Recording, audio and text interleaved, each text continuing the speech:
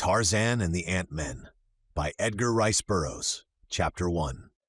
In the filth of a dark hut, in the village of Obebe, the cannibal, upon the banks of the Ugogo, Esteban Miranda squatted upon his haunches and gnawed upon the remnants of a half-cooked fish. About his neck was an iron slave collar, from which a few feet of rusty chain ran to a stout post set deep in the ground near the low entranceway that led upon the village street not far from the hut of Obebe himself. For a year Esteban Miranda had been chained thus, like a dog, and like a dog he sometimes crawled through the low doorway of his kennel and basked in the sun outside. Two diversions had he, and only two. One was the persistent idea that he was Tarzan of the Apes, whom he had impersonated for so long and with such growing success that, like the good actor he was, he had come not only to act the part, but to live it, to be it. He was, as far as he was concerned, Tarzan of the Apes. There was no other. And he was Tarzan of the Apes to Obebe, too, but the village witch doctor still insisted that he was the river devil, and as such one to propitiate rather than to anger. It had been this difference of opinion between the chief and the witch doctor that had kept Esteban Miranda from the flesh pots of the village, for Obebe had wanted to eat him, thinking him his old enemy the ape-man. But the witch doctor had aroused the superstitious fears of the villagers by half convincing them that their prisoner was the river devil masquerading as Tarzan, and as such, dire disaster would descend upon the village were he harmed. The result of this difference between Obebe and the witch doctor had been to preserve the life of the Spaniard until the truth of one claim or the other was proved. If Esteban died a natural death, he was Tarzan, the mortal, and Obebe the chief was vindicated. If he lived on forever or mysteriously disappeared, the claim of the witch doctor would be accepted as gospel. After he had learned their language and thus come to a realization of the accident of fate that had guided his destiny by so narrow a margin from the cooking pots of the cannibals, he was less eager to proclaim himself Tarzan of the Apes. Instead, he let drop mysterious suggestions that he was indeed none other than the river devil. The witch doctor was delighted, and everyone was fooled except Obebe, who was old and wise and did not believe in river devils, and the witch doctor, who was old and wise and did not believe in them either, but realized that they were excellent things for his parishioners to believe in. Esteban Miranda's other diversion, aside from secretly believing himself Tarzan, consisted in gloating over the bag of diamonds that Krosky the Russian had stolen from the ape-man, and that had fallen into the Spaniard's hands after he had murdered Krosky. The same bag of diamonds that the old man had handed to Tarzan in the vaults beneath the Tower of Diamonds, in the valley of the Palace of Diamonds, when he had rescued the Gomangani of the valley from the tyrannical oppression of the Bolgani. For hours at a time, Esteban Miranda sat in the dim light of his dirty kennel counting and fondling the brilliant stones. 1,000 times had he weighed each one in an appraising palm, computing its value and translating it into such pleasures of the flesh as great wealth might buy for him in the capitals of the world. Mired in his own filth, feeding upon rotted scraps tossed to him by unclean hands, he yet possessed the wealth of a Croesus, and it was as Croesus he lived in his imaginings, his dismal hut changed into the pomp and circumstance of a palace by the scintillant gleams of the precious stones. At the sound of each approaching footstep, he would hastily hide his fabulous fortune in the wretched loincloth that was his only garment, and once again become a prisoner in a cannibal hut. And now, after a year of solitary confinement, came a third diversion, in the form of Uha, the daughter of Kamis the witch doctor. Uha was 14, comely and curious. For a year now she had watched the mysterious prisoner from a distance until, at last, familiarity had overcome her fears, and one day she approached him as he lay in the sun outside his hut. Esteban, who had been watching her half-timorous advance, smiled encouragingly. He had not a friend among the villagers. If he could make but one, his lot would be much the easier and freedom a step nearer. At last, Uha came to a halt a few steps from him. She was a child, ignorant and a savage, but she was a woman-child, and Esteban Miranda knew women. "I have been in the village of the chief Obebe for a year," he said haltingly, in the laboriously acquired language of his captors, "but never before did I guess that its walls held one so beautiful as you. "What is your name?" Aha was pleased. She smiled broadly. "I am Aha," she told him. "My father is Camis the witch doctor." It was Esteban who was pleased now. Fate, after rebuffing him for long, was at last kind. She had sent to him one who, with cultivation, might prove a flower of hope indeed. "Why have you never come to see me before?" asked Esteban. "I was afraid," replied Ua simply. "Why?" "I was afraid," she hesitated. "Afraid that I was the river devil and would harm you," demanded the Spaniard, smiling. "Yes," she said. "Listen," whispered Esteban, "but tell no one. I am the river devil, but I shall not harm you." "If you are the river devil, why then do you remain chained to a stake?" inquired Ua. "Why do you not change yourself to something else and return to the river?" "You wonder about that, do you?" asked Miranda, sparring for time that he might concoct a plausible answer. "It is not only Uha who wonders," said the girl. "Many others have asked the same question of late. Obebe asked it first, and there was none to explain. Obebe says that you are Tarzan, the enemy of Obebe and his people.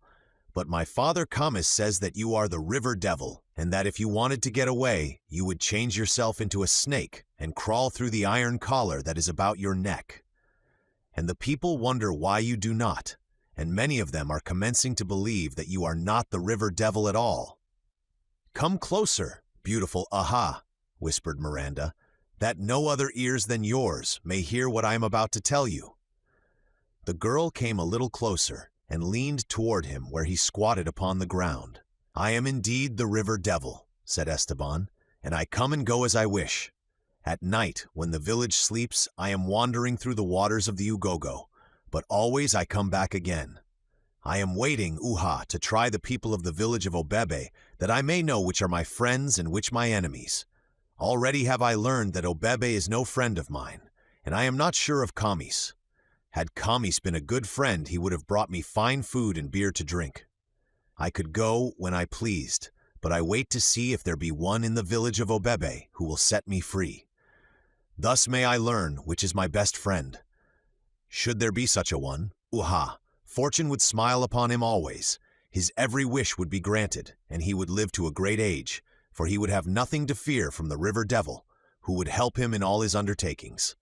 But listen, Uha, tell no one what I have told you. I shall wait a little longer, and then if there be no such friend in the village of Obebe, I shall return to my father and mother, the Ugogo, and destroy the people of Obebe. Not one shall remain alive." The girl drew away, terrified. It was evident that she was much impressed. "Do not be afraid," he reassured her. "I shall not harm you." "But if you destroy all the people?" she demanded. "Then, of course," he said, "I cannot help you. But let us hope that someone comes and sets me free so that I shall know that I have at least one good friend here. Now run along, Aha, and remember that you must tell no one what I have told you." She moved off a short distance and then returned. "When will you destroy the village?" she asked. "In a few days," he said. Aha, trembling with terror, ran quickly away in the direction of the hut of her father, Camis, the witch doctor. Esteban Miranda smiled a satisfied smile and crawled back into his hole to play with his diamonds. Camis the witch doctor was not in his hut when Uha, his daughter, faint from fright, crawled into the dim interior. Nor were his wives. With their children, the latter were in the fields beyond the palisade, where Uha should have been. And so it was that the girl had time for thought before she saw any of them again, with the result that she recalled distinctly what she had almost forgotten in the first frenzy of fear, that the river devil had impressed upon her that she must reveal to no one the thing that he had told her, and she had been upon the point of telling her father all. What dire calamity then would have befallen her? She trembled at the very suggestion of a fate so awful that she could not even imagine it. How close a call she had had. But what was she to do? She lay huddled upon a mat of woven grasses, racking her poor, savage little brain for a solution of the immense problem that confronted her, the first problem that had ever entered her young life, other than the constantly recurring one of how most easily to evade her share of the drudgery of the fields. Presently she sat suddenly erect, galvanized into statuesque rigidity by a thought engendered by the recollection of one of the river devil's remarks. Why had it not occurred to her before? Very plainly he had said, and he had repeated it, that if he were released he would know that he had at least one friend in the village of Obebe, and that whoever released him would live to a great age and have everything he wished for. But after a few minutes of thought, Uha drooped again. How was she, a little girl, to compass the liberation of the river devil alone?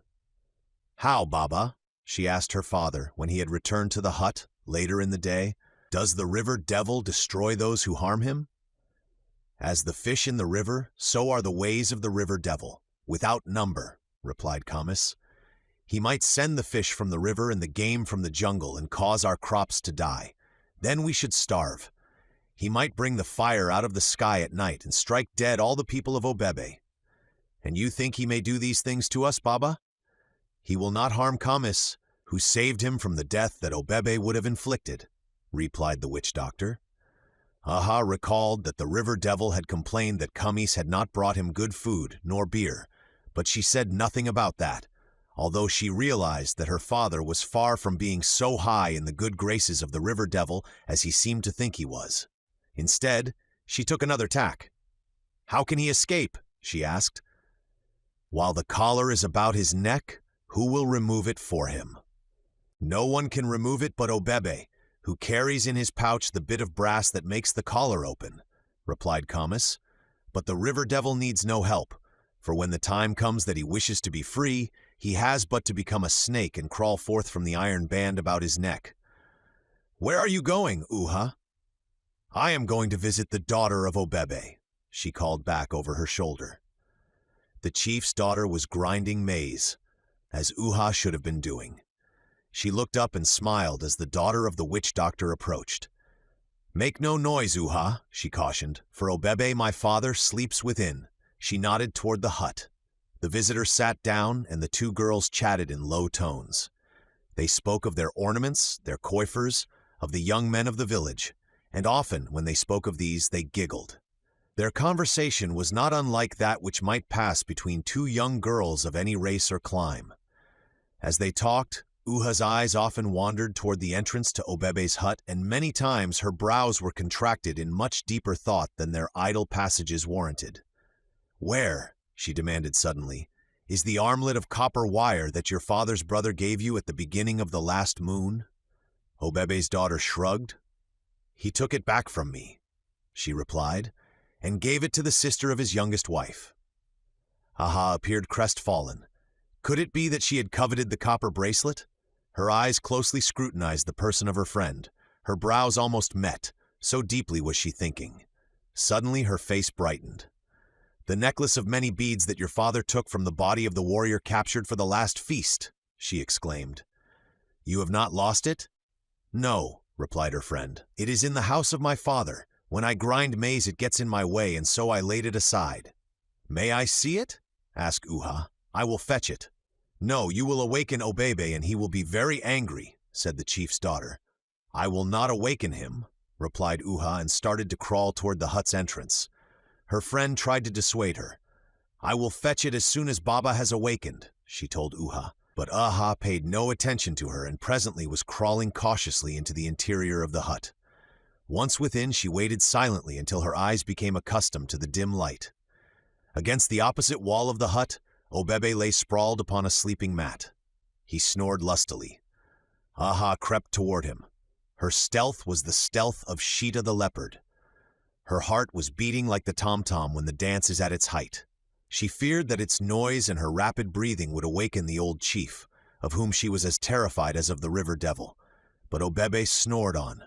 Aha came close to him. Her eyes were accustomed now to the half-light of the hut's interior. At Obebe's side and half beneath his body she saw the chief's pouch. Cautiously she reached forth a trembling hand and laid hold upon it. She tried to draw it from beneath Obebe's weight. The sleeper stirred uneasily and drew back, terrified. Obebe changed his position, and Uha thought that he had awakened.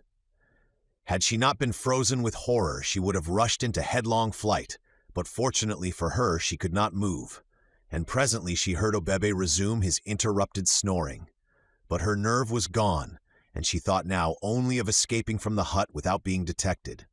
She cast a last frightened glance at the chief to reassure herself that he still slept. Her eyes fell upon the pouch. Obebe had turned away from it, and it now lay within her reach, free from the weight of his body. She reached for it only to withdraw her hand suddenly. She turned away. Her heart was in her mouth.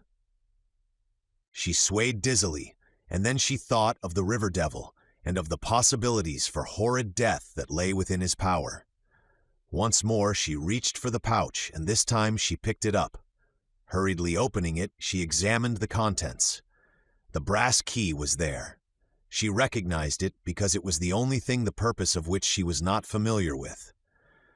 The collar, chain, and key had been taken from an Arab slave raider that Obebe had killed and eaten, and as some of the old men of Obebe's village had worn similar bonds in the past, there was no difficulty in adapting it to its intended purpose when occasion demanded. Aha hastily closed the pouch and replaced it at Obebe's side. Then, clutching the key in a clam my palm, she crawled hurriedly toward the doorway. That night, after the cooking fires had died to embers and been covered with earth, and the people of Obebe had withdrawn into their huts, Esteban Miranda heard a stealthy movement at the entrance to his kennel. He listened intently. Someone was creeping into the interior. Someone or something. "Who is it?" demanded the Spaniard in a voice that he tried hard to keep from trembling. "Hush!" responded the intruder in soft tones. "It is I, Uha, the daughter of Kamis the witch doctor. I have come to set you free, that you may know that you have a good friend in the village of Obebe, and will, therefore, not destroy us." Miranda smiled. His suggestion had borne fruit more quickly than he had dared to hope, and evidently the girl had obeyed his injunction to keep silent. In that matter he had reasoned wrongly, but of what moment that, since his sole aim in life, freedom, was to be accomplished. He had cautioned the girl to silence, believing this the surest way to disseminate the word he had wished spread through the village, where he was positive it would have come to the ears of some one of the superstitious savages with the means to free him now that the incentive was furnished. "And how are you going to free me?" demanded Miranda. "See," exclaimed Uha, "I have brought the key to the collar about your neck."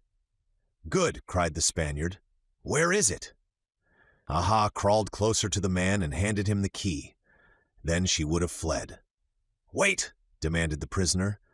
"When I am free, you must lead me forth into the jungle. Whoever sets me free must do this if he would win the favor of the river god." Aha was afraid, but she did not dare refuse. Miranda fumbled with the ancient lock for several minutes before it at last gave to the worn key the girl had brought. Then he snapped the padlock again, and carrying the key with him, crawled toward the entrance.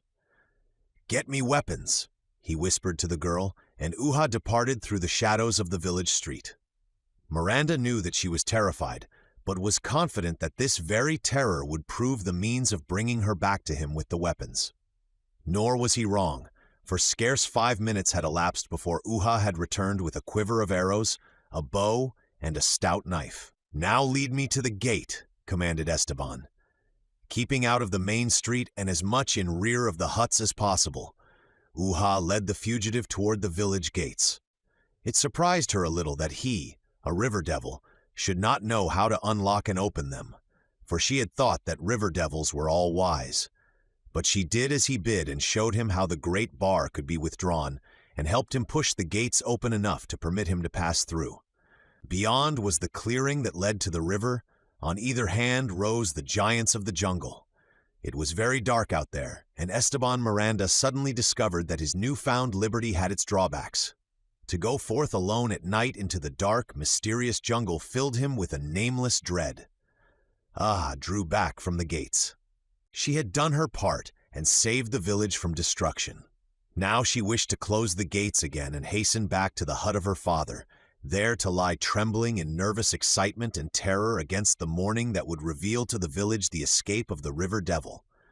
Esteban reached forth and took her by the arm. "Come," he said, "and receive your reward."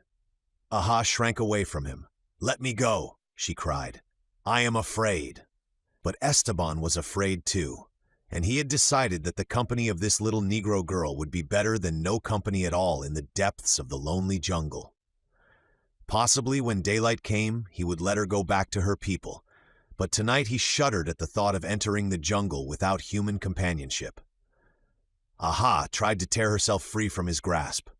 She struggled like a little lion cub, and at last would have raised her voice in a wild scream for help, had not Miranda suddenly clapped his palm across her mouth, lifted her bodily from the ground, and running swiftly across the clearing, disappeared into the jungle. Behind them, the warriors of Obebe the cannibal slept in peaceful ignorance of the sudden tragedy that had entered the life of little Uha, and before them, far out in the jungle, a lion roared thunderously. Chapter 2. 3 persons stepped from the veranda of Lord Greystoke's African bungalow and walked slowly toward the gate along a rose-embowered path that swung in a graceful curve through the well-ordered, though unpretentious grounds surrounding the ape-man's rambling one-story home. There were 2 men and a woman, all in khaki, the older man carrying a flyer's helmet and a pair of goggles in one hand. He was smiling quietly as he listened to the younger man. "You wouldn't be doing this now if Mother were here," said the latter. "She would never permit it." "I'm afraid you are right, my son," replied Tarzan. "But only this one flight alone, and then I'll promise not to go up again until she returns. You have said yourself that I am an apt pupil, and if you are any sort of an instructor, you should have perfect confidence in me after having said that I was perfectly competent to pilot a ship alone. Miriam, isn't that true?" he demanded of the young woman. She shook her head. "Like my dear, I am always afraid for you, mon père," she replied. "You take such risks that one would think you considered yourself immortal. You should be more careful." The younger man threw his arm about his wife's shoulders. "Miriam is right," he said. "You should be more careful, father." Tarzan shrugged. "If you and Mother had your way, my nerves and muscles would have atrophied long since. They were given me to use, and I intend using them with discretion. Doubtless, I shall be old and useless soon enough, and long enough as it is." A child burst suddenly from the bungalow, pursued by a perspiring governess, and raced to Miriam's side. "Move her," he cried. "Daki do! Daki do!" "Let him come along," urged Tarzan. "Dare!" exclaimed the boy, turning triumphantly upon the governess. "Daki do, yawk!" Out on the level plain that stretched away from the bungalow to the distant jungle, the verdant masses and deep shadows of which were vaguely discernible to the northwest, lay a biplane, in the shade of which lolled 2 Waziri warriors who had been trained by Korak, the son of Tarzan, in the duties of mechanicians, and later to pilot the ship themselves. A fact that had not been without weight in determining Tarzan of the Apes to perfect himself in the art of flying, since, as chief of the Waziri, it was not meet that the lesser warriors of his tribe should excel him in any particular. Adjusting his helmet and goggles, Tarzan climbed into the cockpit. "Better take me along," advised Korak. Tarzan shook his head, smiling good-naturedly. "Then one of the boys here," urged his son. "You might develop some trouble that would force you to make a landing, and if you have no mechanician along to make repairs, what are you going to do?" "Walk," replied the ape-man. "Turn her over, Andua," he directed one of the blacks. A moment later the ship was bumping over the veldt, from which directly it rose in smooth and graceful flight, circled, climbing to a greater altitude, and then sped away in an airline, while on the ground below the 6 strained their eyes until the wavering speck that it had dwindled to disappeared entirely from their view. "Where do you suppose he is going?" asked Miriam. Korak shook his head.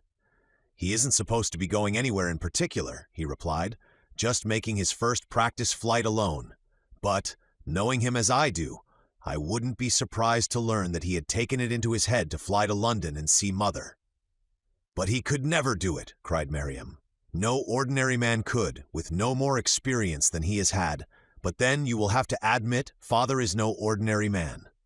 For an hour and a half, Tarzan flew without altering his course and without realizing the flight of time or the great distance he had covered. So delighted was he with the ease with which he controlled the ship, and so thrilled by this new power that gave him the freedom and mobility of the birds, the only denizens of his beloved jungle that he ever had cause to envy.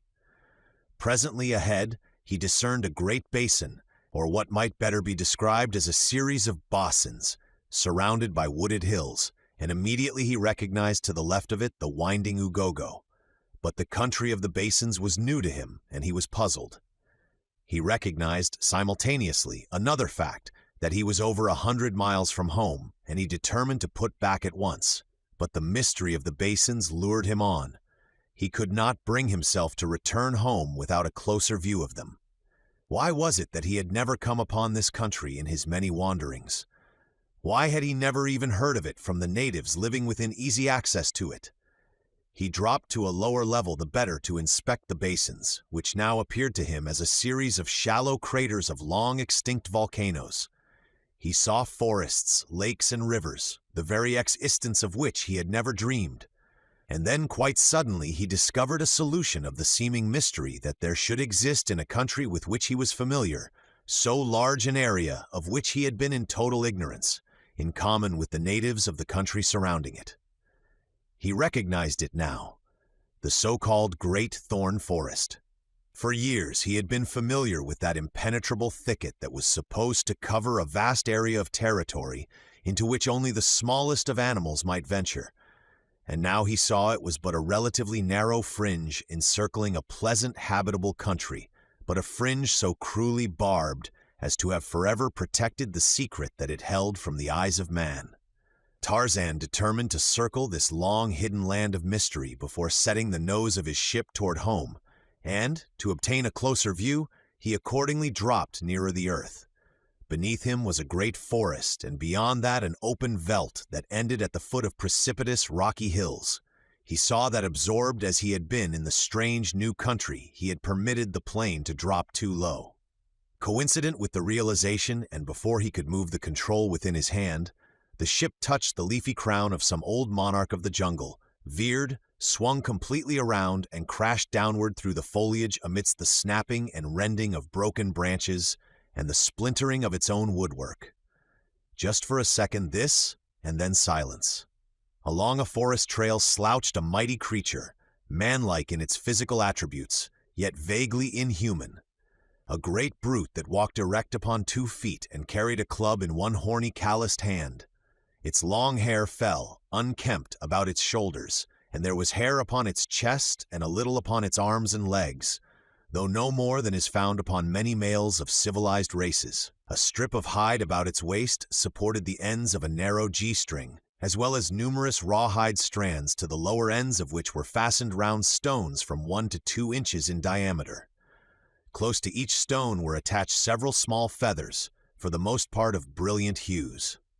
The strands supporting the stones being fastened to the belt at intervals of 1 to 2 inches, and the strands themselves being about 18 inches long, the whole formed a skeleton skirt, fringed with round stones and feathers, that fell almost to the creature's knees. Its large feet were bare, and its white skin tanned to a light brown by exposure to the elements.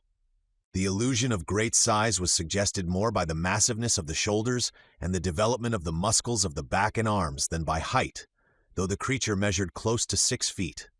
Its face was massive, with a broad nose and a wide, full-lipped mouth, the eyes of normal size, being set beneath heavy, beetling brows, topped by a wide, low forehead.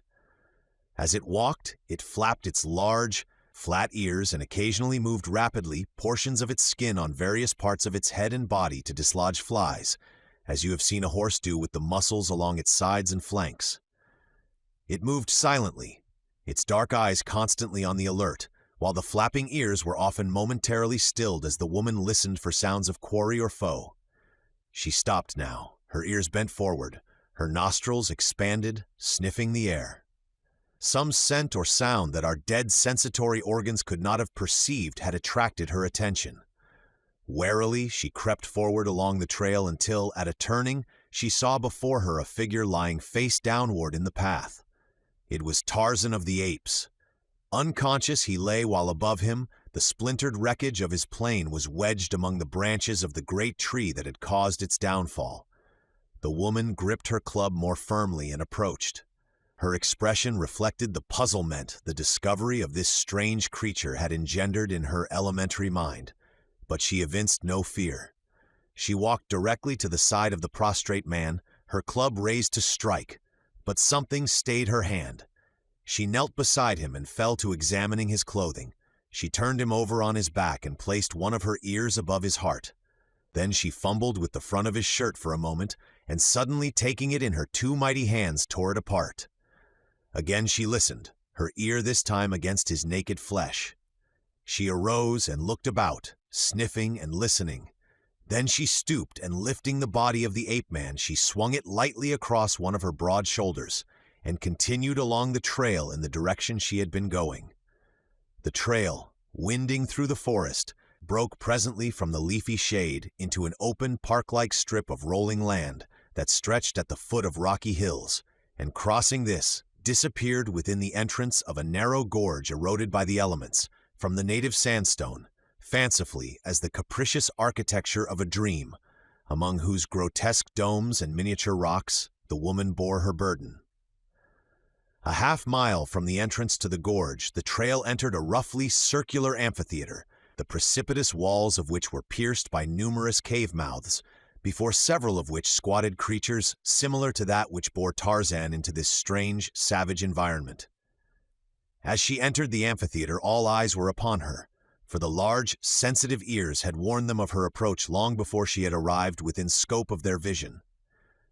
Immediately they beheld her and her burden. Several of them arose and came to meet her. All females these, similar in physique and scant garb to the captor of the ape-man, though differing in proportions and physiognomy as do the individuals of all races differ from their fellows. They spoke no words nor uttered any sounds, nor did she whom they approached, as she moved straight along her way, which was evidently directed toward one of the cave mouths. But she gripped her bludgeon firmly and swung it to and fro, while her eyes, beneath their scowling brows, kept sullen surveillance up on the every move of her fellows. She had approached close to the cave, which was quite evidently her destination, when one of those who followed her darted suddenly forward and clutched at Tarzan. With the quickness of a cat, the woman dropped her burden, turned upon the temerarious one, and swinging her bludgeon with lightning-like celerity, felled her with a heavy blow to the head. And then, standing astride the prostrate Tarzan, she glared about her like a lioness at bay, questioning dumbly who would be next to attempt to wrest her prize from her. But the others slunk back to their caves, leaving the vanquished one lying, unconscious, in the hot sand, and the victor to shoulder her burden, undisputed, and continue her way to her cave, where she dumped the ape-man unceremoniously upon the ground just within the shadow of the entranceway, and, squatting beside him, facing outward that she might not be taken unaware by any of her fellows, she proceeded to examine her find minutely.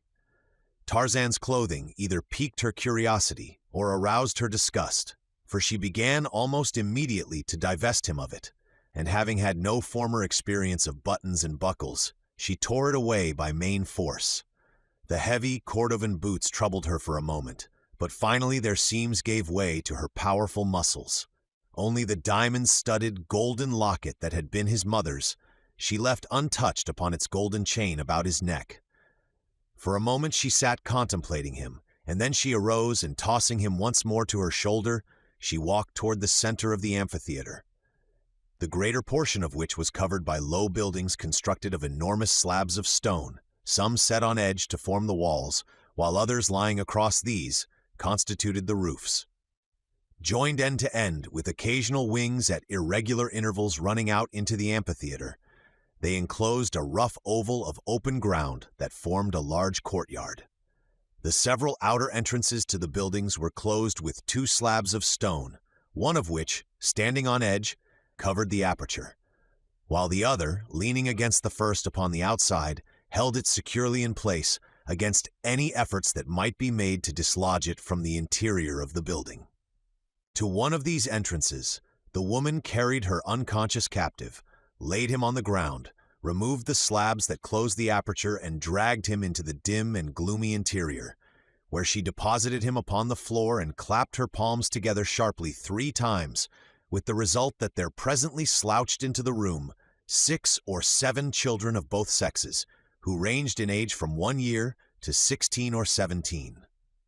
The very youngest of them walked easily and seemed as fit to care for itself as the young of most lower orders at a similar age. The girls, even the youngest, were armed with clubs, but the boys carried no weapons either of offense or defense. At sight of them, the woman pointed to Tarzan, struck her head with her clenched fist, and then gestured toward herself, touching her breast several times with a calloused thumb. She made several other motions with her hands, so eloquent of meaning that one entirely unfamiliar with her sign language could almost guess their purport. Then she turned and left the building, replaced the stones before the entrance, and slouched back to her cave, passing, apparently without notice, the woman she had recently struck down and who was now rapidly regaining consciousness.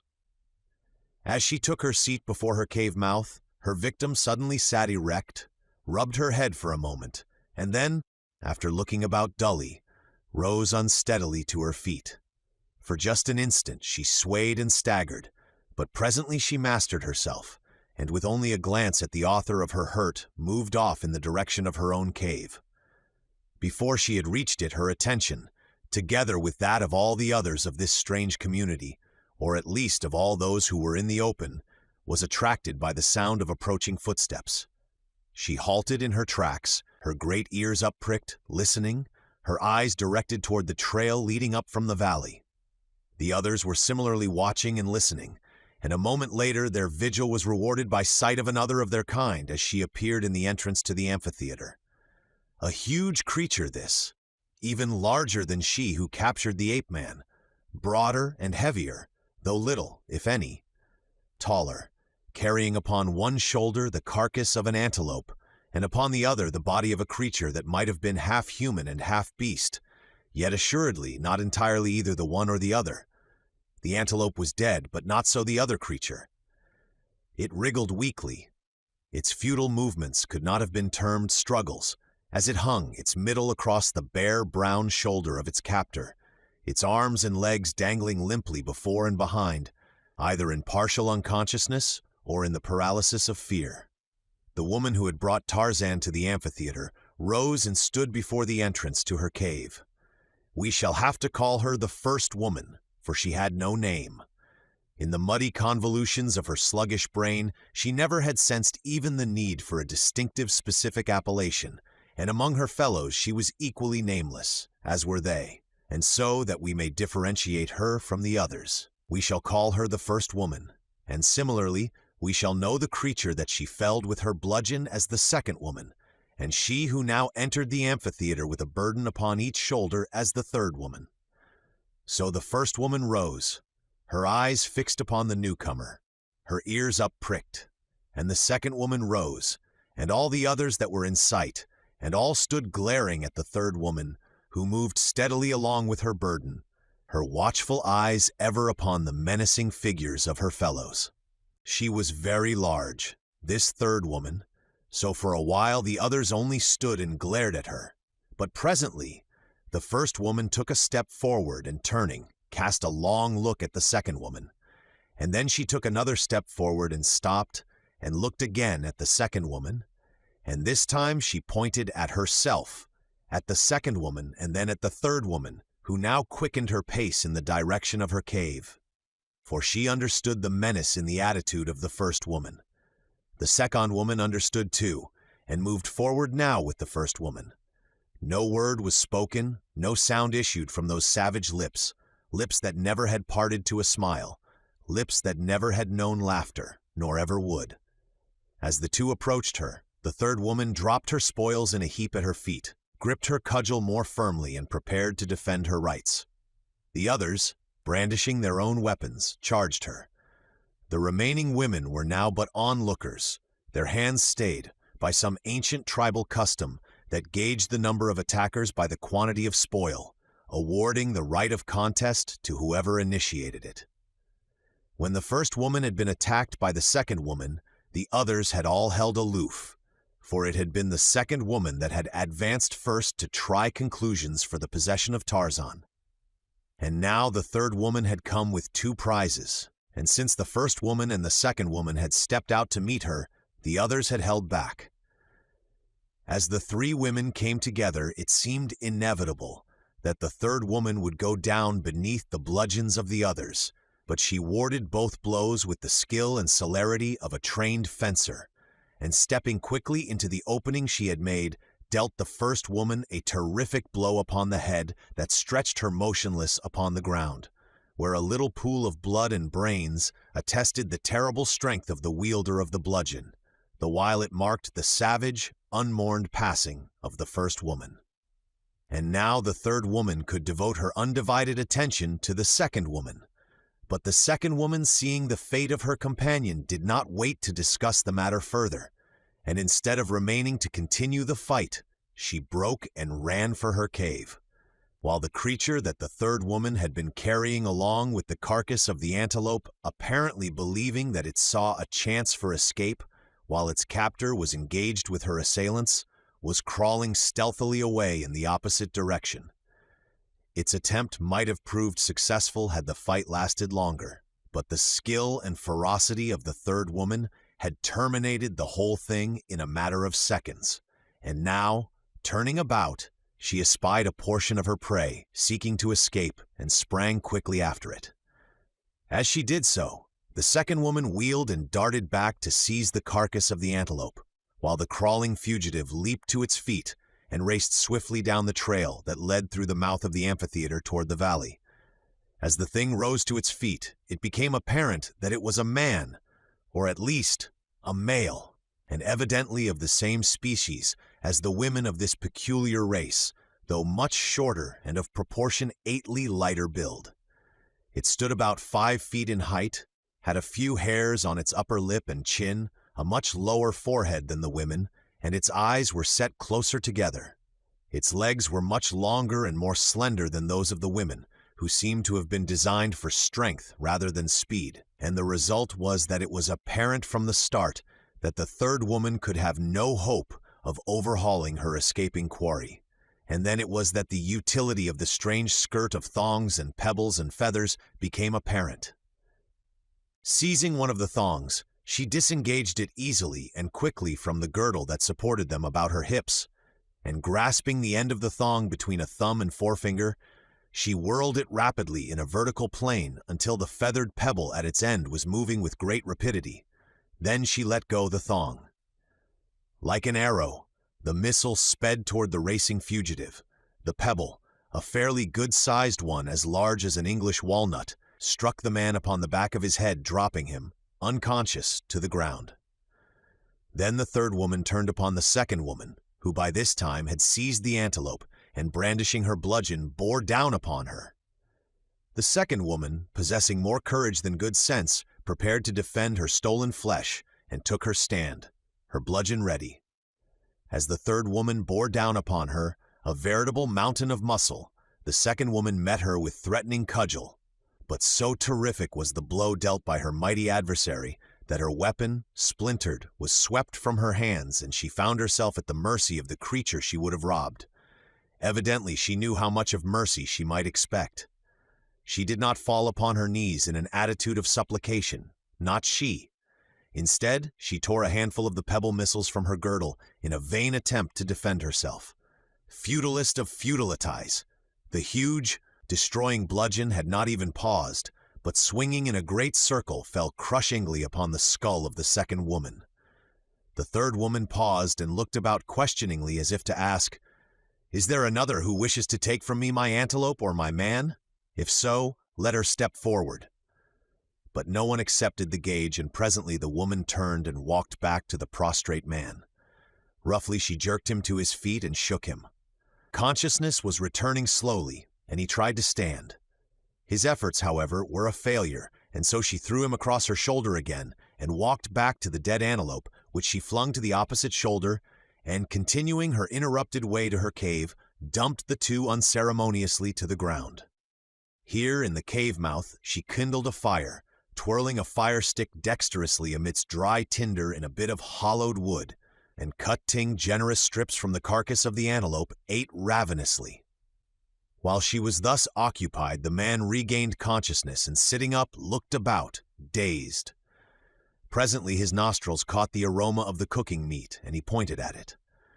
The woman handed him the rude stone knife that she had tossed back to the floor of the cave and motioned toward the meat. The man seized the implement and was soon broiling a generous cut above the fire. Half burned and half raw as it was, he ate it with seeming relish, and as he ate, the woman sat and watched him. He was not much to look at, yet she may have thought him handsome. Unlike the women who wore no ornaments, the man had bracelets and anklets as well as a necklace of teeth and pebbles, while in his hair, which was wound into a small knot above his forehead, were thrust several wooden skewers 10 or 12 inches long, which protruded in various directions in a horizontal plane. When the man had eaten his fill, the woman rose and, seizing him by the hair, dragged him into the cave. He scratched and bit at her, trying to escape, but he was no match for his captor. Upon the floor of the amphitheater, before the entrances to the caves, lay the bodies of the first woman and the second woman, and black upon them swarmed the circling scavengers of the sky. Ska, the vulture, was first always to the feast. Chapter 3. Within the dim interior of the strange rocky chamber where he had been so ruthlessly deposited, Tarzan immediately became the center of interest to the several Alali young that crowded about him.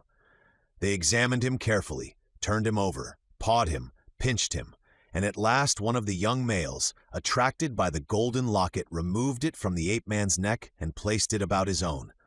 Lowest, perhaps, in the order of human evolution, nothing held their interest over long, with the result that they soon tired of Tarzan and trooped out into the sunlit courtyard, leaving the ape-man to regain consciousness as best he could, or not at all. It was immaterial to them which he did. Fortunately for the Lord of the Jungle, the fall through the roof of the forest had been broken by the fortuitous occurrence of supple branches directly in the path of his descent, with the happy result that he suffered only from a slight concussion of the brain.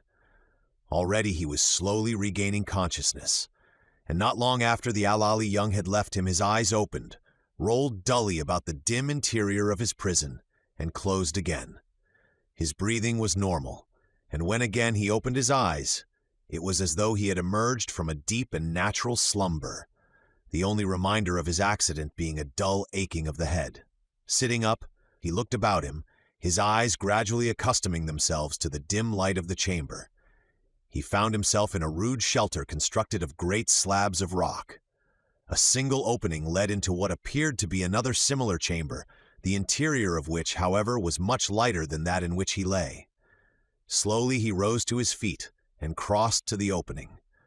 Across the second chamber, he beheld another doorway leading into the fresh air and the sunshine. Except for filthy heaps of dead grasses on the floor, the rooms both were unfurnished and devoid of any suggestion that they were utilized as places of human habitation. From the second doorway to which he crossed, he looked out upon a narrow courtyard, walled by great slabs of stone, the lower ends of which, embedded in the ground, caused them to remain erect. Here he saw the young Alali squatting about, some in the sun, others in the shadow. Tarzan looked at them in evident puzzlement. What were they? What was this place in which he was, all too evidently, incarcerated? Were these his keepers, or were they his fellow prisoners? How had he come hither? Running his fingers through his shock of black hair in a characteristic gesture of perplexity, he shook his head. He recalled the unfortunate termination of the flight. He even remembered falling through the foliage of the great tree. But beyond that, all was blank. He stood for a moment examining the Alali, who were all unconscious of his near presence or his gaze upon them, and then he stepped boldly out into the courtyard before them, as a lion, fearless, ignores the presence of jackals. Immediately they saw him, they rose and clustered about him, the girls pushing the boys aside and coming boldly close, and Tarzan spoke to them, first in one native dialect and then in another, but they seemed not to understand, for they made no reply, and then, as a last resort, he addressed them in the primitive language of the great apes, the language of Manu the monkey, the first language that Tarzan had learned when, as a babe, he suckled at the hairy breast of Kala, the she-ape, and listened to the gutturals of the savage members of the tribe of Kerchak. But again his auditors made no response, at least no audible response, though they moved their hands and shoulders and bodies and jerked their heads in what the ape-man soon recognized as a species of sign language. Nor did they utter any vocal sounds that might indicate that they were communicating with one another through the medium of a spoken language. Presently, they again lost interest in the newcomer and resumed their indolent lounging about the walls of the courtyard while Tarzan paced to and fro its length, his keen eye searching for whatever avenue of escape chance might provide. And he saw it in the height of the walls, to the top of which a long, running jump would take his outstretched fingers, he was sure. But not yet.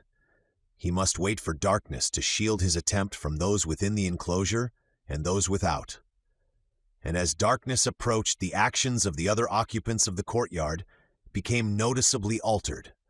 They walked back and forth, constantly passing and repassing the entrance to the shelter at the end of the courtyard, and occasionally entering the first room, and often passing to the second room, where they listened for a moment before the great slab that closed the outer aperture. Then back into the courtyard again and back and forth in restless movement. Finally, one stamped a foot up on the ground, and this was taken up by the others, until, in regular cadence, the thud, thud, thud of their naked feet must have been audible for some distance beyond the confines of their narrow prison yard. Whatever this procedure might have been intended to accomplish, nothing, apparently, resulted, and presently one of the girls, her sullen face snarling in anger, seized her bludgeon more firmly in her two hands, and stepping close to one of the walls, began to pound violently upon one of its huge stone slabs. Instantly, the other girls followed her example, while the young males continued beating time with their heels. For a while, Tarzan was puzzled for an explanation of their behavior, but it was his own stomach that at last suggested an answer. The creatures were hungry and were attempting to attract the attention of their jailers. And their method of doing so suggested something else as well, something of which his past brief experience with them had already partially convinced him. The creatures were without speech, even totally unvocal, perhaps. The girl who had started the pounding upon the wall suddenly stopped and pointed at Tarzan. The others looked at him and then back at her, whereupon she pointed at her bludgeon and then at Tarzan again, after which she acted out a little pantomime, very quickly, very briefly, but nonetheless realistically. The pantomime depicted the bludgeon falling upon Tarzan's head, following which the pantomimist, assisted by her fellows, devoured the ape-man. The bludgeons ceased to fall upon the wall, the heels no longer smote the earth, the assemblage was interested in the new suggestion. They eyed Tarzan hungrily. The mother who should have brought them food, the first woman, was dead. They did not know this. All they knew was that they were hungry and that the first woman had brought them no food since the day before. They were not cannibals. Only in the last stages of hunger would they have devoured one another, even as shipwrecked sailors of civilized races have been known to do. But they did not look upon the stranger as one of their own kind. He was as unlike them as some of the other creatures that the first woman had brought them to feed upon. It was no more wrong to devour him than it would have been to devour an antelope. The thought, however, would not have occurred to most of them. The older girl it was who had suggested it to them, nor would it have occurred to her had there been other food, for she knew that he had not been brought here for that purpose. He had been brought as the mate of the first woman, who in common with the other women of this primitive race hunted a new mate each season among the forests and the jungles, where the timid males lived their solitary lives, except for the brief weeks that they were held captive in the stone corrals of the dominant sex, and where they were treated with great brutality and contempt even by the children of their temporary spouses. Sometimes they managed to escape, though rarely, but eventually they were turned loose, since it was easier to hunt a new one the following season than to feed one in captivity for a whole year. There was nothing approximating love in the family relations of these savage half-brutes. The young, conceived without love, knowing not their own fathers, possessed not even an elemental affection for one another, nor for any other living thing. A certain tie bound them to their savage mothers, at whose breasts they suckled for a few short months, and to whom they looked for food until they were sufficiently developed to go forth into the forests and make their own kills or secure whatever other food bountiful nature provided for them.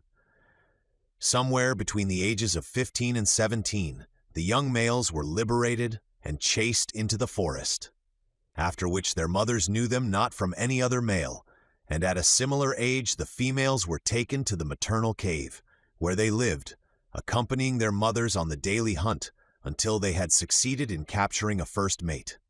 After that, they took up their abodes in separate caves, and the tie between parent and child was cut as cleanly as though it never had existed, and they might, the following season, even become rivals for the same man, or at any time quarrel to the death over the spoils of the chase. The building of the stone shelters and corrals in which the children and the males were kept was the only community activity in which the women engaged, and this work they were compelled to do alone, since the men would have escaped into the forest at the first opportunity had they been released from the corrals to take part in the work of construction, while the children, as soon as they had become strong enough to be of any assistance, would doubtless have done likewise. But the great shes were able to accomplish their titanic labors alone. Equipped by nature with mighty frames and thews of steel, they quarried the great slabs from a side hill overlooking the amphitheater, slid them to the floor of the little valley, and pulled and pushed them into position by main strength and awkwardness, as the homely saying of our forefathers has it. Fortunately for them, it was seldom necessary to add to the shelters and corrals already built, since the high rate of mortality among the females ordinarily left plenty of vacant enclosures for maturing girls. Jealousy, greed, the hazards of the hunt, the contingencies of intertribal wars all took heavy toll among the adult shes. Even the despised male, fighting for his freedom, sometimes slew his captor. The hideous life of the Alice was the natural result of the unnatural reversal of sex dominance. It is the province of the male to initiate love and by his masterfulness to inspire first respect, then admiration in the breast of the female he seeks to attract. Love itself developed after these other emotions.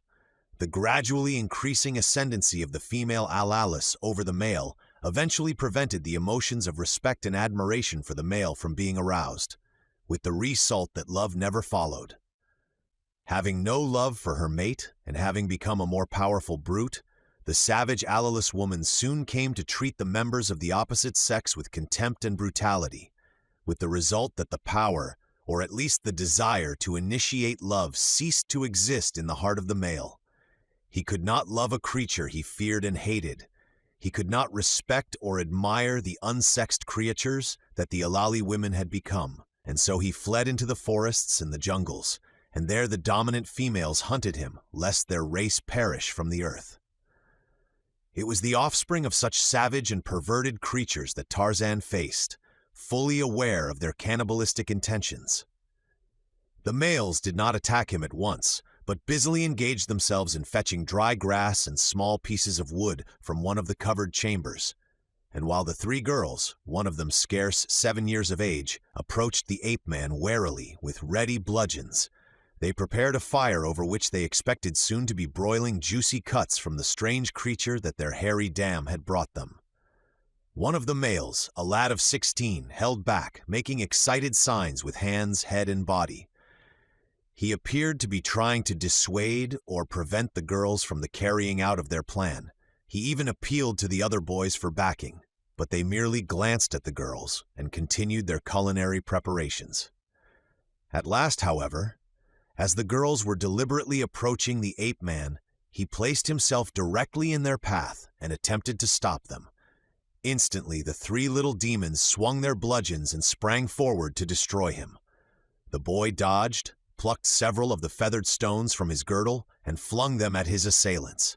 So swift and so accurate did the missiles speed that 2 girls dropped, howling, to the ground.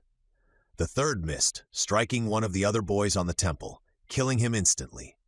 He was the youth who had stolen Tarzan's locket, which, being like all his fellow males a timid creature, he had kept continually covered by a palm since the ape-man's return to consciousness had brought him out into the courtyard among them.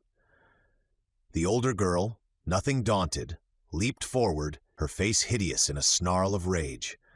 The boy cast another stone at her and then turned and ran toward the ape-man.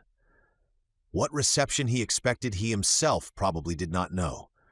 Perhaps it was the recrudescence of a long-dead emotion of fellowship that prompted him to place himself at Tarzan's side. Possibly Tarzan himself, in whom loyalty to kind was strong, had inspired this reawakening of an atrophied soul sense.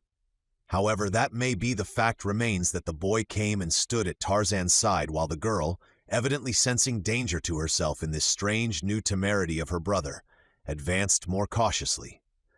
In signs, she seemed to be telling him what she would do to him if he did not cease to interpose his weak will between her and her gastronomic desires. But he signed back at her defiantly and stood his ground. Tarzan reached over and patted him on the back, smiling. The boy bared his teeth horribly, but it seemed evident that he was trying to return the ape-man's smile. And now the girl was almost upon them. Tarzan was quite at a loss as to how to proceed against her. His natural chivalry restrained him from attacking her, and made it seem most repellent to injure her even in self-preservation. But he knew that before he was done with her, he might even possibly have to kill her, and so, while looking for an alternative, he steeled himself for the deed he loathed, but yet he hoped to escape without that. The third woman, conducting her new mate from the cave to the corral where she would keep him imprisoned for a week or two, had heard the cadenced beating of naked heels and heavy bludgeons arising from the corral of the first woman, and immediately guessed their import. The welfare of the offspring of the first woman concerned her not as an individual. Community instinct, however, prompted her to release them, that they might search for food, and their services not be lost to the tribe through starvation. She would not feed them, of course, as they did not belong to her, but she would open their prison gate and turn them loose to fend for themselves, to find food or not to find it, to survive or to perish, according to the inexorable law of the survival of the fittest. But the third woman took her time. Her powerful fingers entangled in the hair of her snarling spouse, she dragged the protesting creature to her corral, removed the great slab from before the entrance, pushed the man roughly within, accelerating his speed with a final kick, replaced the slab, and turned leisurely toward the nearby corral of the first woman. Removing the stone door, she passed through the two chambers and entered the corral at the moment that the oldest girl was advancing upon Tarzan. Pausing by the entranceway, she struck her bludgeon against the stone wall of the shelter, evidently to attract the attention of those within the corral. Instantly, all looked in her direction. She was the first adult female, other than their own dam, that the children of the first woman had seen. They shrunk from her in evident terror. The youth at Tarzan's side slunk behind the ape-man, nor did Tarzan wonder at their fear. The third woman was the first adult Alice he had seen. Since all of the time that he had been in the hands of the first woman, he had been unconscious. The girl who had been threatening him with her great club seemed now to have forgotten him, and instead stood with snarling face and narrowed eyes confronting the newcomer. Of all the children, she seemed the least terrified. The ape-man scrutinized the huge, brutish female standing at the far end of the corral with her savage eyes upon him. She had not seen him before, as she had been in the forest hunting at the time that the first woman had brought her prize back to the amphitheater. She had not known that the first woman had any male in her corral other than her own spawn. Here, indeed, was a prize. She would remove him to her own corral. With this idea in mind, and knowing that, unless he succeeded in dodging past her and reaching the entranceway ahead of her, he could not escape her, she moved very slowly toward him, ignoring now the other occupants of the corral. Tarzan, not guessing her real purpose, thought that she was about to attack him as a dangerous alien in the sacred precincts of her home. He viewed her great bulk, her enormous muscular development, and the huge bludgeon swinging in her ham-like hand, and compared them with his own defenseless nakedness. To the jungle-born, flight from useless and uneven combat carries with it no stigma of cowardice. And not only was Tarzan of the Apes jungle-born and jungle-raised, but the stripping of his clothes from him had now, as always before, stripped also away the thin and unnatural veneer of his civilization. It was, then, a savage beast that faced the oncoming allaless woman, a cunning beast as well as a powerful one, a beast that knew when to fight and when to flee.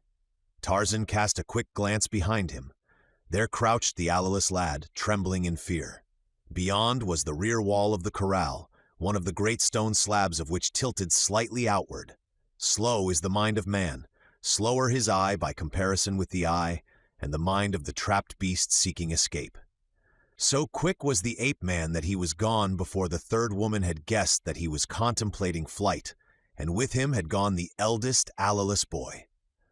Wheeling, all in a single motion, Tarzan had swung the young male to his shoulder, leaped swiftly the few paces that had separated him from the rear wall of the corral, and cat-like run up the smooth surface of the slightly tilted slab until his fingers closed upon the top, drawn himself over without a single backward glance, dropped the youth to the ground upon the opposite side, following him so quickly that they alighted almost together. Then he glanced about.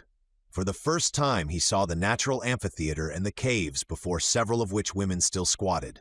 It would soon be dark. The sun was dropping behind the crest of the western hills. Tarzan saw but a single avenue of escape, the opening at the lower end of the amphitheater through which the trail led down into the valley and the forest below. Toward this he ran, followed by the youth. Presently a woman, sitting before the entrance to her cave, saw him. Seizing her cudgel, she leaped to her feet and gave immediate chase.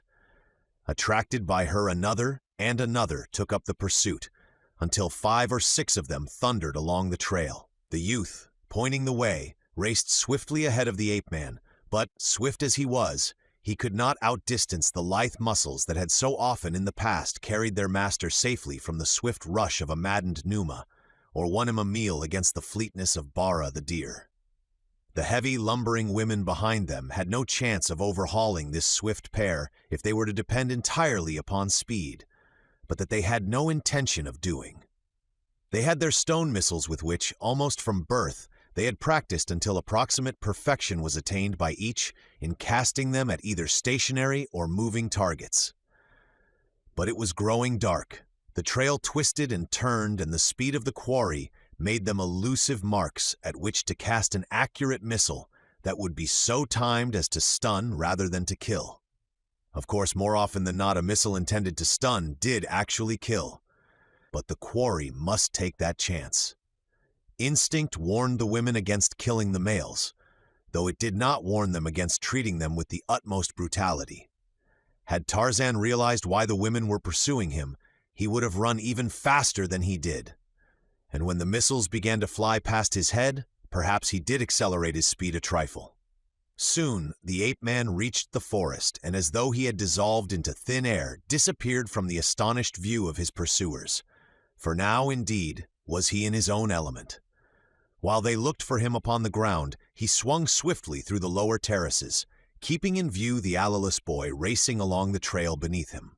But with the man escaped, the women stopped and turned back toward their caves. The youth they did not want. For 2 or 3 years he would roam the forests unmolested by his own kind, and if he escaped the savage beasts and the spears and arrows of the ant people, he would come to man's estate and be fair prey for any of the great shes during the mating season. For the time being, at least, he would lead a comparatively safe and happy existence. His chances of survival had been materially lessened by his early escape into the forest. Had the first woman lived, she would have kept him safely within the walls of her corral for another year at least, when he would have been better fitted to cope with the dangers and emergencies of the savage life of the forest and the jungle. The boy, his keen ears telling him that the women had given up the pursuit, halted and looked back for the strange creature that had freed him from the hated corral, but he could see only a short distance through the darkness of the growing forest night. The stranger was not in sight. The youth pricked up his great ears and listened intently. There was no sound of human footsteps other than the rapidly diminishing ones of the retreating women. There were other sounds, however, unfamiliar forest sounds that filled his muddy brain with vague terrors. Sounds that came from the surrounding underbrush, sounds that came from the branches above his head, and too, there were terrifying odors. Darkness, complete and impenetrable, had closed in upon him with a suddenness that left him trembling. He could almost feel it weighing down upon him, crushing him and at the same time leaving him exposed to nameless terrors. He looked about him and could see naught, so that it seemed to him that he was without eyes, and being without a voice he could not call out either to frighten his enemies or attract the attention of the strange creature that had befriended him, and whose presence had so strangely aroused in his own breast an inexplicable emotion, a pleasurable emotion. He could not explain it. He had no word for it, who had no word for anything. But he felt it, and it still warmed his bosom, and he wished in his muddy way that he could make a noise that would attract that strange creature to him again. He was lonely and much afraid. A crackling of the bushes nearby aroused him to new and more intimate terror. Something large was approaching through the black night. The youth stood with his back against a great tree. He dared not move.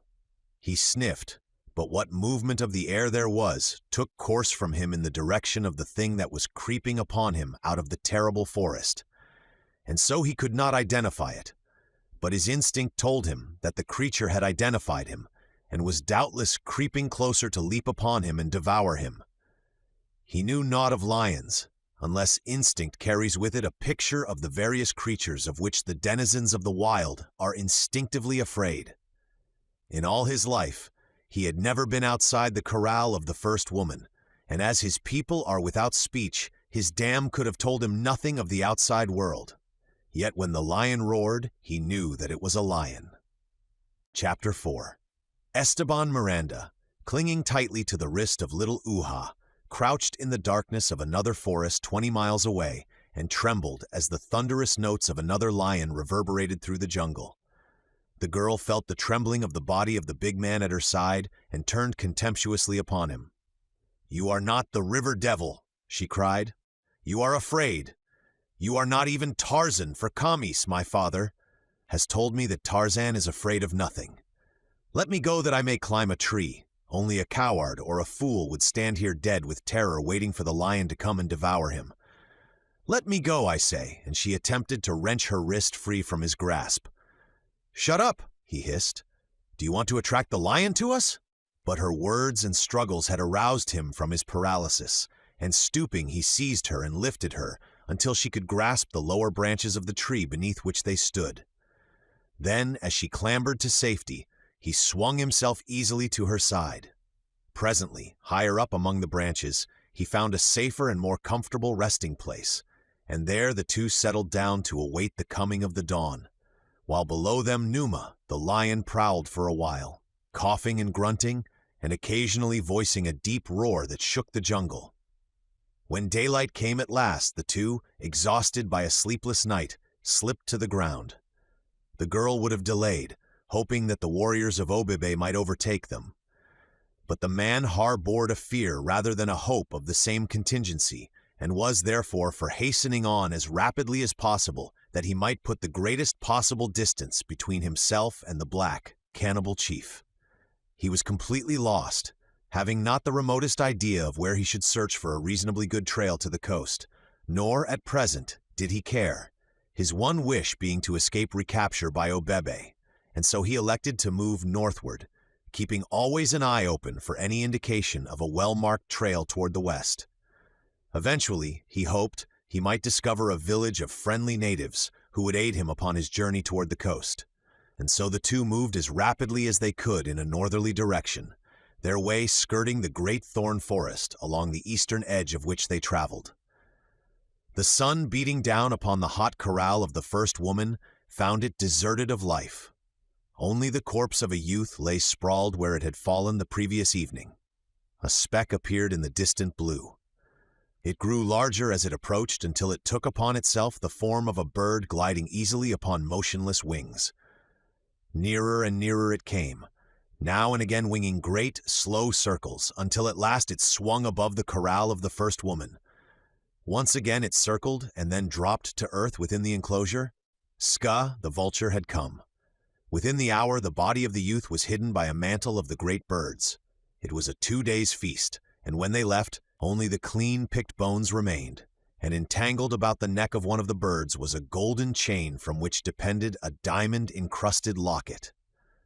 Ska fought the bauble that swung annoyingly beneath him when he flew and impeded his progress when he walked upon the ground, but it was looped twice about his neck, and he was unable to dislodge it, and so he winged away across the great thorn forest, the bright gems gleaming and scintillating in the sun. Tarzan of the Apes, after eluding the women that had chased him and the alleless youth into the forest, halted in the tree beneath which the frightened son of the first woman had come to a terrified pause. He was there, close above him, when Numa charged, and reaching quickly down, had seized the youth by the hair and dragged him to safety, as the lion's raking talons embraced thin air beneath the feet of the alleless. The following day, the ape-man concerned himself seriously in the hunt for food, weapons, and apparel. Naked and unarmed as he was, it might have gone hard with him had he been other than Tarzan of the Apes, and it had gone hard too, with the alleless had it not been for the ape-man. Fruits and nuts Tarzan found, and birds' eggs, but he craved meat, and for meat he hunted assiduously, not alone because of the flesh of the kill, but for the skin and the gut and the tendons that he could use in the fabrication of the things he required for the safety and comfort of his primitive existence. As he searched for the spoor of his prey, he searched also for the proper woods for a spear and for bow and arrows, nor were they difficult to find in this forest of familiar trees, but the day was almost done before the gentle wind, up which he had been hunting, carried to his sensitive nostrils the scent spoor of Bara the deer. Swinging into a tree, he motioned the alleless to follow him, but so inept and awkward was the creature that Tarzan was compelled to drag him to a place among the branches, where by signs he attempted to impart to him the fact that he wished him to remain where he was, watching the materials that the ape-man had collected for his weapons, while the latter continued the hunt alone. That the youth understood him he was not at all sure, but at least he did not follow when Tarzan swung off silently through the branches of the forest along the elusive trail of the ruminant, the scent of which was always translated to the foster son of Kala the she-ape as Bara the deer, though in fact, as practically always, the animal was an antelope. But strong are the impressions of childhood, and since that long-gone day upon which he had pored over the colored alphabet primer in the far-off cabin of his dead father beside the landlocked harbor on the west coast, and learned that D stands for deer, and had admired the picture of the pretty animal, the thing that most closely resembled it, with which he was familiar in his daily life, the antelope, became for him then, and always remained, Bara the deer. To approach sufficiently close to Bara to bring him down with spear or arrow requires cunning and woodcraft far beyond the limited range of civilized man's ability. The native hunter loses more of 10 than he wins in this game of wits and percipience. Tarzan, however, must excel them both, and the antelope too, in the keenness of his perceptive faculties, and in coordination of mind and muscles, if he were to lay Bara low with only the weapons with which nature had endowed him. As Tarzan sped silently through the jungle, guided by his nostrils, in the direction of Bara, the deer increasing strength of the familiar effluvium apprised him that not far ahead Bara foregathered in numbers, and the mouth of the savage ape-man watered in anticipation of the feast that but awaited his coming. And as the strength of the scent increased, more warily went the great beast, moving silently, a shadow among the shadows of the forest, until he came at last to the verge of an opening in which he saw a dozen antelope grazing. Squatting motionless upon a low-hanging limb, the ape-man watched the movements of the herd against the moment that one might come close enough to the encircling trees to give a charge at least a shadow of a chance for success. To wait patiently, oftentimes hour upon hour, for the quarry to expose itself to more certain death is a part of the great game that the hunters of the wild must play. A single ill-timed or thoughtless movement may send the timorous prey scampering off into the far distance from which they may not return for days. To avoid this, Tarzan remained in statuesque immobility, waiting for chance to send one of the antelope within striking distance, and while he waited there came to his nostrils faintly the scent of Numa the lion. Tarzan scowled. He was downwind from Bara, and the lion was not between him and the antelope. It must, therefore, be upwind from the quarry as well as from himself. But why had not the sensitive nostrils of the herbivora caught the scent of their arch-enemy before it had reached the ape-man? That they had not, was evidenced by their placidity as they grazed contentedly, their tails switching and occasionally a head raised to look about with up-pricked ears, though with no symptom of the terror that would immediately follow the discovery of Numa in their vicinity. The ape-man concluded that one of those freaks of the air currents that so often leaves a motionless pocket of air directly in the path of the flow had momentarily surrounded the antelope, insulating them, as it were, from their immediate surroundings. And while he was thinking these things, and wishing that Numa would go away, he was shocked to hear a sudden crashing in the underbrush upon the opposite side of the clearing beyond the antelope, who were instantly upon the alert and poised for flight. Almost simultaneously there broke into view a young lion, which upon coming in sight of the antelope, set up a terrific roaring as it charged. Tarzan could have torn his hair in rage and disappointment. The blundering stupidity of a young lion had robbed him of his meat. The ruminants were scattering in all directions. The lion, charging futilely, had lost his own meat and Tarzan's too. But wait, what was this? A terrified buck, blind to all save the single thought of escape from the talons of the dread carnivore, was bolting straight for the tree in which Tarzan sat. As it came beneath him, a sleek brown body shot head foremost from the foliage. Steel fingers gripped the throat of the buck. Strong teeth fastened in its neck. The weight of the savage hunter carried the quarry to its knees, and before it could stumble to its feet again, a quick wrench with those powerful hands had twisted and broken its neck. Without a backward glance, the ape-man threw the carcass to his shoulder and leaped into the nearest tree. He had no need to waste time in looking back to know what Numa would be doing, for he realized that he had leaped upon Bara full in the sight of the king of beasts. Scarce had he drawn himself to safety ere the great cat crashed across the spot where he had stood. Numa, baffled, roared terribly as he returned to glare up at the ape-man perched above him. Tarzan smiled.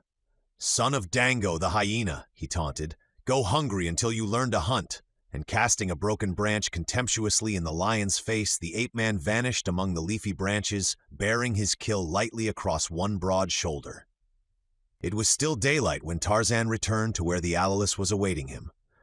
The youth had a small stone knife, and with this the ape-man hacked off a generous portion of the antelope for the whelp of the first woman, and another for himself.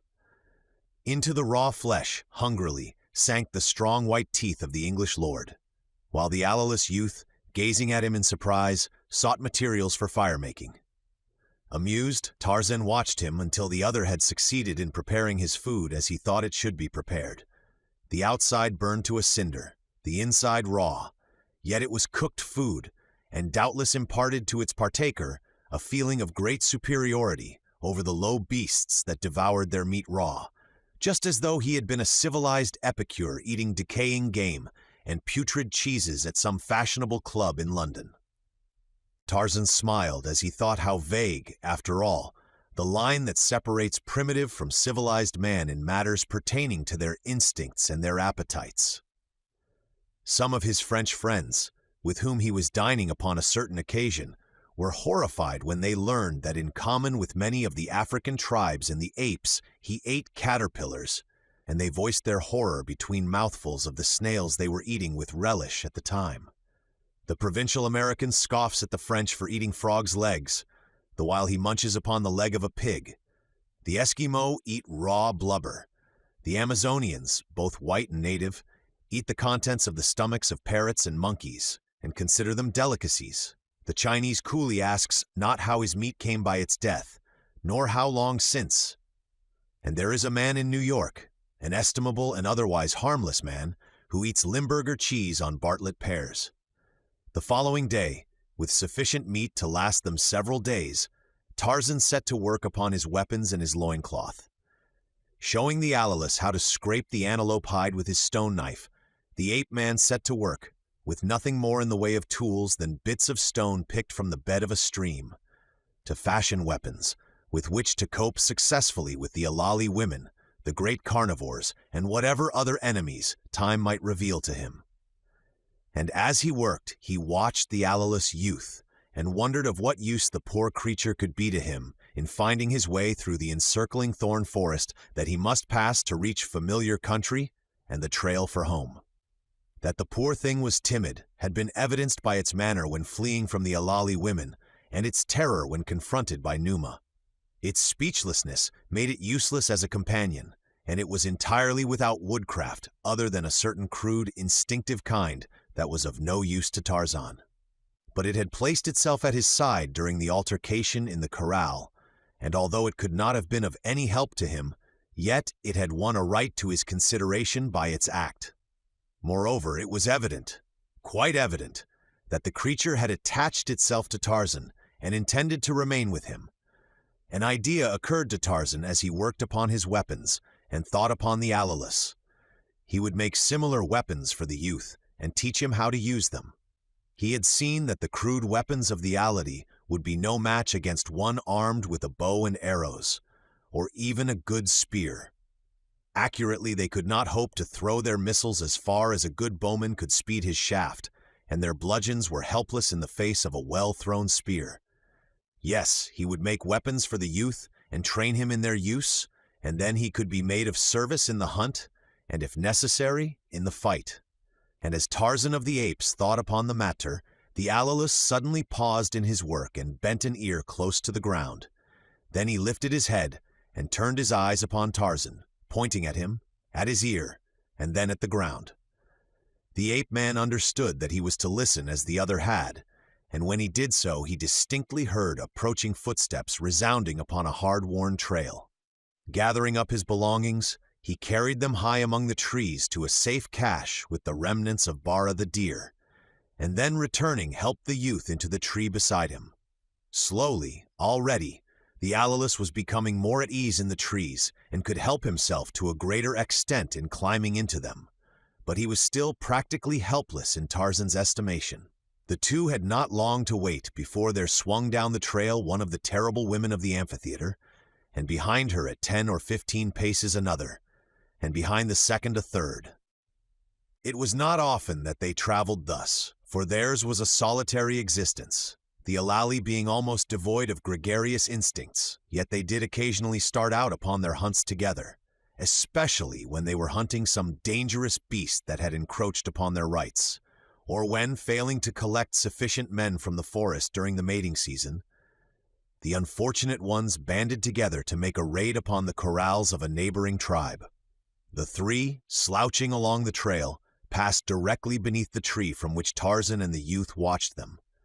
The great, flat ears flapped lazily, the dark eyes wandered from side to side, and from time to time they moved rapidly the skin upon some portions of their bodies as they sought to dislodge annoying insects. The two in the tree remained motionless while the three brute women passed along down the trail to be presently lost to their view at a turning of the forest highway. Then, after a short interval of listening, they descended to the ground and resumed their interrupted labors. The ape-man smiled as he idly pondered the events of the past few minutes. Tarzan of the Apes, lord of the jungle, hiding among the trees to escape the notice of three women. But such women!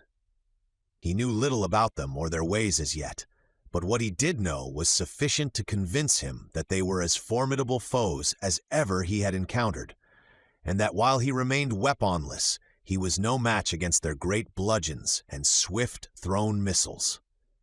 The days passed.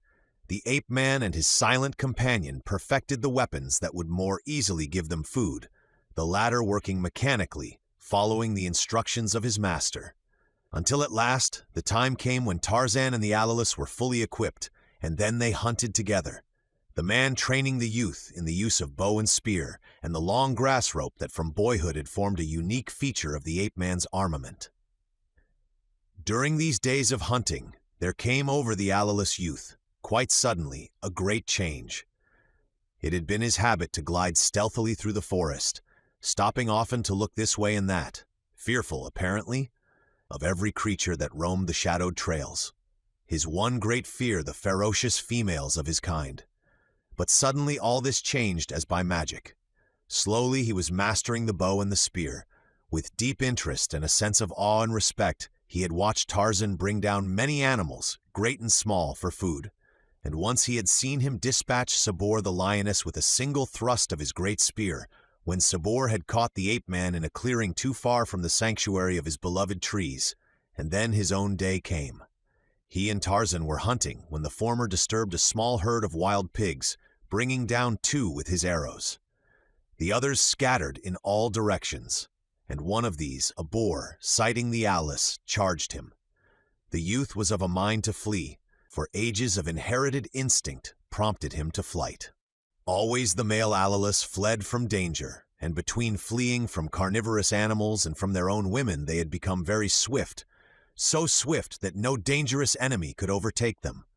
An Alice man could be captured only by craft. He could have escaped the boar by flight, and for an instant he was upon the verge of flight, but a sudden thought checked him. Back flew his spear hand as the ape-man had taught him, and then forward with all the weight of his body behind the cast. The boar was coming straight for him. The spear struck in front of the left shoulder and ranged downward through the heart. Horta the boar dropped in his tracks. A new expression came into the eyes and spread over the countenance of the Alice. He no longer wore that hunted expression. He no longer slunk through the forest, casting fearful glances from side to side. Now he walked erect, boldly, and with fearless mien. And perhaps, instead of dreading the appearance of a female, he rather courted the event. He was the personification of avenging manhood. Within him rankled countless ages of contemptuous treatment and abuse at the hands of his shes. Doubtless he never thought of the matter in this way at all, but the fact remained, and Tarzan realized it, that the first woman unfortunate enough to stumble upon this youth was going to get the surprise of her life. And while Tarzan and the Alice roamed the strange land hemmed in by the great thorn forest and the ape-man sought for an avenue of escape, Esteban Miranda and little Uha, daughter of Camis, the witch doctor, wandered along the forest's outer verge in search of a trail toward the west and the coast. Chapter 5. With dog-like devotion, the Alice youth clung to Tarzan. The latter had mastered the meager sign language of his protege, giving them a means of communication that was adequate for all their needs. The former, gaining confidence with a growing familiarity with his new weapons, became more independent, with the result that the two more often separated for the hunt, thus ensuring a more fully stocked larder. It was upon one of these occasions that Tarzan came suddenly upon a strange sight. He had been following the scent spoor of Bara the deer when it was suddenly crossed by that of one of the great female alali.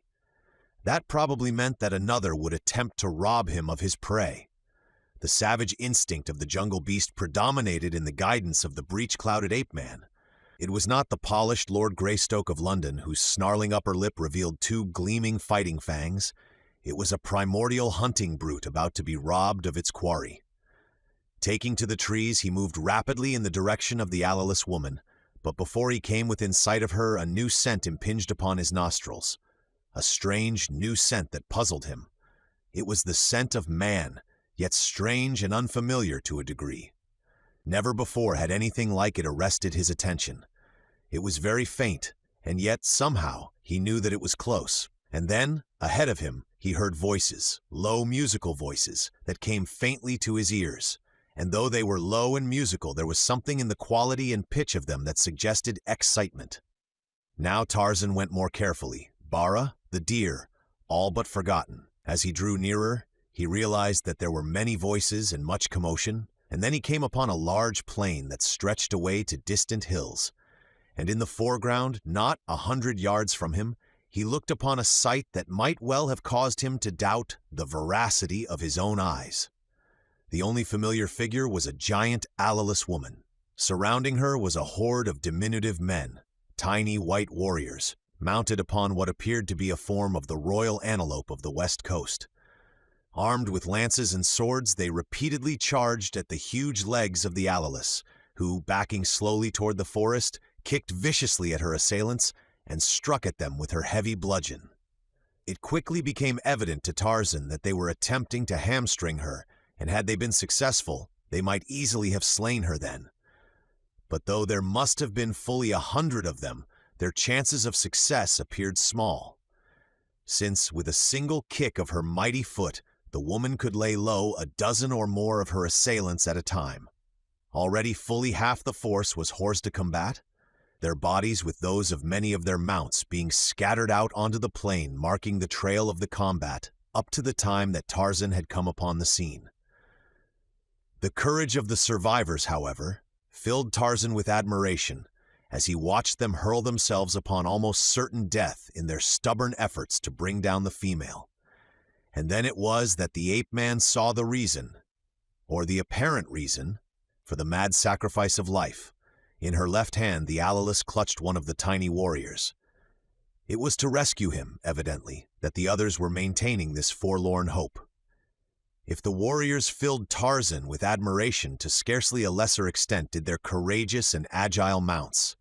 Always had he thought of the royal antelope, the smallest known member of its family, as the most timid of creatures, but not so these cousins of theirs. Slightly larger, standing perhaps 15 inches at the withers, they were in all other outward respects identical. Yet at the guidance of their riders, they leaped fearlessly into close range of those enormous feet and the great slashing bludgeon.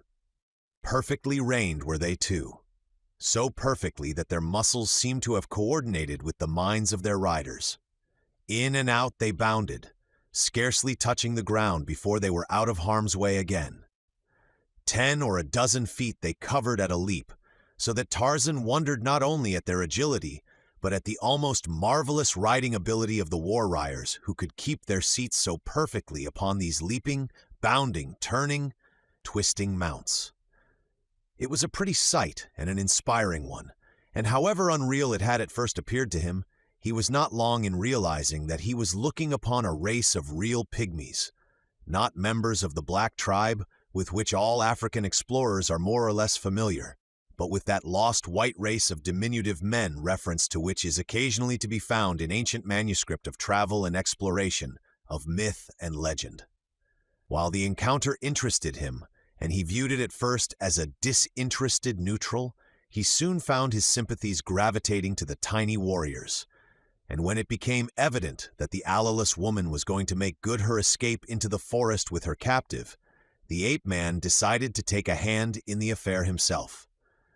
As he stepped from the concealment of the forest, the little warriors were the first to see him. Evidently, they mistook him at first for another of their giant enemies, for a great cry of disappointment rose from them, and they fell back for the first time since Tarzan had been watching the unequal struggle. Wishing to make his intentions clear before the little men set upon him, he moved quickly in the direction of the woman, who, the instant that her eyes fell upon him, made imperative signs for him to join her in dispatching the balance of the pygmies.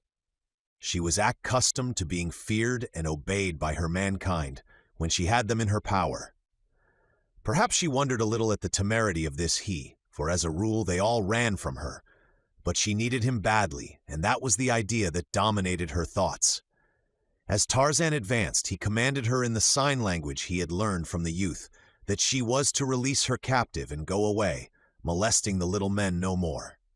At this she made an ugly grimace and raising her bludgeon came forward to meet him. The ape-man fitted an arrow to his bow. "Go back," he signed her. "Go back, or I will kill you. Go back and put down the little man." She snarled ferociously and increased her pace. Tarzan raised the arrow to the level of his eye and drew it back until the bow bent. The pygmies, realizing that for the moment at least this strange giant was their ally, sat their mounts and awaited the outcome of the duel. The ape-man hoped that the woman would obey his commands before he was compelled to take her life, but even a cursory glance at her face revealed anything but an intention to relinquish her purpose, which now seemed to be to annihilate this presumptuous meddler as well. On she came. Already she was too close to make further delay safe, and the ape-man released his shaft.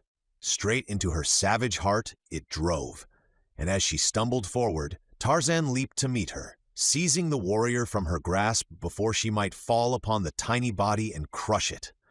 And as he did so, the other warriors, evidently mistaking his intentions, spurred forward with loud shouts and brandishing weapons.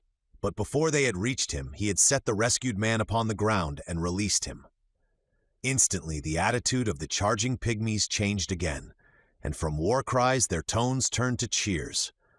Riding forward, they drew rein before the warrior that Tarzan had rescued, and several of their number leaped from their mounts and, kneeling, raised his hand to their lips. It was evident then to the ape-man that he had rescued one who stood high among them, their chief perhaps, and now he wondered what would be their attitude toward him, as with a look of amused tolerance upon his grim features, he watched them as one might watch the interesting doings of a swarm of ants. As they felicitated their fellow upon his miraculous escape, Tarzan had an opportunity to inspect them more closely. The tallest of them stood about 18 inches in height. Their white skins were tanned by exposure to a shade a trifle darker than his own. Yet there was no question but that they were white men. Their features were regular and well-proportioned, so that by any standards of our race they would have been considered handsome. There were, of course, variations and exceptions, but on the whole, those that he saw before him were fine-looking men. All were smooth-faced, and there seemed to be no very old men among them, while he whom Tarzan had saved from the Allalus woman was apparently younger than the average, and much younger than those who had dismounted to do him homage. As Tarzan watched them, the young man bade the others rise, and then addressed them for a moment, after which he turned toward the ape-man and directed his remarks to him, none of which, of course, Tarzan could understand. By his manner, however, he guessed that the other was thanking him, and possibly too asking his further intentions toward them, and in reply the ape-man endeavored to assure them that he desired their friendship. Further to emphasize his peaceful intentions, he cast his weapons aside and took a step toward them, his arms thrown slightly outward, his open palms in their direction. The young man seemed to understand his friendly overtures, for he too advanced, offering his hand to Tarzan. The ape-man knew that the other meant that he should kiss it, but this he did not do, preferring to assume a role of equality with their highest. Instead, he kneeled upon one knee that he might more easily reach the proffered hand of the pygmy, and pressing the tiny fingers gently, inclined his head slightly in a formal bow which carried no suggestion of servility. The other seemed satisfied, returned the bow with equal dignity, and then attempted to convey to the ape-man that he and his party were about to ride off across the plain, inviting him to accompany them. Rather curious to see more of these remarkable little people, Tarzan was nothing loath to accept the invitation. Before the party set out, however, they dispersed to gather up their dead and wounded, and to put out of their misery any of the injured antelope that were too severely hurt to travel. This they did with the relatively long, straight sword which was part of the armament of each. Their lances they left resting in cylindrical boots attached to the right side of their saddles. For other weapons, Tarzan could discover nothing but a tiny knife carried in a scabbard at the right side by each warrior. The blade, like the blade of the rapier, was two-edged but only about 1.5 inches long, with a very sharp point. Having gathered the dead and wounded, the latter were examined by the young leader of the party, who was accompanied by the 5 or 6 who had gathered about him at the time that Tarzan had released him. These Tarzan took to be lieutenants or under-chiefs. He saw them question the wounded, and in 3 cases, each evidently a hopeless one, the leader ran his sword quickly through the hearts of the unhappy men. While this seemingly cruel, yet unquestionably sound military measure was being carried out, the balance of the warriors, directed by under-officers, were excavating a long trench beside the dead, of which there were 20, their tool being a stout shovel blade carried attached to the saddle, and which could be quickly fitted to the butt of the spear or lance. The men worked with extreme rapidity, and under a plan that seemed to abhor lost motion, of which there was the absolute minimum, until in an incredibly short time they had excavated a trench 50 inches in length, 18 inches wide, and 9 inches deep, the equivalent of which to men of normal size would have been nearly 17 feet long, 6 feet wide, and 3 feet deep. Into this they packed the dead like sardines and in 2 layers. They then shoveled back sufficient earth to fill the interstices between the bodies and to come to a level with the top of the upper layer, after which loose stones were rolled in until the bodies were entirely covered by 2 inches of stones. The remaining earth from the excavation was then piled over all. By the time this work was completed, the loose antelope had been caught and the wounded strapped to their backs. At a word from their commander, the party formed with military precision. A detail started ahead with the wounded, and a moment later the balance of the troop was mounted and on the way. The method of mounting and taking up the march was unique and a source of considerable interest to Tarzan. The dismounted warriors were standing in line facing the young leader who was mounted, as were the several officers who accompanied him. Each warrior held his mount by the bridle. The commander made a rapid signal with the raised point of his sword. There was no spoken word of command. Immediately after which he dropped the point quickly at his side, simultaneously wheeling his mount, which leaped quickly off in the direction that the troop was facing, the mounts of his officers wheeling with him as though actuated by a single brain. And at the same instant the mount of each alternate warrior in the line leaped forward, and as it leaped its rider swung to his saddle, vaulting to his seat as lightly as a feather. The instant the first line had cleared them, the antelopes of the second line leaped in pursuit. Their riders mounted as had the others before them, and with a second and longer leap, the intervals were closed, and the whole troop raced forward in a compact line. It was a most clever and practical evolution, and one that made it possible to put mounted troops in motion as rapidly as foot troops. There was no long delay caused by taking distance, mounting, and closing ranks. As the troop galloped away, 10 warriors wheeled from the left flank, and following one of the officers who had detached himself from the party of the commander of the troop, returned to Tarzan. By signs, the officer conveyed to the ape-man the intelligence that he was to follow this party which would guide him to their destination. Already the main body was far away across the open plain, their lithe mounts clearing as many as 5 or 6 feet in a single bound. Even the swift Tarzan could not have kept pace with them. As the ape-man started away under the guidance of the detachment, his thoughts reverted for an instant to the alleless youth who was hunting alone in the forest behind them. But he soon put the creature from his mind with the realization that it was better equipped to defend itself than any of its kind, and that when he had made his visit to the country of the pygmies, he could doubtless return and find the alleless, if he so desired. Tarzan, inured to hardship and to long and rapid marches, fell into a dog trot such as he could keep up for hours at a time without rest, while his guides, trotting their graceful mounts, kept just ahead of him. The plain was more rolling than it had appeared from the verge of the forest, with here and there a clump of trees. The grass was plentiful, and there were occasional bands of the larger species of antelope grazing at intervals. At sight of the approaching riders and the comparatively giant-like figure of Tarzan, they broke and ran.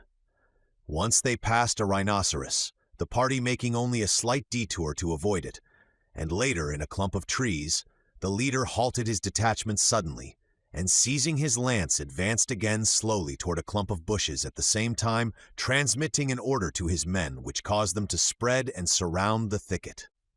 Tarzan halted and watched the proceedings. The wind was blowing from him in the direction of the thicket, so that he could not determine what manner of creature, if any, had attracted the attention of the officer. But presently, when the warriors had completely surrounded the bushes, and those upon the other side had ridden into it, their spears couched and ready, he heard an ugly snarl issuing from the center of the thicket, and an instant later, an African wildcat sprang into view, leaping directly at the officer waiting with ready spear to receive it. The weight and momentum of the beast all but unseated the rider, the point of whose spear had met the cat full in the chest. There were a few spasmodic struggles before death ensued, during which, had the spear broken, the man would have been badly mauled and perhaps killed, for the cat was relatively as formidable a beast as is the lion to us. The instant that it died, 4 warriors leaped forward, and with their sharp knives removed the head and skin in an incredibly short time. Tarzan could not but note that everything these people did was accomplished with maximum efficiency. Never did there seem to be any lost motion, never was one at a loss as to what to do, never did one worker get in the way of another. Scarcely 10 minutes had elapsed from the moment that they had encountered the cat before the detachment was again moving, the head of the beast fastened to the saddle of one of the warriors, the skin to that of another. The officer who commanded the detachment was a young fellow, not much, if any, older than the commander of the troop. That he was courageous, Tarzan could bear witness from the manner in which he had faced what must have been, to so diminutive a people, a most deadly and ferocious beast. But then, the entire party's hopeless attack upon the Alalis woman had proved that they all were courageous, and the ape-man admired and respected courage. Already he liked these little men, though it was at times still difficult for him to accept them as a reality. So prone are we to disbelieve in the possibility of the existence of any form of life with which we are not familiar by association or credible repute. They had been traveling for almost 6 hours across the plain. The wind had changed, and there was borne to Tarzan's nostrils clearly the scent of Bara the deer ahead. The ape-man, who had tasted no food that day, was ravenous, with the result that the odor of meat aroused all the savage instincts fostered by his strange upbringing. Springing forward, abreast the leader of the detachment that was escorting him, he signed them to halt, and then as clearly as he could, through the comparatively laborious and never quite satisfactory medium of further signs, explained that he was hungry, that there was meat ahead, and that they should remain in the rear until he had stalked his prey and made his kill. The officer having understood and signified his assent, Tarzan crept stealthily forward toward a small clump of trees, beyond which his keen scent told him there were several antelope, and behind Tarzan followed the detachment, so noiselessly that even the keen ears of the ape-man heard them not. Sheltered by the trees, Tarzan saw a dozen or more antelope grazing a short distance beyond, the nearest being scarce 100 feet from the small grove. Unslinging his bow and taking a handful of arrows from his quiver, the ape-man moved noiselessly to the tree nearest the antelope. The detachment was not far behind him, though it had stopped the moment the officer saw the game that Tarzan was stalking, lest it be frightened away. The pygmies knew naught of bows and arrows, and so they watched with deep interest every move of the ape-man. They saw him fit an arrow to his bow, draw it far back, and release it almost all in a single movement, so quick with this weapon was he. And they saw the antelope leap to the impact of the missile, which was followed in rapid succession by a second and a third. And as he shot his bolts, Tarzan leaped forward in pursuit of his prey. But there was no danger that he would lose it. With the second arrow, the buck was upon his knees, and when Tarzan reached him, he was already dead. The warriors who had followed close behind Tarzan, the instant that there was no further need for caution, were already surrounding the antelope, where they were talking with much more excitement than Tarzan had seen them display upon any previous occasion, their interest seemingly centered about the death-dealing projectiles that had so easily laid the great animal low, for to them this antelope was as large as would be the largest elephant to us. And as they caught the ape-man's eye, they smiled and rubbed their palms together very rapidly with a circular motion, an act which Tarzan assumed to be in the nature of applause. Having withdrawn his arrows and returned them to his quiver, Tarzan signed to the leader of the detachment that he would borrow his rapier. For an instant, the man seemed to hesitate, and all his fellows watched him intently, but he drew the sword and passed it hilt foremost to the ape-man. If you are going to eat flesh raw while it is still warm, you do not bleed the carcass, nor did Tarzan in this instance.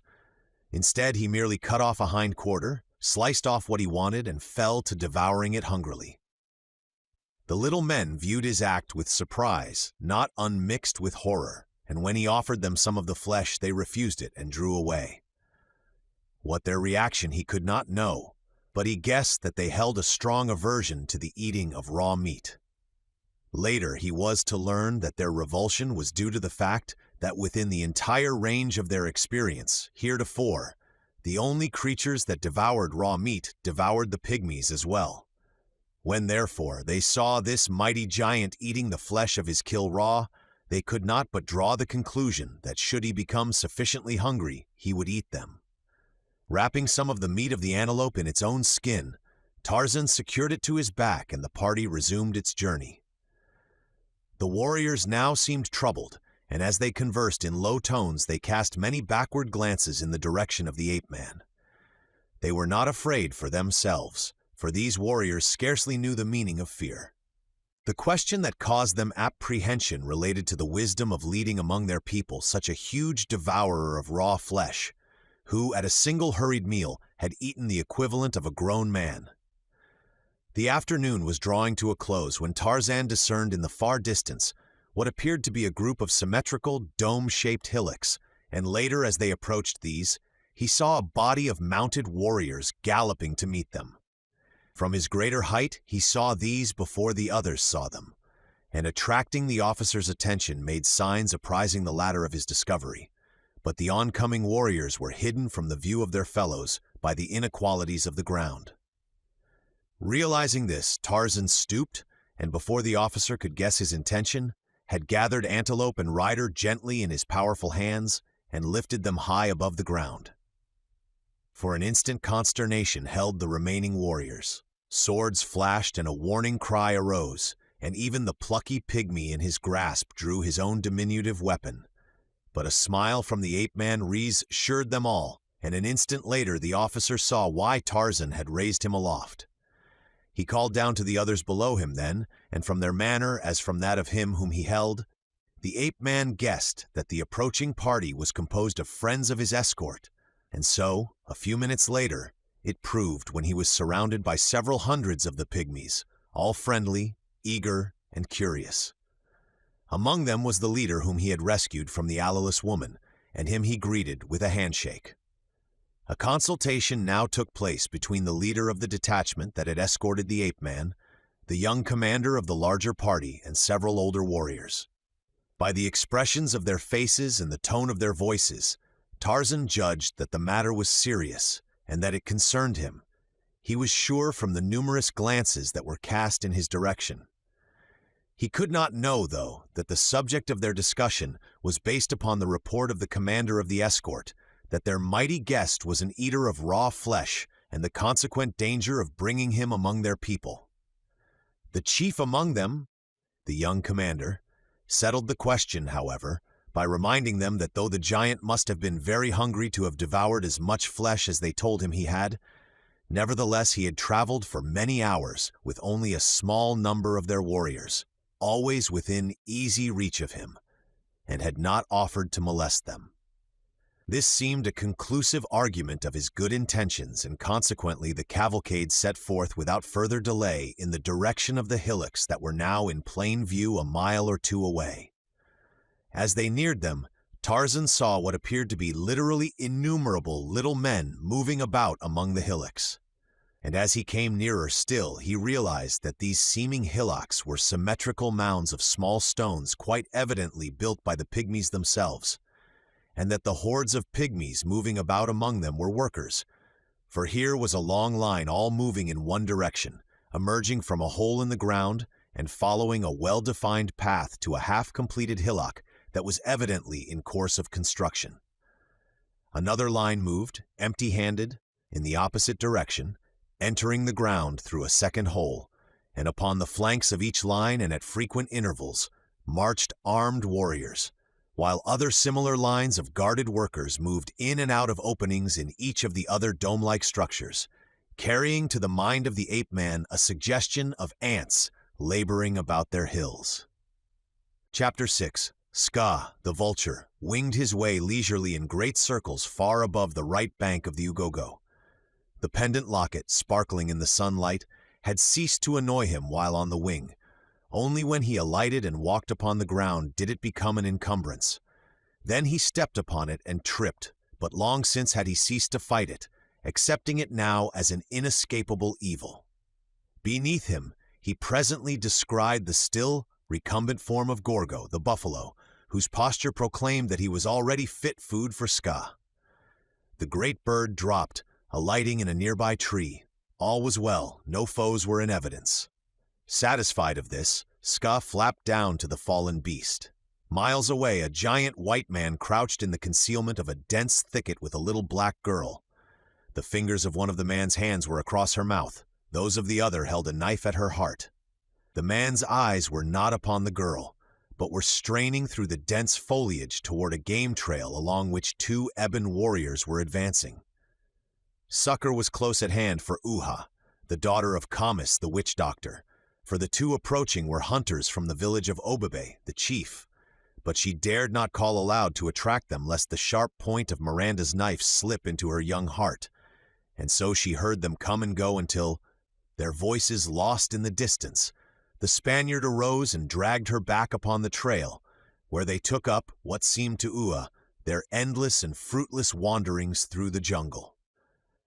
In the village of the Ant-Men, Tarzan found a warm welcome, and having decided to remain for a while that he might study them and their customs, he set to work, as was his wont when thrown among strange peoples, to learn their language as quickly as possible. Having already mastered several languages and numerous dialects, the ape-man never found it difficult to add to his linguistic attainments, and so it was only a matter of a comparatively short time before he found it possible to understand his hosts and to make himself understood by them.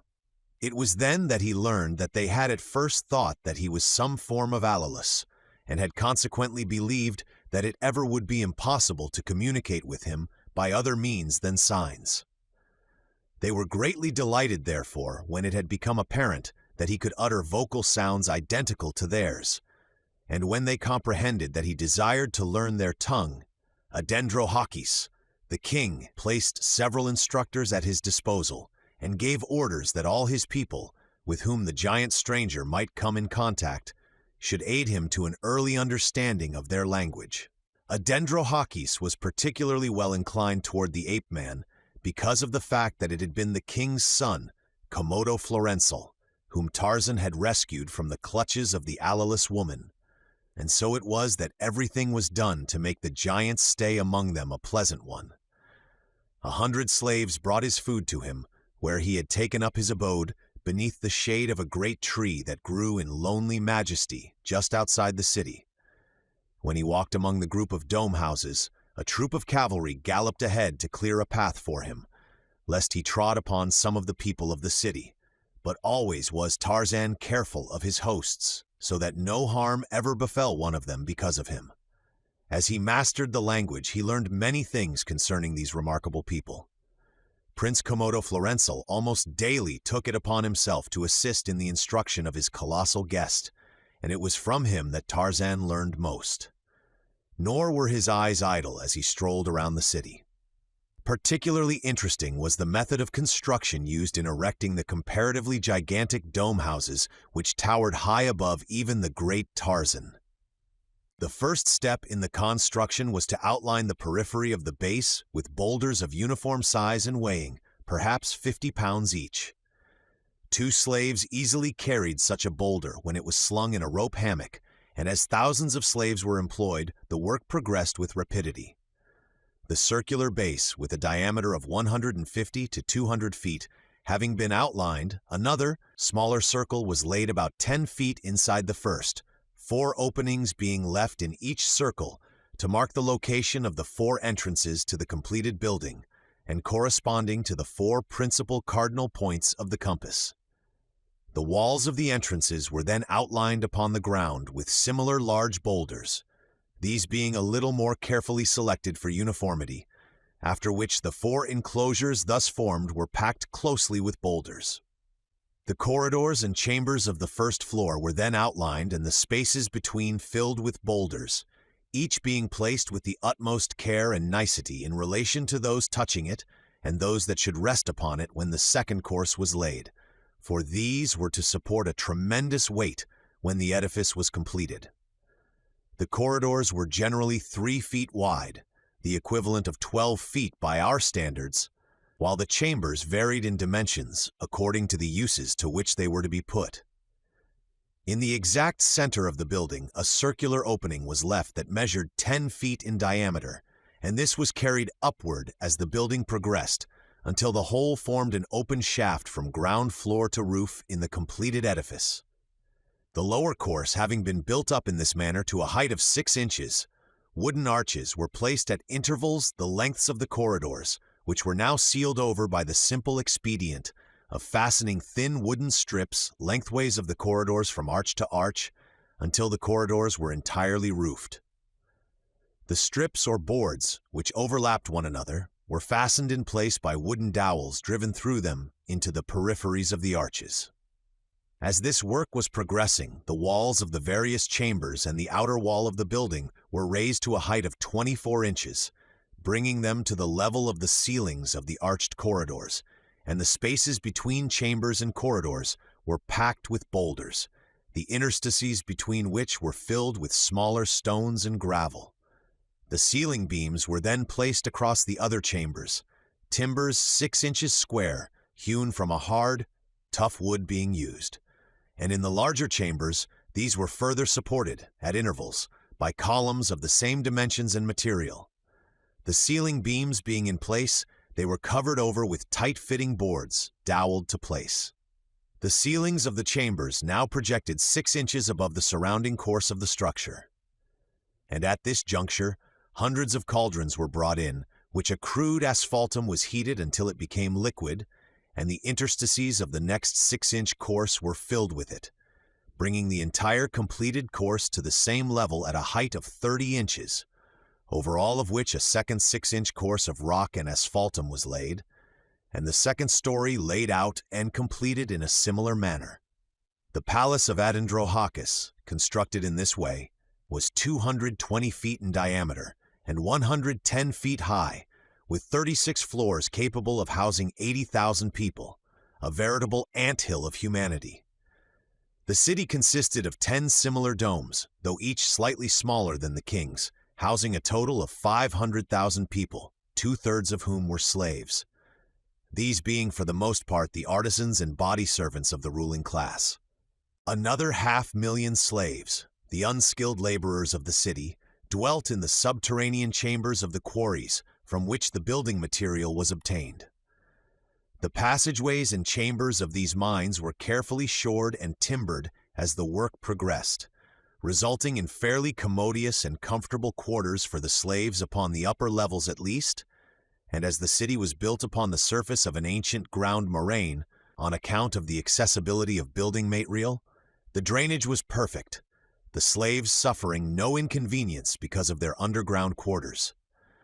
The domes themselves were well ventilated through the large central air shaft and the numerous windows that pierced the outer walls at frequent intervals at each level above the ground floor, in which, as previously explained, there are but 4 openings. The windows, which were 6 1/4 inches wide by 18.5 inches high, admitted a certain amount of light as well as air, but the interior of the dome, especially the gloomy chambers midway between the windows and the central light and air shaft, was illuminated by immense, slow-burning, smokeless candles. Tarzan watched the construction of the new dome with keenest interest, realizing that it was the only opportunity that he ever would have to see the interior of one of these remarkable human hives, and as he was thus engaged, Komodo Florenzel and his friends hastened to initiate him into the mysteries of their language. And while he learned the language of his hosts, he learned many other things of interest about them. The slaves, he discovered, were either prisoners of war or the descendants of prisoners of war. Some had been in bondage for so many generations that all trace of their origin had become lost, and they considered themselves as much citizens of Trohanadalmakus, the city of King Androhakis, as did any of the nobility. On the whole, they were treated with kindness and were not overworked after the second generation. The recent prisoners and their children were, for the most part, included in the caste of unskilled labor from which the limit of human endurance was exacted. They were the miners, the quarriers, and the builders, and fully 50% of them were literally worked to death. With the second generation, the education of the children commenced, those who showed aptitude for any of the skilled crafts being immediately transferred from the quarries to the domes, where they took up the relatively easy life of a prosperous and indulged middle class. In another manner might an individual escape the quarries, by marriage, or rather by selection as they choose to call it, with a member of the ruling class. In a community where class consciousness was such a characteristic of the people, and where caste was almost a fetish, it was rather remarkable that such connections brought no odium upon the inferiors, but, on the contrary, automatically elevated the lesser to the caste of the higher contracting party. "It is thus, deliverer of the son of a Dendrohakis," explained Komodo Florenzel, in reply to Tarzan's inquiry relative to this rather peculiar exception to the rigid class distinctions the king's son had so often impressed upon him. "Ages ago, during the reign of Clamata Morosel in the city of Troha Nadalmakis, the warriors of Veltopishago, king of the city of Veltopismacus, marched upon our fair Trohanadalmacus, and in the battle that ensued, the troops of our ancestors were all but annihilated. Thousands of our men and women were carried away into slavery, and all that saved us from being totally wiped out was the courageous defense that our own slaves waged for their masters. Clamata Morosel, from whom I am descended, fighting in the thick of the fray, noted the greater stamina of the slaves. They were stronger than the warriors of either city, and seemed not to tire at all, while the high caste nobility of the fighting clans, though highly courageous, became completely exhausted after a few minutes of fighting. After the battle was over, Clamata Morosel called together all the chief officers of the city, or rather all who had not been killed or taken prisoner, and pointed out to them that the reason our city had been defeated was not so much because of the greater numbers of the forces of the king Veltopishago, as to the fact that our own warriors were physical weaklings, and he asked them why this should be and what could be done to remedy so grievous a fault. The youngest man among them, wounded and weak from loss of blood, was the only one who could offer a reasonable explanation, or suggest a means of correcting the one obvious weakness of the city. He called their attention to the fact that of all the race of Minunians, the people of the city of Trohanadalmacus were the most ancient, and that for ages there had been no infusion of new blood, since they were not permitted to mate outside their own caste, while their slaves, recruited from all the cities of Minuni, had interbred, with the result that they had become strong and robust, while their masters, through inbreeding, had grown correspondingly weaker. He exhorted Clamata Morosel to issue a decree elevating to the warrior class any slave that was chosen as mate by either a man or woman of that class, and further to obligate each and every warrior to select at least one mate from among their slaves. At first, of course, the objections to so iconoclastic a suggestion were loud and bitter, but Clamata Morosel was quick to sense the wisdom of the idea, and not only did he issue the decree, but he was the first to espouse a slave woman, and what the king did all were anxious to do also. The very next generation showed the wisdom of the change, and each succeeding generation has more than fulfilled the expectations of Clamata Morosel. Until now you see in the people of Trohanadalmacus the most powerful and warlike of the Minunians. Our ancient enemy, Veltopismacus, was the next city to adopt the new order, having learned of it through slaves taken in raids upon our own community, but they were several generations behind us. Now all the cities of Minuni wed their warriors with their slave women. And why not? Our slaves are all descended from the warrior class of other cities from which their ancestors were captured. We all are of the same race, we all have the same language, and in all important respects the same customs. Time has made some slight changes in the manner of the selection of these new mates, and now it is often customary to make war upon another city for the sole purpose of capturing their noblest born and most beautiful women. For us of the royal family, it has been nothing less than salvation from extinction. Our ancestors were transmitting disease and insanity to their progeny. The new, pure, virile blood of the slaves has washed the taint from our veins, and so altered has our point of view become that whereas, in the past, the child of a slave woman and a warrior was without caste, the lowest of the low, now they rank highest of the high, since it is considered immoral for one of the royal family to wed other than a slave. "And your wife?" asked Tarzan. "You took her in a battle with some other city?"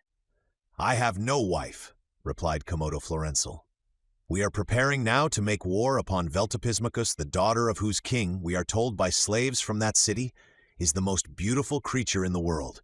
Her name is Janzara, and as she is not related to me, except possibly very remotely, she is a fit mate for the son of Dendrohakis." "How do you know she is not related to you?" asked the ape-man.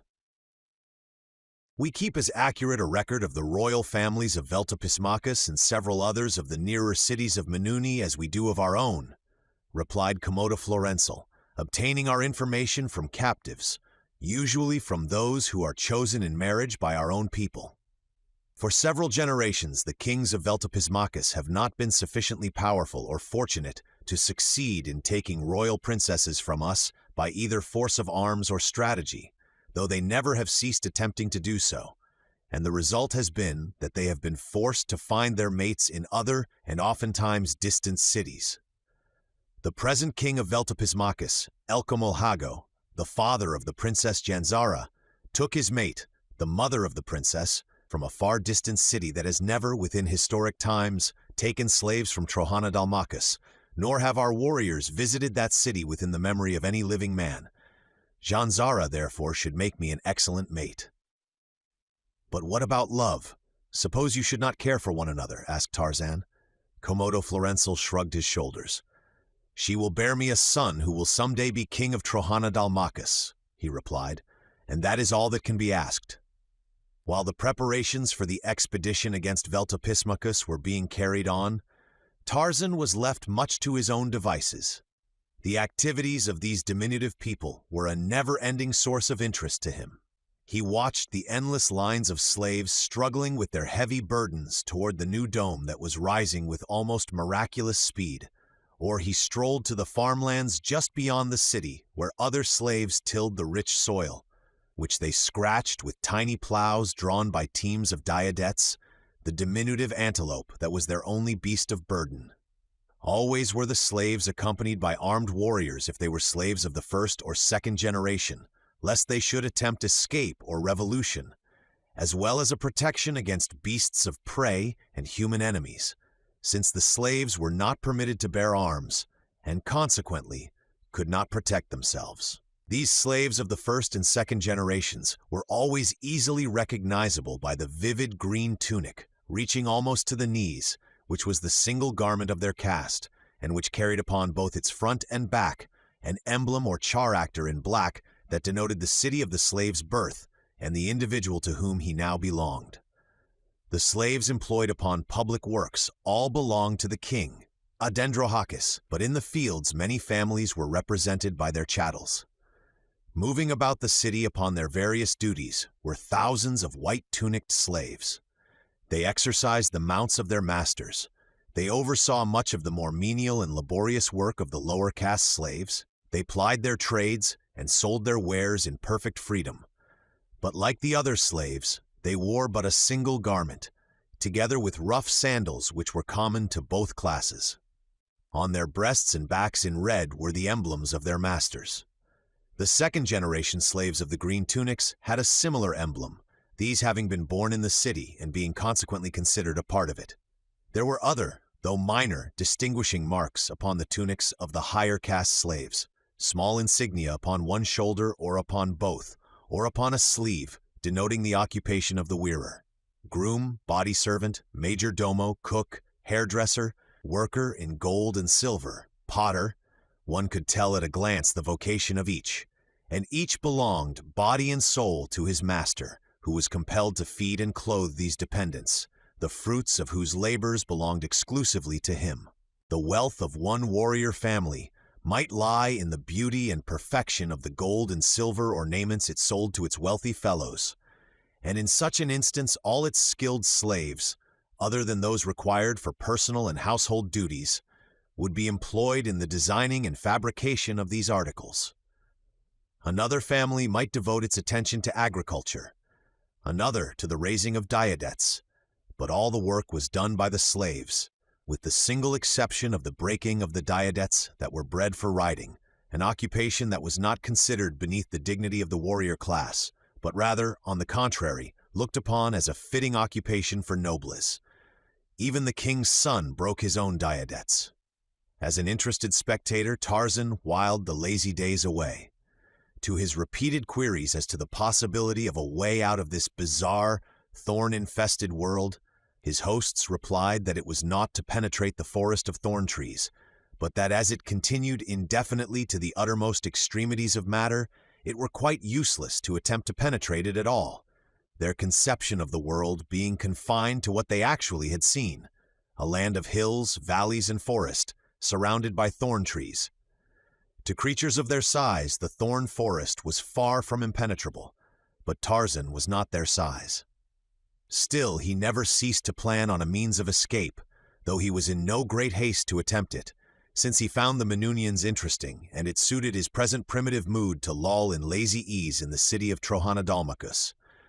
But of a sudden, a change came, early of a morning, just as the first faint promise of dawn was tinging the eastern sky. Chapter 7. The Alleless youth, son of the first woman, ranged the forest in search of the ape-man, the only creature that ever had stirred within his savage, primitive breast any emotion even slightly akin to affection. But he did not find him. Instead, he fell in with two older males of his own species, and these three hunted together, as was occasionally the custom of these inoffensive creatures. His new acquaintances showed little interest in his strange armament. They were quite content with a stick and a stone knife. To the former, an occasional rodent fell, and the latter discovered many a luscious grub and insect beneath the mold that floored the forest or hidden under the bark of a tree. For the most part, however, they fed upon fruits, nuts, and tubers. Not so the son of the first woman, however. He brought in many birds and an occasional antelope, for he was becoming daily more proficient with the bow and the spear. And as he often brought in more than he could eat, and left the remainder to his two fellows, they were permanently attached to him, or at least until such time as some fearsome woman should appear upon the scene to shatter their idyllic existence and drag one of them away to her corral. They wondered a little at him in their slow and stupid minds, for he seemed to differ in some vague, intangible way from them and all others of their sex that they had known. He held his chin higher for one thing, and his gaze was far less shifty and apologetic. He strode with a firmer step and with less caution, but perhaps they smiled inwardly as they cogitated muddily upon that inevitable moment that would discover one of their coarse, brutal, hairy shes, felling him with her bludgeon and dragging him off toward the caves by the hair of his head. And then one day the thing happened, or at least a part of it happened. They met a huge she suddenly in an open place in the forest. The two who accompanied the son of the first woman turned in flight, but when they had reached the vantage ground of close-growing timber, they paused and looked back to see if the woman was pursuing them and what had become of their companion. To their relief, they saw that the woman was not following them, and to their consternation that their fellow had not fled, but was facing her defiantly and motioning her to go away or be killed. Such crass stupidity! He must have been whelped without brains. It never occurred to them to attribute his act to courage. Courage was for the shes. The male spent his life in fleeing danger, and the female of his species. But they were grateful to him, for his rash act would save them, since the she would take but one of them, and that one would be he who thus foolishly remained behind to defy her. The woman, unaccustomed to having her rights challenged by mere man, was filled with surprise and righteous anger. Her surprise brought her to a sudden halt 20 paces from the man, and her anger caused her to reach for one of the stone missiles hanging at her girdle.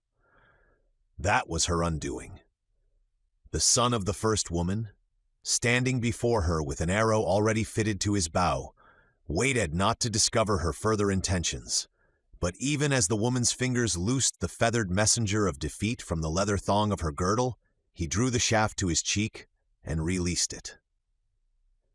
His two companions, watching from the seclusion of the wood, saw the woman stiffen, her face contorted in a spasm of pain. They saw her clutch frantically at a feathered shaft protruding from her chest, sink to her knees, and then sprawl to earth, where she lay kicking with her feet and clutching with her fingers for a brief moment before she relapsed into eternal quiet. Then they emerged from their concealment, and as the son of the first woman approached his victim and wrenched the arrow from her heart, they joined him, half stunned as they were by surprise, and gazed first at the corpse of the she with expressions of incredulity, and then at him with what was close akin to awe and reverence. They examined his bow and arrows, and again they returned to the wound in the woman's chest. It was all quite too amazing. And the son of the first woman? He held his head high and his chest out and strutted proudly. Never before had he or any other man been cast in the role of hero, and he enjoyed it. but he would impress them further. Seizing the corpse of the woman, he dragged it to a nearby tree, where he propped it in a sitting posture against the bole.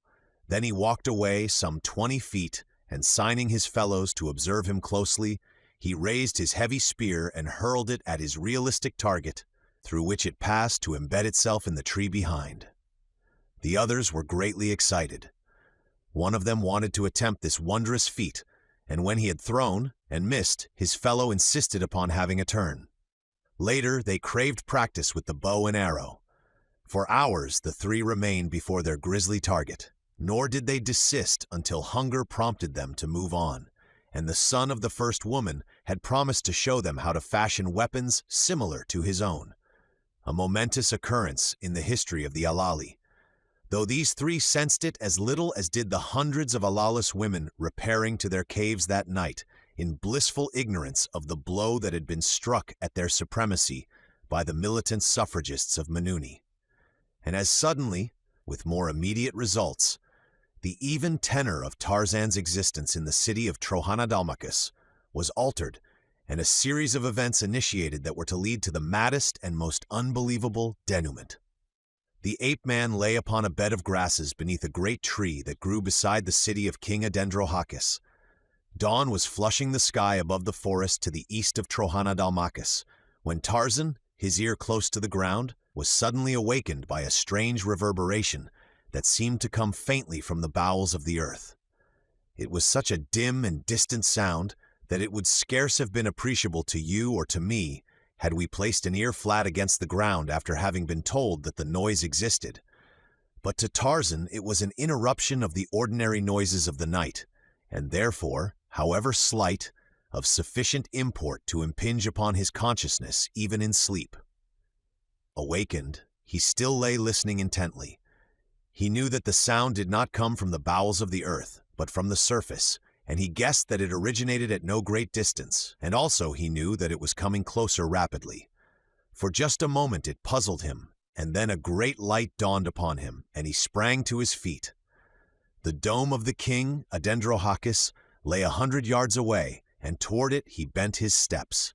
Just before the south entrance he was challenged by a tiny sentinel. "Take word to your king," the ape-man directed him, "that Tarzan hears many diadettes galloping toward Trohanadalmakus, and that unless he is much mistaken, each carries a hostile warrior upon its back." The sentinel turned and hallooed down the corridor leading from the entrance, and a moment later an officer and several other warriors appeared. At sight of Tarzan, they halted. "What is wrong?" demanded the officer. "The king's guest says that he heard many diadettes approaching," replied the sentinel. "From what direction?" demanded the officer, addressing Tarzan. "From that direction the sounds appeared to come," replied the ape-man, pointing toward the west. "The Veltopismakuyens!" exclaimed the officer, and then turning to those who had accompanied him from the interior of the king's dome. "Quick! Arouse Trohanadalmakus. I will warn the king's dome and the king," and he wheeled and ran quickly within, while the others sped away to awaken the city. In an incredibly short space of time, Tarzan saw thousands of warriors streaming from each of the 10 domes. From the north and the south doors of each dome rode mounted men, and from the east and west marched the foot soldiers. There was no confusion. Everything moved with military precision, and evidently in accordance with a plan of defense in which each unit had been thoroughly drilled. Small detachments of cavalry galloped quickly to the 4 points of the compass. These were scouts, each detail of which spread fan-wise just beyond the limits of the domes, until the city was encircled by a thin line of mounted men that would halt when it had reached a predetermined distance from the city, and fall back with information before an advancing enemy. Following these, stronger detachments of mounted men moved out to north and south and east and west to take positions just inside the line of scouts. These detachments were strong enough to engage the enemy and impede his progress as they fell back upon the main body of the cavalry, which might by this plan be summoned in time to the point at which the enemy was making his boldest effort to reach the city. And then the main body of the cavalry moved out, and in this instance toward the west, from which point they were already assured the foe was approaching. while the infantry, which had not paused since it emerged from the domes, marched likewise toward the 4 points of the compass in 4 compact bodies, of which by far the largest moved toward the west. The advance foot troops took their stations but a short distance outside the city, while within the area of the domes, the last troops to emerge from them, both cavalry and infantry, remained evidently as a reserve force. And it was with these troops that Adendrohakis took his post that he might be centrally located for the purpose of directing the defense of his city to better advantage. Komodo Florenzel, the prince, had gone out in command of the main body of cavalry that was to make the first determined stand against the oncoming foe. This body consisted of 7,500 men, and its position lay 2 miles outside the city, half a mile behind a cavalry patrol of 500 men, of which there were 4, 1 at each point of the compass, and totaling 2,000 men. The balance of the 10,000 advance troops consisted of the 500 mounted scouts or vedettes, who in turn were half a mile in advance of the picket patrols, at 200-foot intervals, entirely surrounding the city at a distance of 3 miles. Inside the city, 15,000 mounted men were held in reserve. In the increasing light of dawn, Tarzan watched these methodical preparations for defense with growing admiration for the tiny Manunians. There was no shouting and no singing, but on the face of every warrior who passed close enough for the ape-man to discern his features was an expression of exalted rapture. No need here for war cries or battle hymns to bolster the questionable courage of the weak. There were no weak. The pounding of the hoofs of the advancing Veltapismacusian horde had ceased. It was evident that their scouts had discovered that the intended surprise had failed. Were they altering the plan or point of attack, or had they merely halted the main body temporarily to await the result of a reconnaissance? Tarzan asked a nearby officer if, perchance, the enemy had abandoned his intention of attacking at all. The man smiled and shook his head. "Manunians never abandon an attack," he said. As Tarzan's eyes wandered over the city's 10 domes, illuminated now by the rays of the rising sun, he saw in each of the numerous window embrasures that pierced the domes at regular intervals at each of their 30-odd floors, a warrior stationed at whose side lay a great bundle of short javelins, while just to his rear was piled a quantity of small round stones. The ape-man smiled. They overlook no possible contingency, he thought. But the quarry slaves, what of them?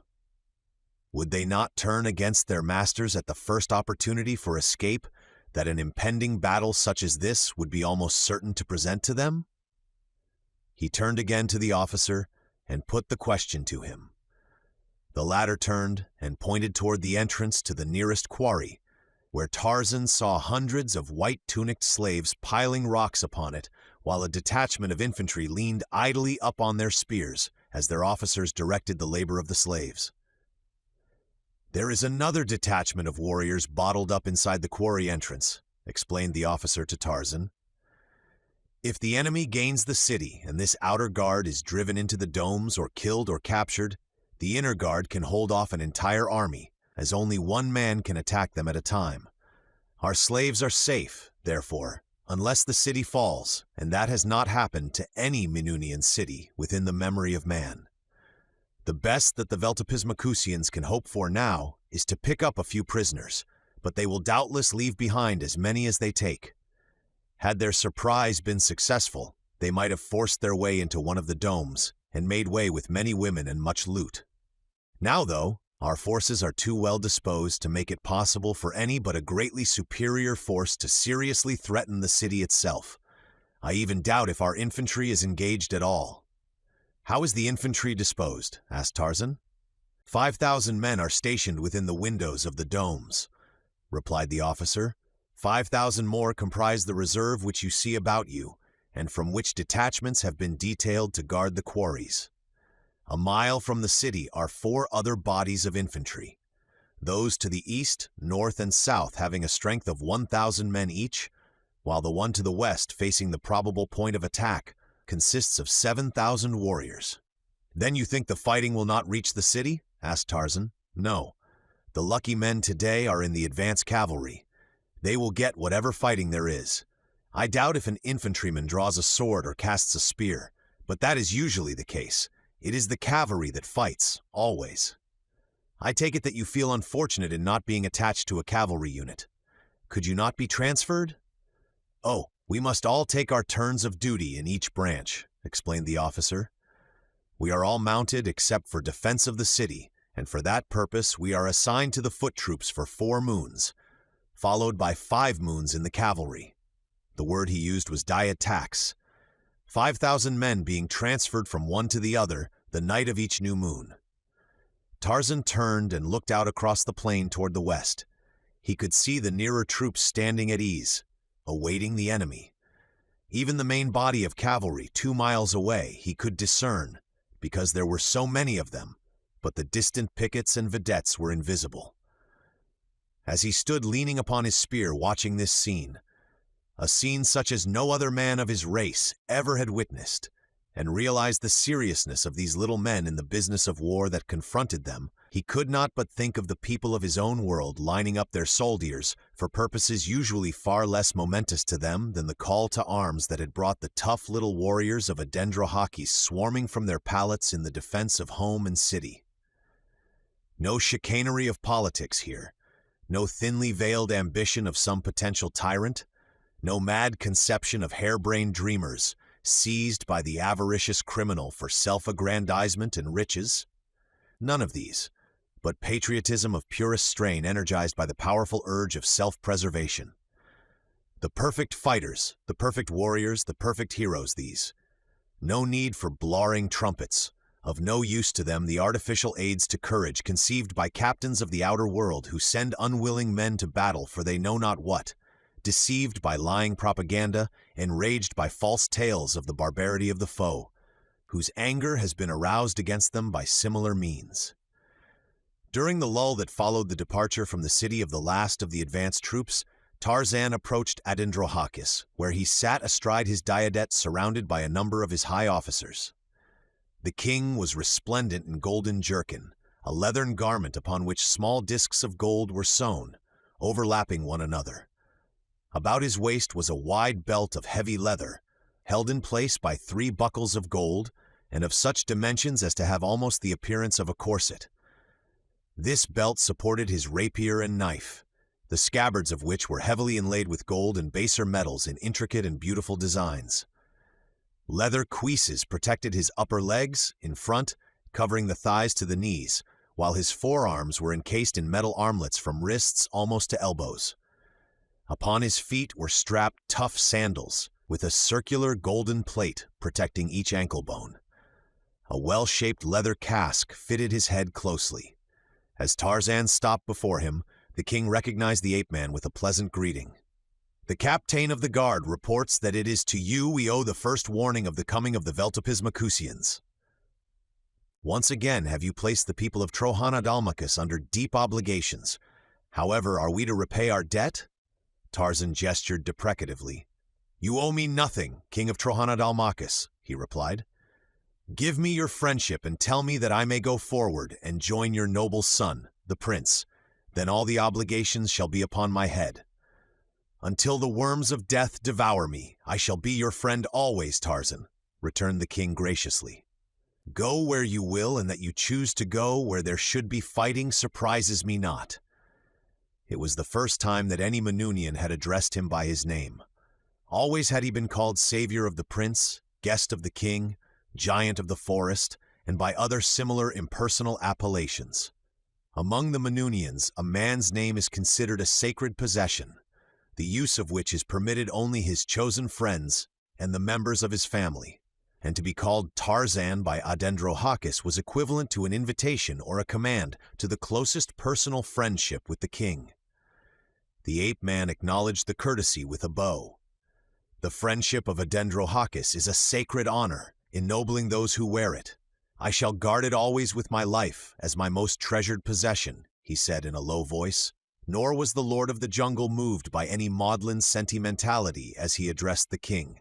For these little people, he had long since acknowledged to himself a keen admiration, and for the personal character of Adendrohakis, he had come to have the most profound respect.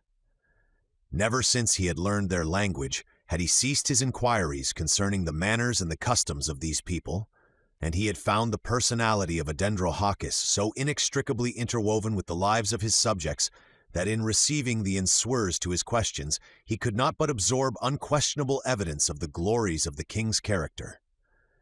Adendrohakis seemed pleased with his words, which he acknowledged graciously, and then the ape-man withdrew and started toward the front. On the way, he tore a leafy branch from a tree that grew beside his path, for the thought had occurred to him that such a weapon might be useful against Manunians, and he knew not what the day might hold. He had just passed the advanced infantry when a courier sped by him on a mad race toward the city. Tarzan strained his eyes ahead, but he could see no sign of battle, and when he reached the main cavalry advance, there was still no indication of an enemy as far ahead as he could see. Prince Komodo Florenzel greeted him warmly, and looked a little wonderingly, perhaps, at the leafy branch he carried across one shoulder. "What news?" asked Tarzan.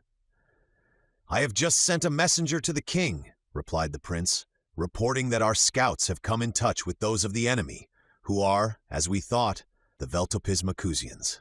A strong patrol from the outpost in our front pushed through the enemy's scout line, and one courageous warrior even managed to penetrate as far as the summit of the hill of Gartolas, from which he saw the entire main body of the enemy forming for attack. He says there are between 20 and 30,000 of them." As Komodo Florenzel ceased speaking, a wave of sound came rolling toward them from the west. "They are coming!" announced the prince. Chapter 8. Ska, perched upon the horn of dead Gorgo, became suddenly aware of a movement in a nearby thicket. He turned his head in the direction of the sound and saw Sabor, the lioness, emerge from the foliage and walk slowly toward him. Ska was not terrified. He would leave, but he would leave with dignity. He crouched to spring upward and extended his great wings to aid him in taking off. But Ska, the vulture, never rose. As he essayed to do so, something pulled suddenly upon his neck and held him down. He scrambled to his feet and violently this time strove to fly away. Again he was dragged back. Now Ska was terrified. The hateful thing that had been dangling about his neck for so long was holding him to earth. The swinging loop of the golden chain had caught around the horn of Gorgo, the buffalo. Ska was trapped. He struggled, beating his wings. Sabor stopped to regard him and his wild antics. Ska was flopping around in a most surprising manner. Sabor had never seen Ska behave thus before, and lions are sensitive, temperamental animals, so Sabor was not surprised only. She was inclined to be frightened. For another moment she watched the unaccountable antics of Ska, and then she turned tail and slunk back into the undergrowth, turning an occasional growling countenance back upon the vulture, as much as to say, "Pursue me at your peril." But Ska had no thought of pursuing Sabor. Never again would Ska, the vulture, pursue aught. "They are coming," announced Komodo Florenzel, prince of Trohanadalmacus. As Tarzan looked out across the rolling country in the direction of the enemy, he presently saw from his greater height the advance of the Veltopismacusians. "Our scouts are falling back," he announced to Komodo Florenzel. "You can see the enemy?" demanded the prince. "Yes." "Keep me advised as to their movements." "They are advancing in several long lines, deployed over a considerable front," reported the ape-man. "The scouts are falling back upon the outpost, which seems to be standing its ground to receive them. It will be overwhelmed, if not by the first line, then by those that succeed it." Komodo Florenzel gave a short command. 1,000 mounted men leaped forward, urging their diadettes into bounding leaps that cleared 5, 6, and even 7 feet at a time. Straight for the outpost ahead of them they raced, deploying as they went. Another 1,000 moved quickly toward the right, and a third toward the left of the advance cavalry's position, following Tarzan's announcement that the enemy had divided into 2 bodies just before it engaged the outpost, and that one of these was moving as though with the intention of turning the right flank of the main cavalry of Trohanadalmacus, while the other circled in the direction of the left flank. "They are striking boldly and quickly for prisoners," said the prince to Tarzan. "Their second and third lines are ploying upon the center and moving straight for us," said Tarzan. "They have reached the outpost, which is racing forward with them, giving battle vigorously with rapiers." Komodo Florenzel was dispatching messengers toward the rear. "It is thus that we fight," he said. evidently an explanation of the action of the outpost. "It is time that you return to the rear, for in another few moments you will be surrounded by the enemy if you remain. When they reach us, we too will turn and fight them hand to hand back toward the city. If it still is their intention to enter the city, the battle will resemble more a race than aught else, for the speed will be too great for effective fighting. But if they have abandoned that idea and intend contenting themselves with prisoners, there will be plenty of fighting before we reach the infantry, past which I doubt if they will advance. With their greatly superior numbers, they will take some prisoners, and we shall take some. But quick! You must get back to the city, if already it is not too late." "I think I shall remain here," replied the ape-man, "but they will take you prisoner, or kill you." Tarzan of the Apes smiled and shook his leafy branch. "I do not fear them," he said simply. "That is because you do not know them," replied the prince. "Your great size makes you overconfident. But remember that you are only 4 times the size of a Manunian, and there may be 30,000 seeking to overthrow you." The Veltopismacusians were driving swiftly forward. The prince could give no more time to what he saw was but a futile attempt to persuade Tarzan to retreat, and while he admired the strange giant's courage, he likewise deplored his ignorance. Komodo Florenzel had grown fond of their strange guest, and he would have saved him had it been possible. But now he must turn to the command of his troops, since the enemy was almost upon them. Tarzan watched the coming of the little men on their agile, wiry mounts. Line after line poured across the rolling country toward him, carrying to his mind a suggestion of their similarity to the incoming rollers of the ocean's surf, each drop of which was soft and harmless, but in their countless numbers combined into a relentless and terrifying force of destruction. And the ape-man glanced at his leafy bough and smiled, albeit a trifle ruefully. But now his whole attention was riveted by the fighting in the first 2 lines of the advancing horde. Racing neck and neck with the Veltopismacusian warriors were the men of Adendrahakis outpost and the thousands who had reinforced them. Each had selected an enemy rider whom he sought to strike from his saddle, and at top speed each duel was carried on with keen rapiers, though here and there was a man wielding his spear, and sometimes to good effect. A few riderless diadettes leaped forward with the vanguard, while others, seeking to break back or to the flanks, fouled the racing ranks, often throwing beasts and riders to the ground. But more frequently the warriors leaped their mounts entirely over these terrified beasts. The riding of the Manunians was superb, and their apparently effortless control of their swift and nervous steeds bordered up on the miraculous. Now a warrior, lifting his mount high into the air, cleared an adversary, and as he rose above him, cut down viciously with his rapier at his foeman's head, striking him from the saddle.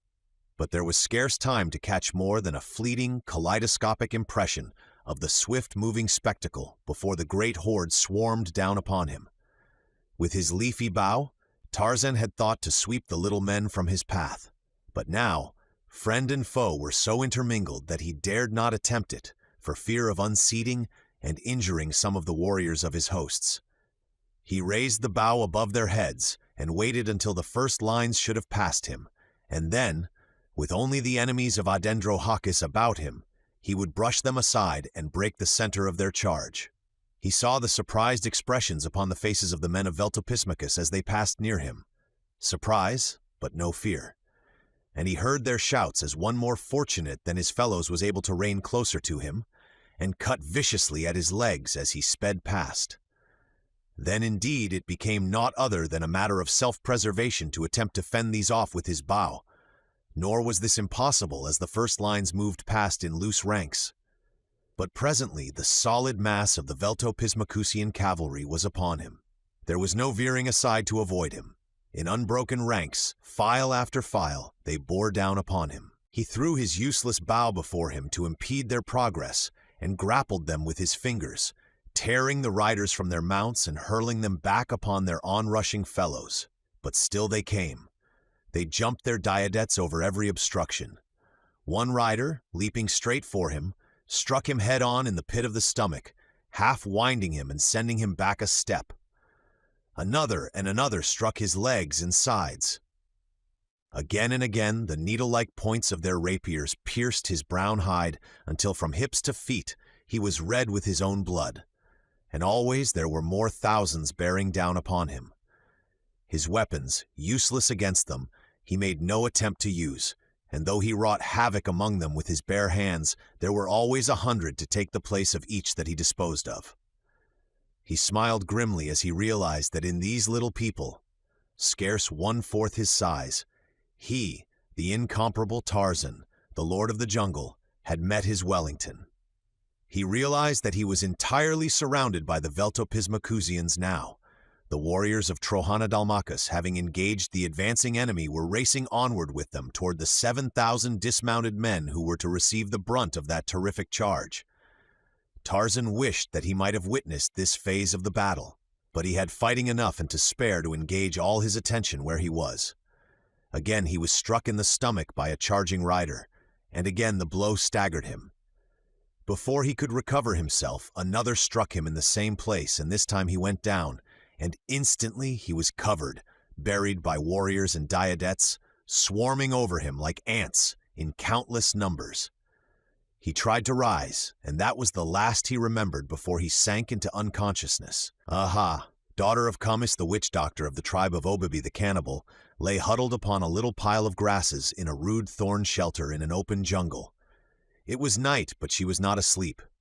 Through narrowed lids she watched a giant white man who squatted just outside the shelter before a tiny fire. The girl's lids were narrowed in hate as her smoldering eyes rested upon the man. There was no fear of the supernatural in her expression, just hate, undying hate. Long since had Ura ceased to think of Esteban Miranda as the river devil. His obvious fear of the greater beasts of the jungle and of the black men beasts had at first puzzled and later assured her that her companion was an impostor. River devils do not fear anything. She was even commencing to doubt that the fellow was Tarzan, of whom she had heard so many fabulous stories during her childhood that she had come to look upon him as almost a devil himself. Her people had no gods, only devils, which answered just as good a purpose among the ignorant and superstitious as do gods among the educated and superstitious. And when Esteban Miranda quite conclusively proved by his actions that he feared lions and that he was lost in the jungle, these things did not square at all with her preconceived estimate of the powers and attributes of the famous Tarzan. With the loss of her respect for him, she lost, also, nearly all her fear. He was stronger than she and brutal. He could and would hurt her if she angered him, but he could not harm her in any other way than physically, and not at all if she could keep out of his clutches. Many times had she rehearsed plans for escape, but always she had hesitated because of the terrible fear she had of being alone in the jungle. Recently, however, she had been coming to realize more and more clearly that the white man was little or no protection to her. In fact, she might be better off without him, for at the first hint of danger it had been Miranda's habit to bolt for the nearest tree. And where trees were not numerous, this habit of his had always placed Uha under a handicap in the race for self-preservation, since Esteban, being stronger, could push her aside if she impeded his progress towards safety. Yes, she would be as well off alone in the jungle as in the company of this man whom she thoroughly despised and hated. But before she left him she must, her savage little brain assured her, revenge herself upon him for having tricked her into aiding him in his escape from the village of Obebe the chief, as well as for having forced her to accompany him. Uha was sure that she could find her way to the village, albeit they had traveled long and far. And she was sure, too, that she could find the means for subsistence along the way and elude the fiercer beasts of prey that might beset the way. Only man she feared, but in this she was not unlike all other created things. Man alone of all the creations of God is universally hated and feared, and not only by the lower orders, but by his own kind, for of them all man alone joys in the death of others, the great coward who of all creation fears death the most. And so the little Negro girl lay watching the Spaniard, and her eyes glittered, for in his occupation she saw a means to her revenge. Squatting before his fire, leaning far forward, Esteban Miranda gloated over the contents of a small buckskin bag which he had partially emptied into the palm of one of his hands. Little Uha knew how highly the white man prized these glittering stones, though she was entirely ignorant of their intrinsic worth. She did not even know them for diamonds. All she knew was that the white man loved them, that he valued them more highly than his other possessions, and that he had repeatedly told her that he would die sooner than he would part with them. For a long time Miranda played with the diamonds, and for a long time Uha watched him. But at last he returned them to their bag, which he fastened securely inside his loincloth. Then he crawled beneath the thorn shelter, dragged a pile of thorns into the entrance to close it against the inroads of prowling beasts, and lay down upon the grasses beside Uha. How was this little girl going to accomplish the theft of the diamonds from the huge Tarzanian Spaniard? She could not filch them by stealth, for the bag that contained them was so fastened inside his loincloth that it would be impossible to remove it without awakening him. And certainly this frail child could never wrest the jewels from Esteban by physical prowess.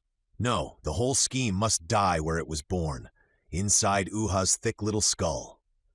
Outside the shelter the fire flickered, lighting the jungle grasses about it and casting weird, fantastic shadows that leaped and danced in the jungle night.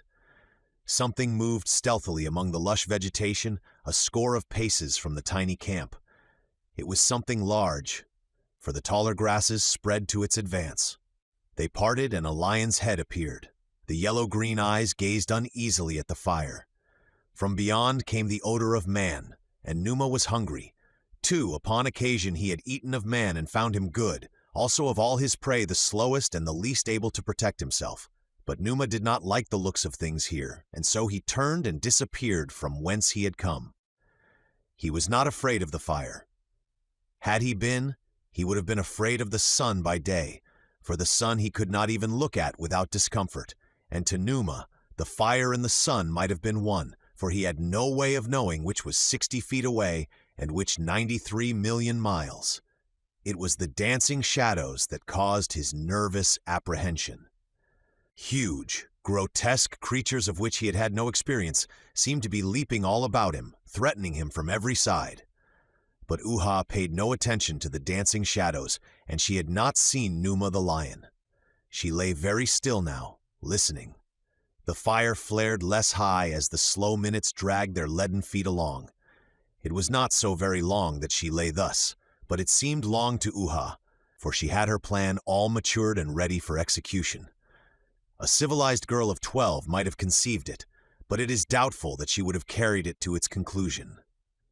However, was not civilized, and being what she was not hampered by any qualms of conscience. Presently the Spaniard's breathing indicated that he was asleep. Waited a little longer to make assurance, doubly sure. Then she reached beneath the grasses just beside her, and when she withdrew her hand again, she brought forth a short, stout cudgel. Slowly and cautiously she rose until she kneeled beside the recumbent form of the sleeping Spaniard. Then she raised her weapon above her head and brought it down once heavily upon Esteban's skull. She did not continue to beat him. The one blow was enough. She hoped that she had not killed him, for he must live if her scheme of revenge was to be realized. He must live and know that Uha had stolen the bag of pebbles that he so worshipped. Uha appropriated the knife that swung at Miranda's hip, and with it she cut away his loincloth and took possession of the buckskin bag and its contents. Then she removed the thorns from the entrance to the shelter, slipped out into the night, and vanished into the jungle. During all her wanderings with the Spaniard, she had not once lost her sense of the direction which pointed toward her home. And now, free, she set her face resolutely toward the southwest and the village of Obebe, the cannibal. An elephant trail formed a jungle highway along which she moved at a swinging walk, her way lighted by the rays of a full moon that filtered through the foliage of a sparse forest. She feared the jungle night and the nocturnal beasts of prey, but she knew that she must take this chance that she might put as great a distance as possible between herself and the white man before he regained consciousness and started in pursuit. 100 yards ahead of her, in the dense thicket that bordered the trail, Numa the lion sniffed and listened with up-pricked ears bent in her direction.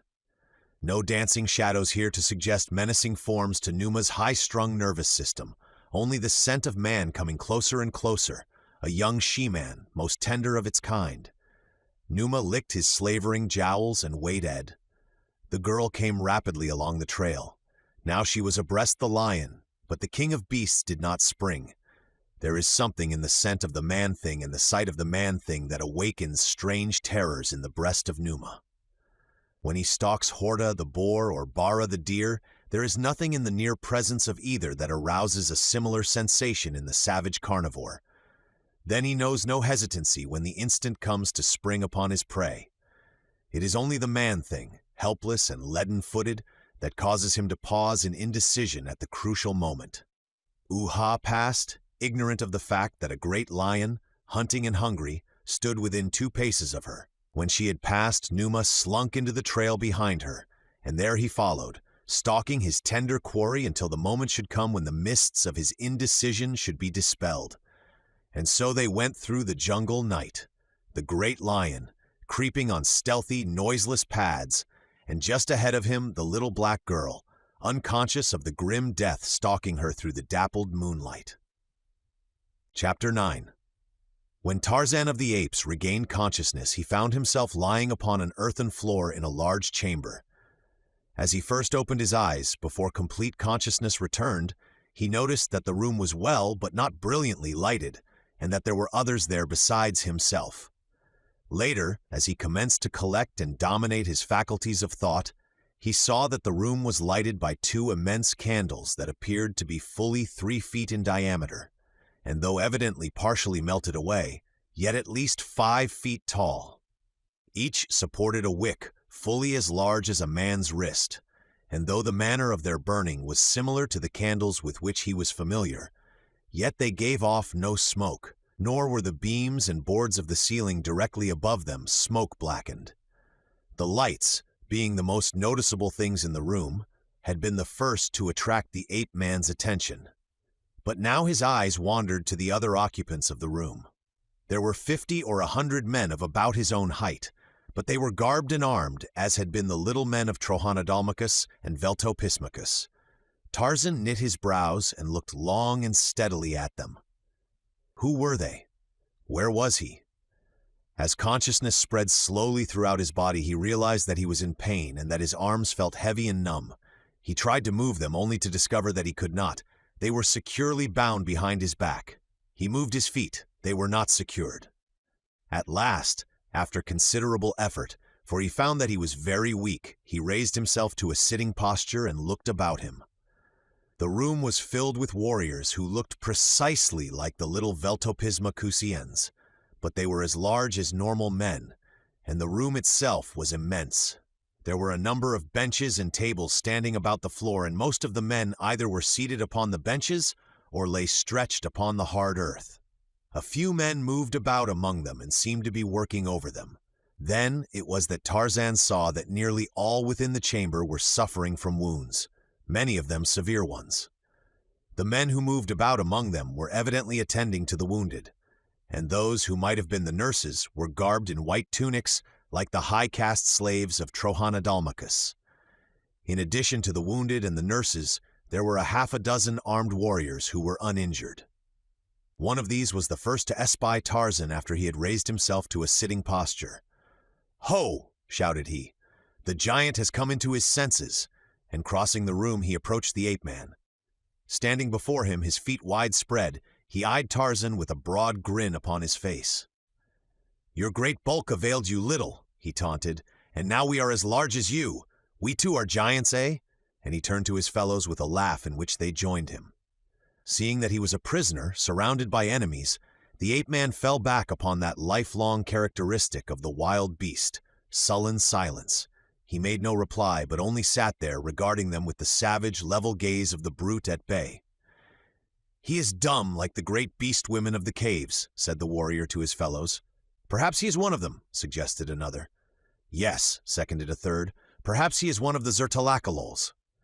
"But their men are all cowards," urged the first speaker, "and this one fought like a warrior born." Yes, with his bare hands he fought till he went down. You should have seen how he threw diadettes and warriors as one might pick up tiny pebbles and hurl them afar. He would not give a step or run, and always he smiled. "He does not look like the men of the Zertalakalols. Ask him if he is." He who had first addressed him put the question to Tarzan, but the ape-man only continued to glare at them. "He does not understand me," said the warrior. "I do not think that he is a Zertalakalol, though. What he is, however, I do not know." He approached and examined Tarzan's wounds. "These will soon be healed. In 7 days or less, he will be fit for the quarries." They sprinkled a brown powder upon his wounds, and brought him food and water and the milk of antelopes. And when they found that his arms were swelling badly and becoming discolored, they brought an iron chain, and fastening one end about his waist with a clumsy padlock, secured him to a ring in the stone wall of the chamber, and cut the bonds from his wrists. As they believed that he did not understand their language, they spoke freely before him. But as their tongue was almost identical with that employed by the Trohana Dalmacusians, Tarzan understood everything that they said, and thus he learned that the battle before the city of Adendrohakis had not gone as well for the Veltopismacusians as Elkamolhago, their king, had desired. They had lost many in killed and prisoners, and in return had not killed near so many of the enemy, and had taken comparatively few prisoners, though Elkamolhago, he learned, considered him worth the entire cost of the brief war. How they had changed themselves into men of his own stature, Tarzan could not comprehend, nor did any of the remarks he overheard shed any light upon this mystery of mysteries.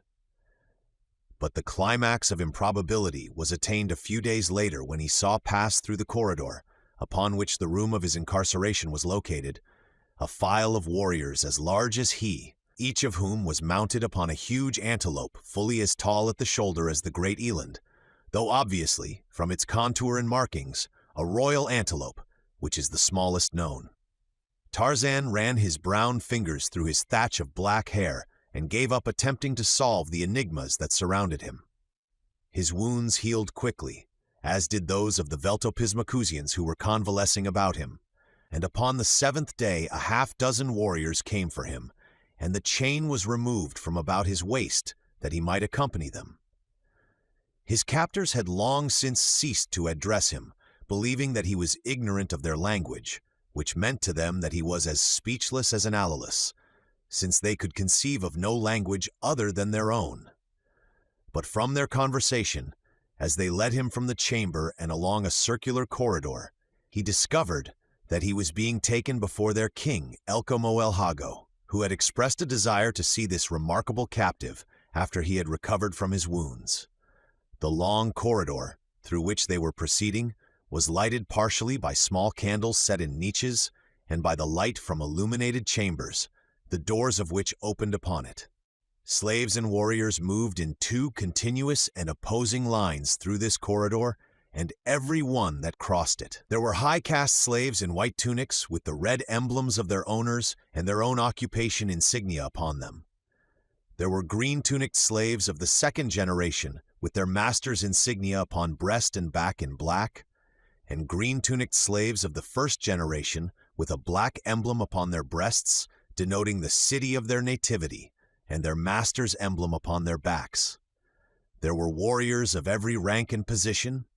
There were the plain leather trappings of the young and poor, and the jewel-studded harness of the rich.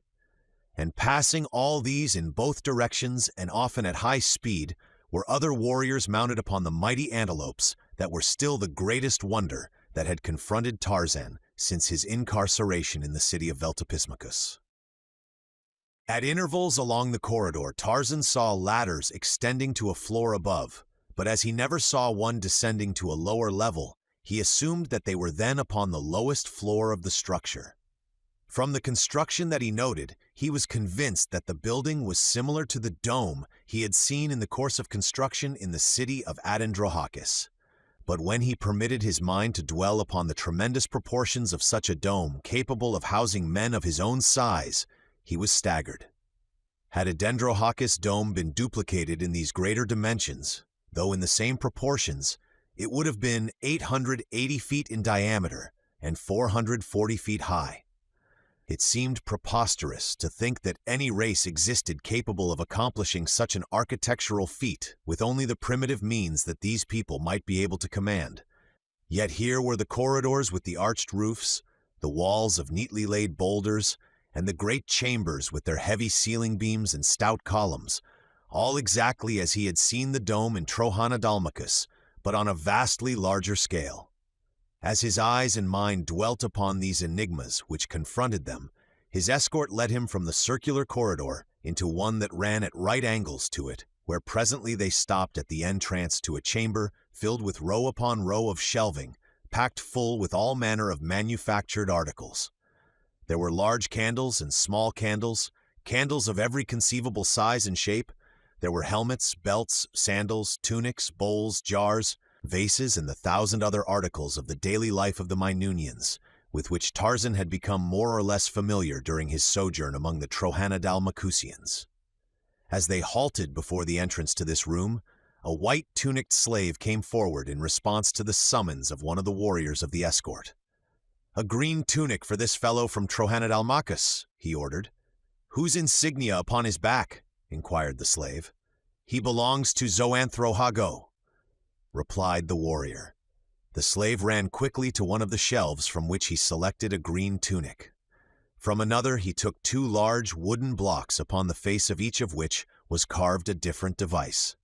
These he covered evenly with some sort of paint or ink, slipped a smooth board inside the tunic, placed one of the dies face downward upon the cloth, tapped it smartly with a wooden mallet several times, and then repeated the operation with the other die upon the reverse side of the tunic. When he handed the garment to Tarzan with the instructions to don it, the ape-man saw that it bore a device in black upon the breast and another upon the back, but he could not read them. His education had not progressed thus far.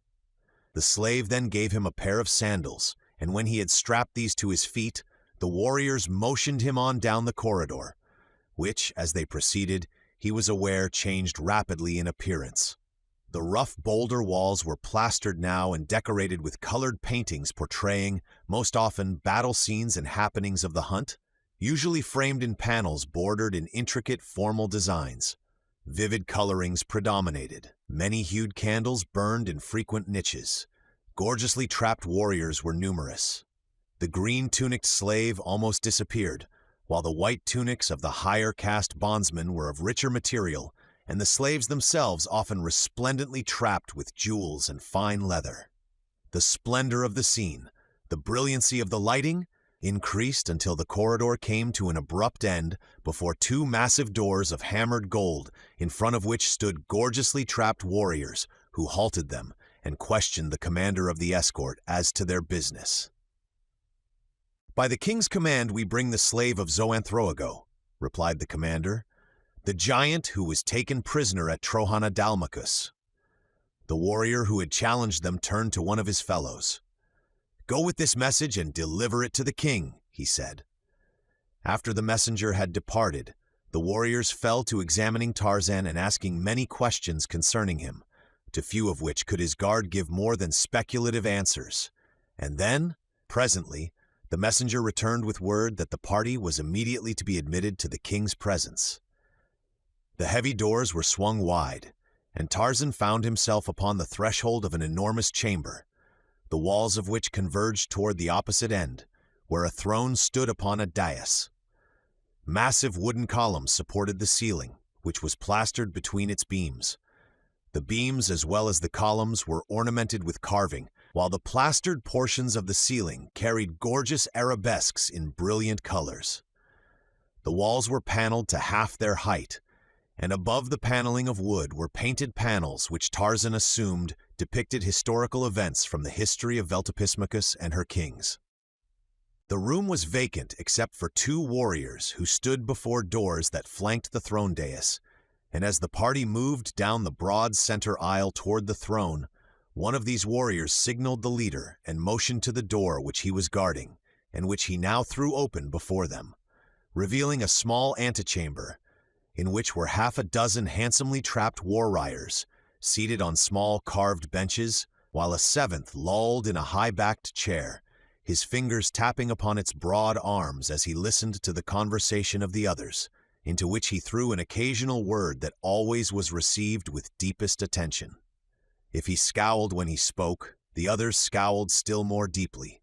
If he smiled, they broke into laughter, and scarcely for an instant did their eyes leave his face, lest they miss some fleeting index of his changing moods.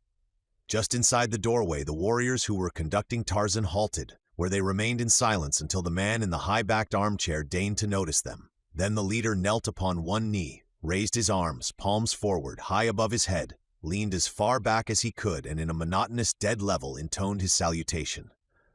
O Elcomolhago, king of Veltopismacus, ruler of all men, master of created things, all wise, all courageous, all glorious, we bring thee, as thou hast commanded, the slave of Zoanthrohago. Arise and bring the slave closer, commanded the man in the high-backed armchair, and then to his companions, this is the giant that Zoanthrohago brought back from Trohanadalmachus. We have heard of him, all glorious, they replied. And of Zoanthrohago's wager, questioned the king. And of Zoanthrohago's wager, all wise, replied one. What think you of it? Demanded Elcomelhago. Even as you think, ruler of all men, quickly spoke another. And how is that? Asked the king. The six looked quickly and uneasily, one at the others. How does he think? Whispered he, who was farthest from Elcomolhago, to his neighbor, who shrugged his shoulders hopelessly and looked to another. What was that, Gofoloso? Demanded the king. What was that you said? I was about to remark that unless Zoanthrohago first consulted our august and all-wise ruler and is now acting upon his judgment, he must, almost of necessity, lose the wager, replied Gofoloso glibly. Of course, said the king. There is something in what you say, Gofoloso. Zoanthrohago did consult me. It was I who discovered the vibratory principle which made the thing possible. It was I who decided just how the first experiments were to be carried out. Heretofore it has not been enduring, but we believe that the new formula will have a persistency of 39 moons at least. It is upon this that Zoanthrohago has made his wager. If he is wrong, he loses 1,000 slaves to Dalfastomolo. Wonderful, exclaimed Gofoloso. Blessed indeed are we above all other peoples, with a king so learned and so wise as Elcomoelhago. You have much to be thankful for, Gofoloso, agreed the king, but nothing compared to what will follow the success of my efforts to apply this principle of which we have been speaking, but with results diametrically opposite to those we have so far achieved. But we work upon it. We work up on it. Some day it will come, and then I shall give to Zoanthrohago the formula that will revolutionize Menuni. Then with 100 men might we go forth and conquer the world. Elcomoelhago now turned his attention suddenly upon the green-tunicked slave standing a short distance before him. He scrutinized him closely and in silence for several minutes. From what city do you come? Demanded the king at last. Oh, all glorious Elcomoelhago, spoke up the leader of the escort. The poor ignorant creature is without speech. Utters he any sound? Inquired the king. None, since he was captured master of men, replied the warrior. He is a Zertalakalal, stated Elcomoelhago. Why all this silly excitement over one of these low, speechless creatures? See now, exclaimed Gofoloso, how quickly and surely the Father of Wisdom grasps all things, probing to the bottom of all mysteries, revealing their secrets. Is it not marvelous? Now that the sun of science has shone upon him, even the dullest may see that the creature is indeed a Zertalakalal, cried another of the king's companions. How simple, how stupid of us all! Ah, what would become of us were it not for the glorious intelligence of the All-Wise? Elcomoelhago was examining Tarzan closely. He seemed not to have heard the eulogies of his courtiers. Presently he spoke again. He has not the features of the Zertalakalals, he pondered musingly. See his ears. They are not the ears of the speechless ones, nor his hair. His body is not formed as theirs, and his head is shaped for the storing of knowledge and the functioning of reason. No, he cannot be a Zertalakalol. Marvelous, cried Gofoloso. Did I not tell you? Elcomoelhago, our king, is always right. The most stupid of us may easily see that he is not a Zertalakalol, now that the king's divine intelligence has made it so plain, exclaimed the second courtier. At this juncture, a door, opposite that through which Tarzan had been brought into the apartment, opened, and a warrior appeared. O Elcomoelhago, king of Veltopismachus, he droned. Thy daughter, the Princess Genzara, has come. She would see the strange slave that Xoenthrohago brought from Trohanadalmachus and craves the royal permission to enter. Elcomalhago nodded his assent. Conduct the princess to us, he commanded.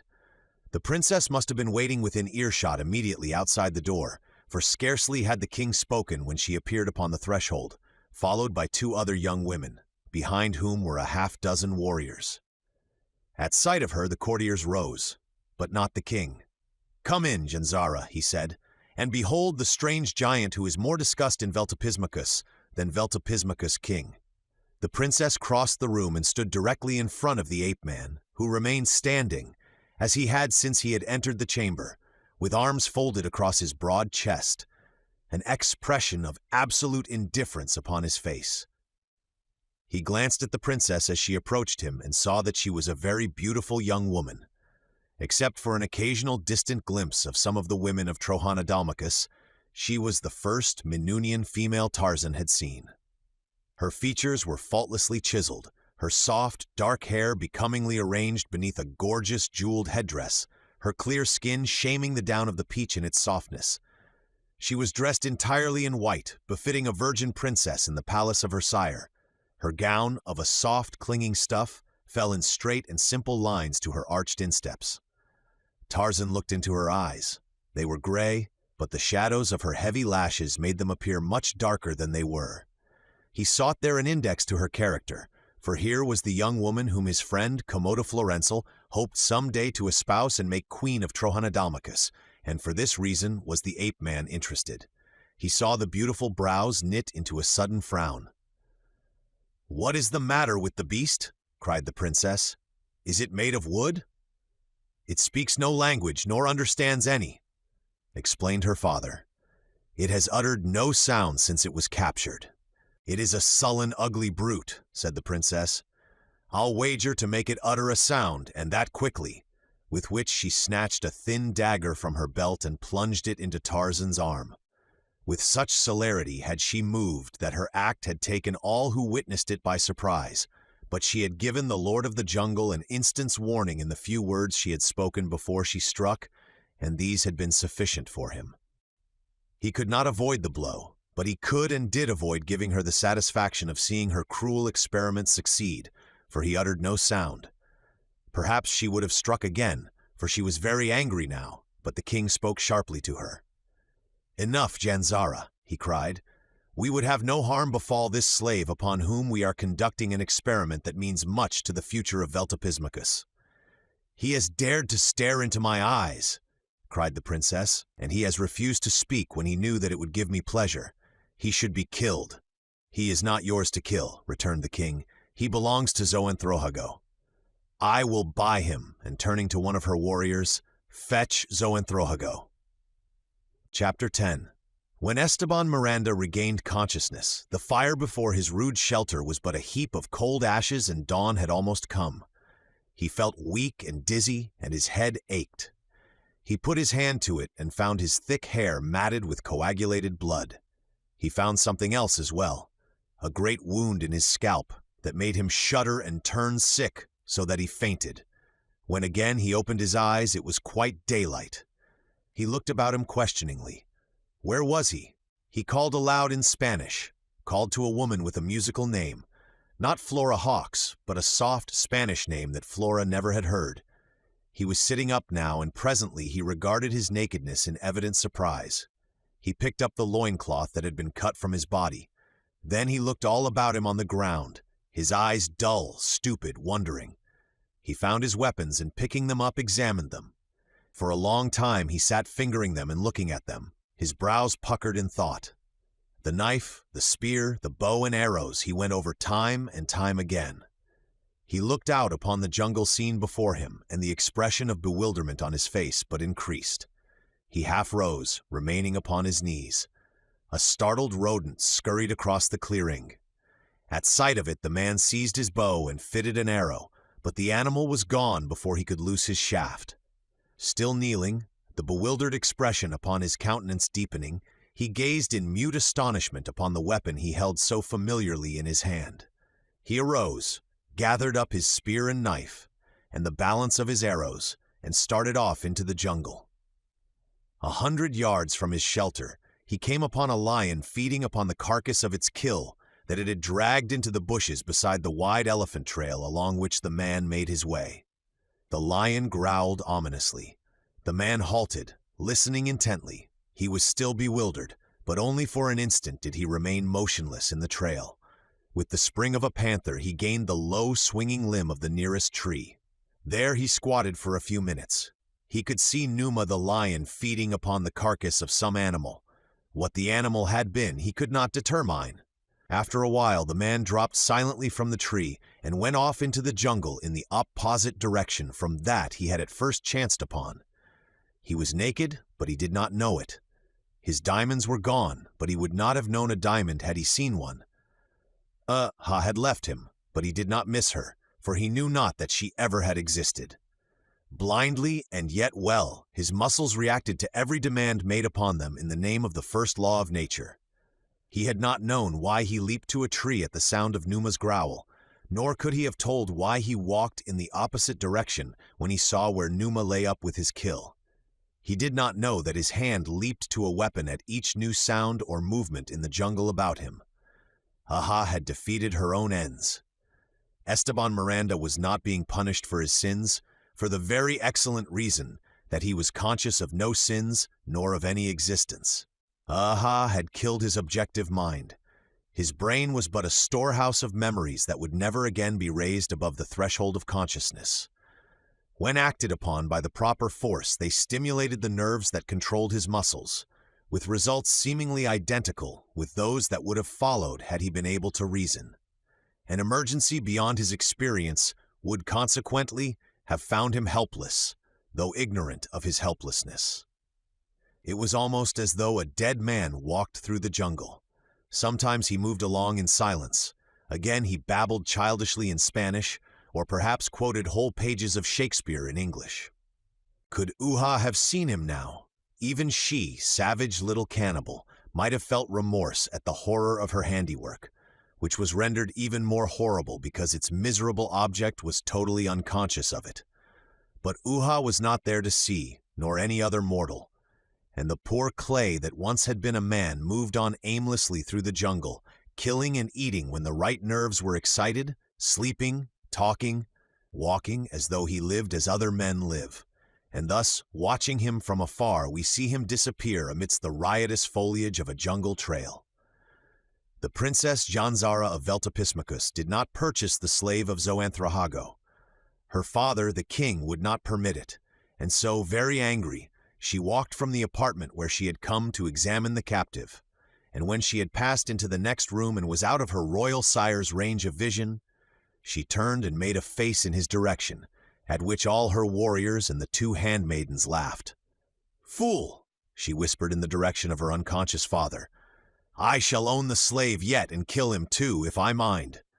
The warriors and the handmaidens nodded their heads approvingly. King Elcomolhago arose languidly from his chair. "Take it to the quarries," he said, indicating Tarzan with a motion of his thumb, "but tell the officer in charge that it is the king's wish that it be not overworked nor injured." And as the ape-man was led away through one doorway, the king quitted the chamber by another, his 6 courtiers bowing in the strange Minunian way until he was gone. Then one of them tiptoed quickly to the doorway through which Elcomolhago had disappeared, flattened himself against the wall beside the door and listened for a moment. Apparently satisfied, he cautiously insinuated his head beyond the door frame until he could view the chamber adjoining with one eye. Then he turned back toward his fellows. "The old half-wit has gone," he announced, though in a whisper that would have been inaudible beyond the chamber in which it was breathed. For even in Minuni they have learned that the walls have ears, though they express it differently, saying instead, "Trust not too far the loyalty of even the stones of your chamber." "Saw you ever a creature endowed with such inordinate vanity?" exclaimed one. "He believes that he is wiser than, not any man, but all men combined," said another. "Sometimes I feel that I can abide his arrogance no longer." "But you will, Jafasto," said Gofoloso. "To be chief of warriors of Veltopismacus is too rich a berth to be lightly thrown aside." when one might simultaneously throw away one's life at the same time, added Torndali, chief of quarries. But the colossal effrontery of the man, ejaculated another, Makahago, chief of buildings. He has had no more to do with Zoanthrohago's success than have I, and yet he claims the successes all for himself and blames the failures upon Zoanthrohago. The glory of Veltopismachus is threatened by his egotism, cried Throaldo, chief of agriculture. He has chosen us as his advisors, 6 princes whose knowledge of their several departments should be greater than that of any other individuals, and whose combined knowledge of the needs of Veltopismachus and the affairs of state should form a bulwark against the egregious errors that he is constantly committing. But never will he heed our advice. To offer it he considers a usurpation of his royal prerogatives. To urge it, little short of treason. To question his judgment spells ruin. Of what good are we to Veltopismachus? What must the people of the state think of us? It is well known what they think of us, snapped Gofaloso. They say that we were chosen, not for what we know, but for what we do not know, nor can you blame them. I, a breeder of diadetes, master of 10,000 slaves, who till the soil and raise a half of all the food that the city consumes, am chosen chief of chiefs, filling an office for which I have no liking and no training, while Throaldo, who scarce knows the top of a vegetable from its roots, is chief of agriculture. Makahago worked the quarry slaves for 100 moons and is made chief of buildings, while Torndali, who is acclaimed the greatest builder of our time, is chief of quarries. Gafasto and Vestaco alone are masters of their bureaus. Vestaco the king chose wisely as chief of the royal dome, that his royal comfort and security might be assured. But in Gafasto behold his greatest blunder. He elevated a gay young pleasure-seeker to the command of the army of Veltopismachus, and discovered in his new chief of warriors as great a military genius as Veltopismachus has ever produced. Gafasto bowed his acknowledgment of the compliment. Had it not been for Gafasto, the Trohanadalmacusians would have trapped us fairly the other day, continued Gofaloso. I advised the king against pushing the assault, interjected Gafasto, as soon as it became evident that we had failed to surprise them. We should have withdrawn. It was only after we had advanced and I was free from him that I could direct the affair without interference, and then, as you saw, I quickly extricated our troops and withdrew them with as little loss of men and prestige as possible. It was nobly done, Gafasto, said Torndali. The troops worship you. They would like a king who led them in battle as you might lead them. And let them have their wine as of old, interjected Makahago. We would all rally around a king who permitted us the innocent pleasure of our wine, said Gofaloso. What say you, Vestaco? The chief of the royal dome, the king's major domo, who had remained silent throughout the arraignment of his master, shook his head. It is not wise to speak treason now, he said. The 3 looked sharply at him and glanced quickly at one another. Who has spoken treason, Vestaco? Demanded Gofaloso. You have all come too close to it for safety, said the oily Vestaco. He spoke in a much louder voice than the others had spoken, as though far from being fearful of being overheard, he rather hoped that he would be. Elcomolhago has been good to us. He has heaped honors and riches upon us. We are very powerful. He is a wise ruler. Who are we to question the wisdom of his acts? The others looked uneasily about. Gofaloso laughed nervously. You were ever slow to appreciate a joke, my good Vestaco, he said. Could you not see that we were hoaxing you? I could not, replied Vestaco, but the king has a fine sense of humor. I will repeat the joke to him, and if he laughs, then I shall laugh too, for I shall know that it was indeed a joke. But I wonder upon whom it will be.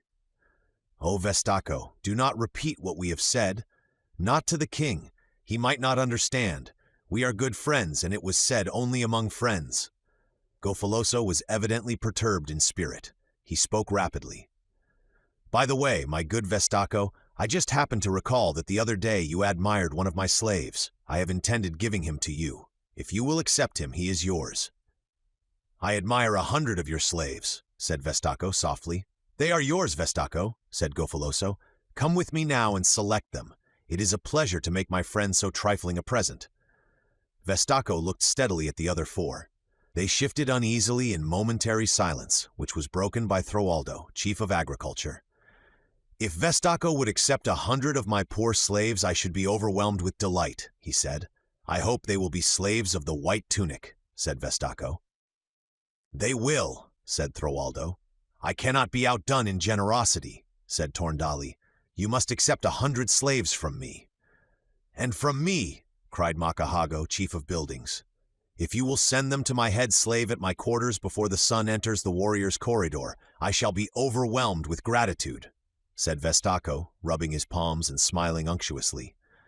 Then he looked quickly and meaningly at Jafasto, chief of warriors of Veltopismachus. "Best can I show my friendship for the noble Vestaco," said Jafasto, unsmiling, "by assuring him that I shall, if possible, prevent my warriors from slipping a dagger between his ribs. Should aught of harm befall me, however, I fear that I cannot be responsible for the acts of these men, who I am told love me." For a moment longer he stood looking straight into the eyes of Vestaco. Then he turned upon his heel and strode from the room. Of the 6 men who composed the royal council, Jafasto and Gofoloso were the most fearless, though even they flattered the vain and arrogant Elcamolhago, whose despotic powers rendered him a most dangerous enemy. Custom and inherent loyalty to the royal family, in addition to that most potent of human instrumentalities, self-interest, held them to the service of their king, but so long had they been plotting against him, and so rife was discontent throughout the city, that each now felt that he might become bolder with impunity. Torndali, Makahago, and Throaldo, having been chosen by the king for their supposed pliability and having, unlike Jafasto and Gofoloso, justified his expectations, counted for little one way or another. Like the majority of the Veltopismacusian nobles under the reign of Elcamolhago, they had become corrupt, and self-interest guided their every act and thought. Jafasto did not trust them, for he knew that they could be bought even while professing their virtue, and Jafasto had taken to the study of men since his success with the warriors of his city, a success that was fully as much a surprise to him as to others, and his knowledge of the mounting restlessness of the people had implanted in the fertile soil of a virile brain the idea that Veltopismachus was ripe for a new dynasty. Vestaco he knew for a self-acknowledged and shameless bribe-taker. He did not believe that there was an honest hair in the man's head, but he had been surprised at the veiled threat of exposure he had used to mulct his fellows. "Low indeed have fallen the fortunes of Veltopismachus," he said to Gofoloso as the two walked along the warrior's corridor after quitting the council chamber of the king. "As exemplified by?" queried the chief of chiefs. "By Vestaco's infamy. He cares neither for king nor for people. For slaves or gold he would betray either. And Vestaco is typical of the majority of us. No longer is friendship sacred, for even from Throaldo he exacted the toll of his silence, and Throaldo has ever been accounted his best friend." "What has brought us to such a pass, Jafasto?" asked Gofoloso thoughtfully. "Some attribute it to one cause and some to another, and though there should be no man in Veltopismachus better able than myself to answer my own question, I confess that I am at a loss. There are many theories, but I doubt me the right one has yet been expounded." "If one should ask me, Gofoloso, and you have asked me, I should say to him as I am about to say to you that the trouble with Veltopismachus is too much peace.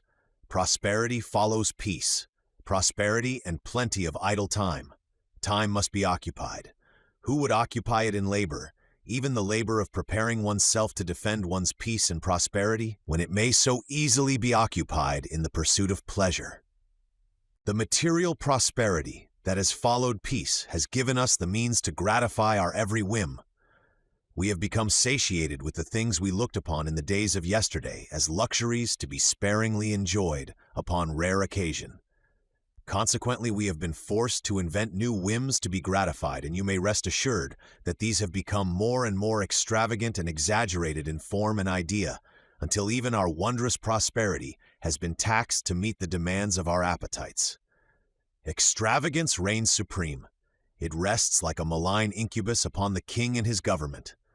To mend its inroads upon the treasury, the burden of the incubus is shifted from the back of the government to the back of the people in the form of outrageous taxes which no man can meet honestly and have sufficient remaining wherewith to indulge his appetites, and so by one means or another he passes the burden on to those less fortunate or less shrewd. But the heaviest taxation falls upon the rich, Gofaloso reminded him. In theory, but not in fact, replied Gefasto. It is true that the rich pay the bulk of the taxes into the treasury of the king, but first they collect it from the poor in higher prices and other forms of extortion, in the proportion of 2 jetaks for every one that they pay to the tax collector. The cost of collecting this tax added to the loss in revenue to the government by the abolition of wine, and the cost of preventing the unscrupulous from making and selling wine illicitly would, if turned back into the coffers of the government, reduce our taxes so materially that they would fall as a burden upon none. And that, you think, would solve our problems and restore happiness to Veltopismachus? Asked Gofaloso. No, replied his fellow prince. We must have war. As we have found that there is no enduring happiness in peace or virtue, let us have a little war and a little sin. A pudding that is all of one ingredient is nauseating. It must be seasoned, it must be spiced, and before we can enjoy the eating of it to the fullest, we must be forced to strive for it. War and work, the 2 most distasteful things in the world, are, nevertheless, the most essential to the happiness and the existence of a people. Peace reduces the necessity for labor and induces slothfulness. War compels labor, that her ravages may be effaced. Peace turns us into fat worms. War makes men of us. War and wine, then, would restore Veltopismachus to her former pride and happiness, you think? Laughed Gofaloso. What a firebrand you have become since you came to the command of all the warriors of our city. You misunderstand me, Gofaloso, said Gefasto patiently. War and wine alone will accomplish nothing but our ruin. I have no quarrel with peace or virtue or temperance. My quarrel is with the misguided theorists who think that peace alone or virtue alone or temperance alone will make a strong, a virile, a contented nation. They must be mixed with war and wine and sin and a great measure of hard work, especially hard work, and with nothing but peace and prosperity, there is little necessity for hard work, and only the exceptional man works hard when he does not have to. But come, you must hasten to deliver the 100 slaves to Vestico before the sun enters the warrior's corridor, or he will tell your little joke to Elcomolhago. Gofaloso smiled ruefully. Some day he shall pay for these 100 slaves, he said, and the price will be very high. If his master falls, said Gefasto. When his master falls, Gofaloso corrected. The chief of warriors shrugged his shoulders, but he smiled contentedly, and he was still smiling after his friend had turned into an intersecting corridor and gone his way. Chapter 11. Tarzan of the Apes was led directly from the royal dome to the quarries of Veltopismachus, which lie a quarter of a mile from the nearer of the 8 domes which constitute the city. A 9th dome was in course of construction, and it was toward this that the line of burdened slaves wound from the entrance to the quarry to which the ape-man was conducted. Just below the surface, in a well-lighted chamber, he was turned over to the officer in charge of the quarry guard, to whom the king's instructions concerning him were communicated. "Your name?" demanded the officer, opening a large book that lay upon the table at which he was seated. "He is as dumb as the Zertalakalols," explained the commander of the escort that had brought him to the quarry. "Therefore he has no name." "We will call him the Giant, then," said the officer, "for as such has he been known since his capture." And he wrote in his book Zuanthral, with Zoanthrahago as the owner, and Trohanadalmachus as the city of his origin, and then he turned to one of the warriors lolling upon a nearby bench. "Take him to the timbering crew in the extension of Tunnel 13, at the 36th level, and tell the Vental in charge to give him light work, and see that no harm befalls him, for such are the commands of the Thagasto. Go! But wait, here is his number. Fasten it upon his shoulder."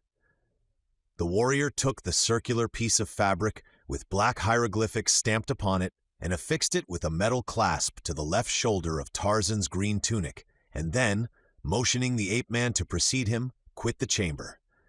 Tarzan now found himself in a short, dark corridor, which presently opened into a wider and lighter one, along which innumerable unladen slaves were moving in the same direction that his guard now escorted him. He noticed that the floor of the corridor had a constant downward gradient, and that it turned ever to the right, forming a great spiral leading downward into the earth. The The walls and ceiling were timbered and the floor paved with flat stones, worn smooth by the millions of sandaled feet that had passed over them.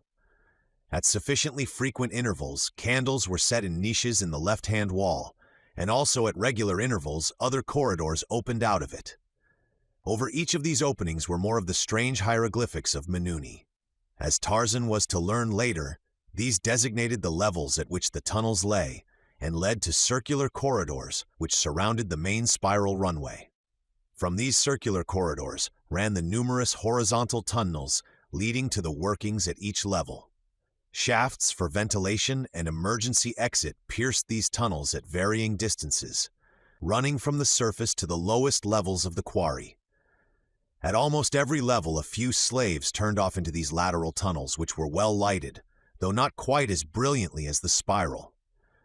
Shortly after they had commenced the descent, Tarzan, accustomed from infancy to keen observation, had taken note of the numbers of tunnel entrances they passed, but he could only conjecture at the difference in the depths of the levels into which they opened. A rough guess placed them at 15 feet, but before they reached the 36th, into which they turned, Tarzan felt that there must be an error in his calculations, for he was sure that they could not be 540 feet below the Earth's surface with open flames and no forced ventilation. The horizontal corridor they now entered after leaving the spiral curved sharply to the right and then back to the left. Shortly afterward, it crossed a wide, circular corridor in which were both laden and unladen slaves, beyond which were two lines, those laden with rock moving back in the direction from which Tarzan had come, while others, bearing lumber, moved in the same direction that he did. With both lines, there were unladen slaves. After traversing the horizontal tunnel for a considerable distance, they came at last upon the working party, and here Tarzan was turned over to the Vental, a warrior who, in the military organizations of the Menunians, commands 10 men. "So this is the giant," exclaimed the Vental, "and we are not to work him too hard." His tone was sneering and disagreeable. "Such a giant," he cried. "Why, he is no larger than I, and they are afraid to let him do any work into the bargain. Mark you, he will work here or get the lash. Kalfastaban permits no sluggards." And the fellow struck his chest vauntingly. He who had brought Tarzan appeared disgusted. "You will do well, Kalfastaban," he said as he turned away to retrace his steps to the guardroom, "to heed the king's commands. I should hate to be wearing your harness if aught befell this speechless slave that has set every tongue in Veltopismachus going, and made Elkamol Hago so jealous of Zoanthro Hago that he would slip steel between his ribs, were it not that he could then no longer steal the great wizard's applause." "Kalfastaban fears no king," blustered the Vental, "least of all the sorry specimen that befouls the throne of Veltopishago. He fools no one but himself. We all know that Zoanthrohago is his brain and Gafasto his sword." "However," warned the other, "be careful of Zuanthrol," and he departed. Kalfastaban Vental set the new slave to work upon the timbering of the tunnel as it was excavated from the great moraine that formed the quarry. The line of slaves coming from the surface, empty-handed, passed down one side of the tunnel to the end, loosened each a rock, or if heavy a rock, to 2 men, and turned back up the tunnel's opposite side, carrying their burdens back to the spiral runway used by those leaving the workings, and so up and out to the new dome. The earth, a light clay that filled the interstices between the rocks in the moraine, was tamped into the opening behind the wall timbers, the tunnel being purposely made sufficiently large to permit of this. Certain slaves were detailed for this work. Others carried timbers cut to the right dimensions down to the timbering crew, of which Tarzan was one. It was only necessary for this crew of 3 to scoop a narrow, shallow trench in which to place the foot of each wall board, set them in place, and slip the ceiling board on top of them. At each end of the ceiling boards was a cleat, previously attached at the surface, which kept the wallboards from falling in after being set in place. The dirt tamped behind them fastened them solidly in their places, the whole making a quickly erected and substantial shoring. The work was light for the ape-man, though he still was weak from the effects of his wounds, and he had opportunities constantly to observe all that went on around him and to gather new information relative to the people in whose power he found himself. Calfastoban he soon set down as a loud-mouthed braggart from whom one need have nothing to fear during the routine of their everyday work, but who would bear watching if ever opportunity came for him to make a show of authority or physical prowess before the eyes of his superiors. The slaves about him worked steadily, but seemed not to be overtaxed, while the guards, which accompanied them constantly, in the ratio of about 1 warrior to every 50 slaves, gave no indications of brutality in the treatment they accorded their charges, insofar as Tarzan was able to observe. The fact that puzzled him most now, as it had since the moment of his first return to consciousness, was the stature of these people. They were no pygmies, but men fully as large as the usual run of Europeans. There was none quite as tall as the ape-man, but there were many who missed it by but the scantiest fraction of an inch. He knew that they were Veltopismacusians, the same people he had seen battling with the Trohanadalmacusians. They spoke of having captured him in the battle that he had seen waged, and they called him Zuanthrol, the giant, yet they were as large as he, and as he had passed from the royal dome to the quarry, he had seen their gigantic dome dwellings, rising fully 400 feet above his head. It was all preposterous and impossible, yet he had the testimony of all his faculties that it was true. Contemplation of it but tended to confuse him more, and so he gave over all attempts to solve the mystery, and set himself to the gathering of information concerning his captors and his prison, against that time, which he well knew must some day come, when the means of escape should offer itself to the alert and cunning instincts of the wild beast, that at heart he always considered himself. Wherever he had been in Veltopismacus, whoever he had heard refer to the subject, he had had it borne in upon him that the people were generally dissatisfied with their king and his government, and he knew that among a discontented people efficiency would be at low ebb, and discipline demoralized to such an extent that, should he watch carefully, he must eventually discover the opportunity he sought through the laxity of those responsible for his safekeeping. He did not expect it today or tomorrow, but today and tomorrow were the days upon which to lay the foundation of observation that would eventually reveal an avenue of escape.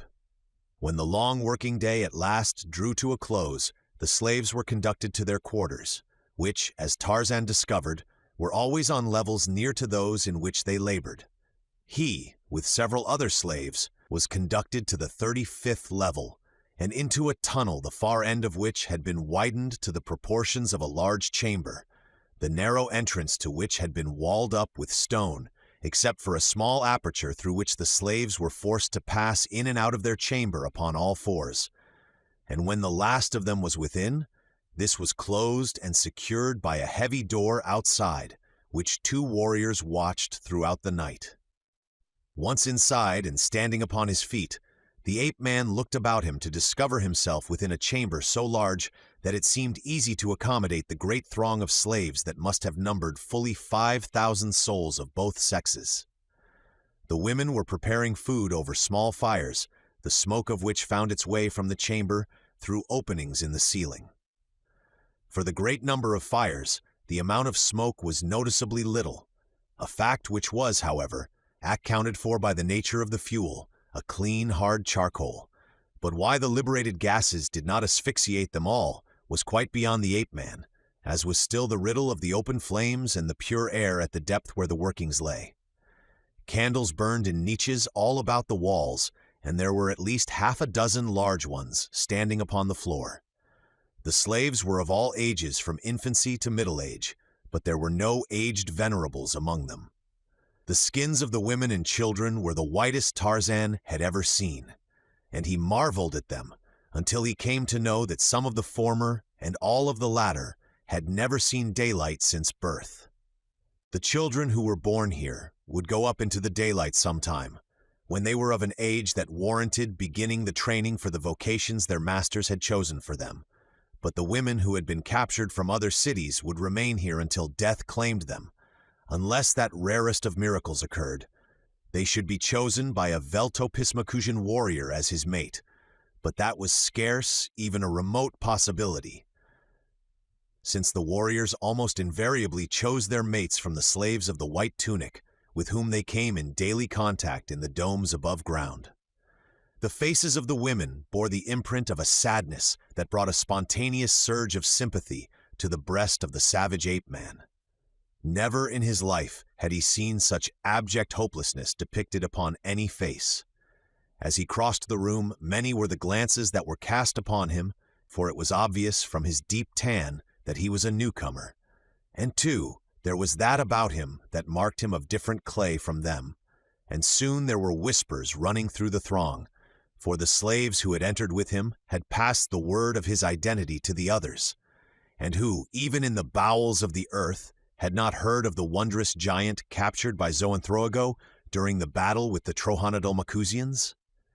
Presently a young girl, kneeling above a brazier over which she was grilling a cut of flesh, caught his eye and motioned him to her. As he came, he saw that she was very beautiful, with a pale, translucent skin, the whiteness of which was accentuated by the blue-black of a wealth of lustrous hair. "You are the giant?" she asked. "I am Zoanthral," he replied. "He has told me about you," said the girl. "I will cook for you too. I cook for him. Unless," she added with a trace of embarrassment, "there is another you would rather have cook for you." "There is no one I would rather have cook for me," Tarzan told her. "But who are you and who is he?" "I am Talaskar," she replied, "but I know him only by his number. He says that while he remains a slave he has no name, but will go always by his number, which is 800 cubed plus 19. I see that you are 800 cubed plus 21. She was looking at the hieroglyphics that had been fastened upon his shoulder. "Have you a name?" "They call me Zoanthral." "Ah," she said, "you are a large man, but I should scarcely call you a giant. He, too, is from Trohanadalmachus, and he is about your height. I never heard that there were any giants in Menunai except the people they call Zertalakalals." "I thought you were a Zertalakalal," said a man's voice at Tarzan's ear. The ape-man turned to see one of the slaves with whom he had been working eyeing him quizzically and smiled. "I am a Zertalakalal to my masters," he replied. The other raised his brows. "I see," he said. "Perhaps you are wise. I shall not be the one to betray you," and passed on about his business. "What did he mean?" asked the girl. "I have never spoken until now since they took me prisoner," he explained, "and they think I am speechless, though I am sure that I do not look like a Zertalakalal, yet some of them insist that I am one." "I have never seen one," said the girl. "You are fortunate," Tarzan told her. "They are neither pleasant to see nor to meet." "But I should like to see them," she insisted. "I should like to see anything that was different from these slaves whom I see all day and every day." "Do not lose hope," he encouraged her, "for who knows but that it may be very soon that you will return to the surface." "Return," she repeated. "I have never been there." "Never been to the surface? You mean since you were captured?" "I was born in this chamber," she told him, "and never have I been out of it." "You are a slave of the second generation and are still confined to the quarries. I do not understand it. In all Manunian cities, I have been told, slaves of the second generation are given the white tunic and comparative freedom above ground." "It was not for me. My mother would not permit it. She would rather I had died than mated with a Veltapismacusian or another slave, as I must do if I go into the city above." "But how do you avoid it?" "Your masters certainly do not leave such things to the discretion of their slaves. Where there are so many, one or two may go unaccounted for indefinitely, and women, if they be ill-favored, cause no comment upon the part of our masters. My birth was never reported, and so they have no record of me. My mother took a number for me from the tunic of one who died, and in this way I attract no attention upon the few occasions that our masters or the warriors enter our chamber." "But you are not ill-favored. Your face would surely attract attention anywhere," Tarzan reminded her.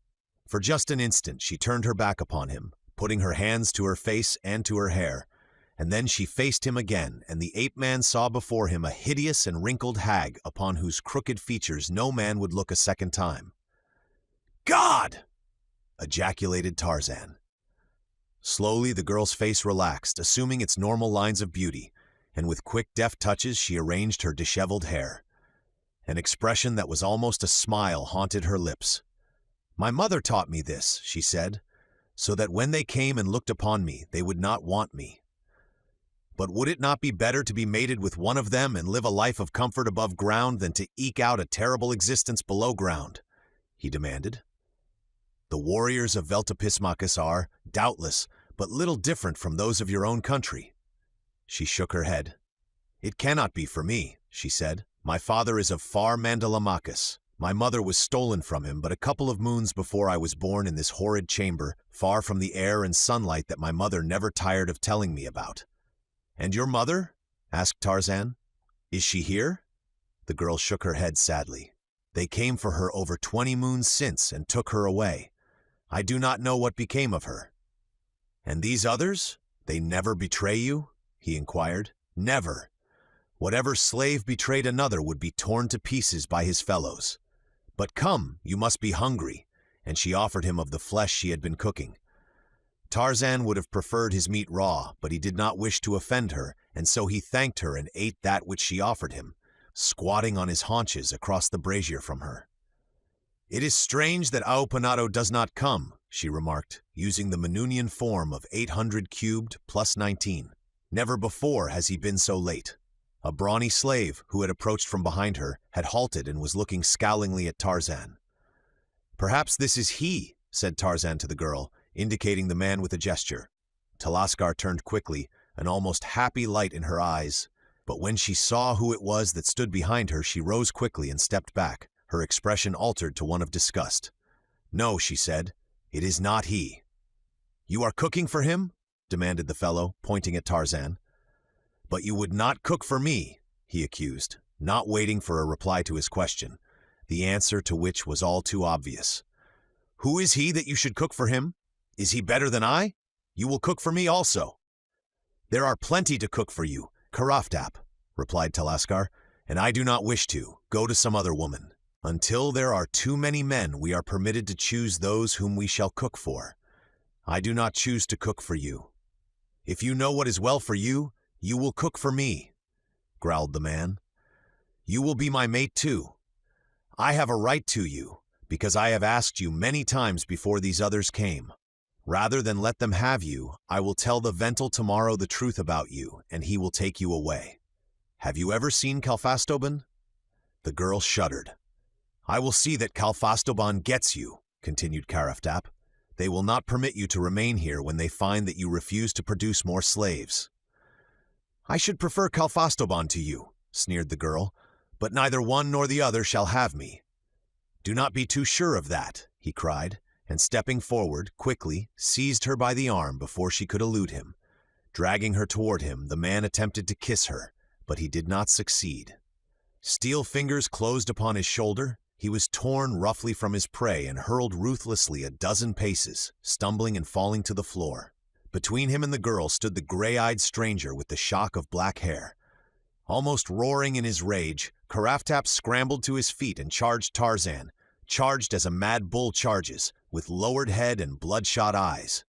"For this you shall die," he screamed. Chapter 12. The son of the first woman strode proudly through the forest. He carried a spear, jauntily, and there was a bow and arrows slung to his back. Behind him came 10 other males of his species, similarly armed, and each walked as though he owned the earth he trod. Toward them along the trail, though still beyond their sight, or hearing, or smell, came a woman of their kind. She too walked with fearless step. Presently her eyes narrowed and she paused, up-pricking her great flat ears to listen, sniffing the air. "Men!" She increased her gait to a trot, bearing down upon them. There was more than one. There were several. If she came upon them suddenly, they would be startled, filled with confusion, and no doubt she could seize one of them before they took to flight. If not, the feathered pebbles at her girdle would seek one out. For some time men had been scarce. Many women of her tribe who had gone out into the forest to capture mates had never returned. She had seen the corpses of several of these herself lying in the forest. She had wondered what had killed them. But here were men at last, the first she had discovered in 2 moons, and this time she would not return empty-handed to her cave. At a sudden turning of the forest trail, she came within sight of them, but saw, to her dismay, that they were still a long way off. They would be sure to escape if they saw her, and she was upon the point of hiding when she realized that already it was too late. One of them was pointing at her. Loosing a missile from her girdle and grasping her cudgel more firmly, she started toward them at a rapid, lumbering run. She was both surprised and pleased when she saw that they made no attempt to escape. How terrified they must be to stand thus docilely while she approached them. But what was this? They were advancing to meet her, and now she saw the expressions upon their faces. No fear there, only rage and menace. What were the strange things they carried in their hands? One who was running toward her, the nearest, paused and hurled a long pointed stick at her. It was sharp, and when it grazed her shoulder, it brought blood. Another paused and holding a little stick across a longer stick, the ends of which were bent back with a piece of gut, suddenly released the smaller stick, which leaped through the air and pierced the flesh beneath one of her arms. And behind these two, the others were rushing upon her with similar weapons. She recalled the corpses of women she had seen in the forest, and the dearth of men for the past several moons. And though she was dull of wit, yet she was not without reasoning faculties, and so she compared these facts with the occurrences of the past few seconds, with a resultant judgment that sent her lumbering away in the direction from which she had come, as fast as her hairy legs could carry her.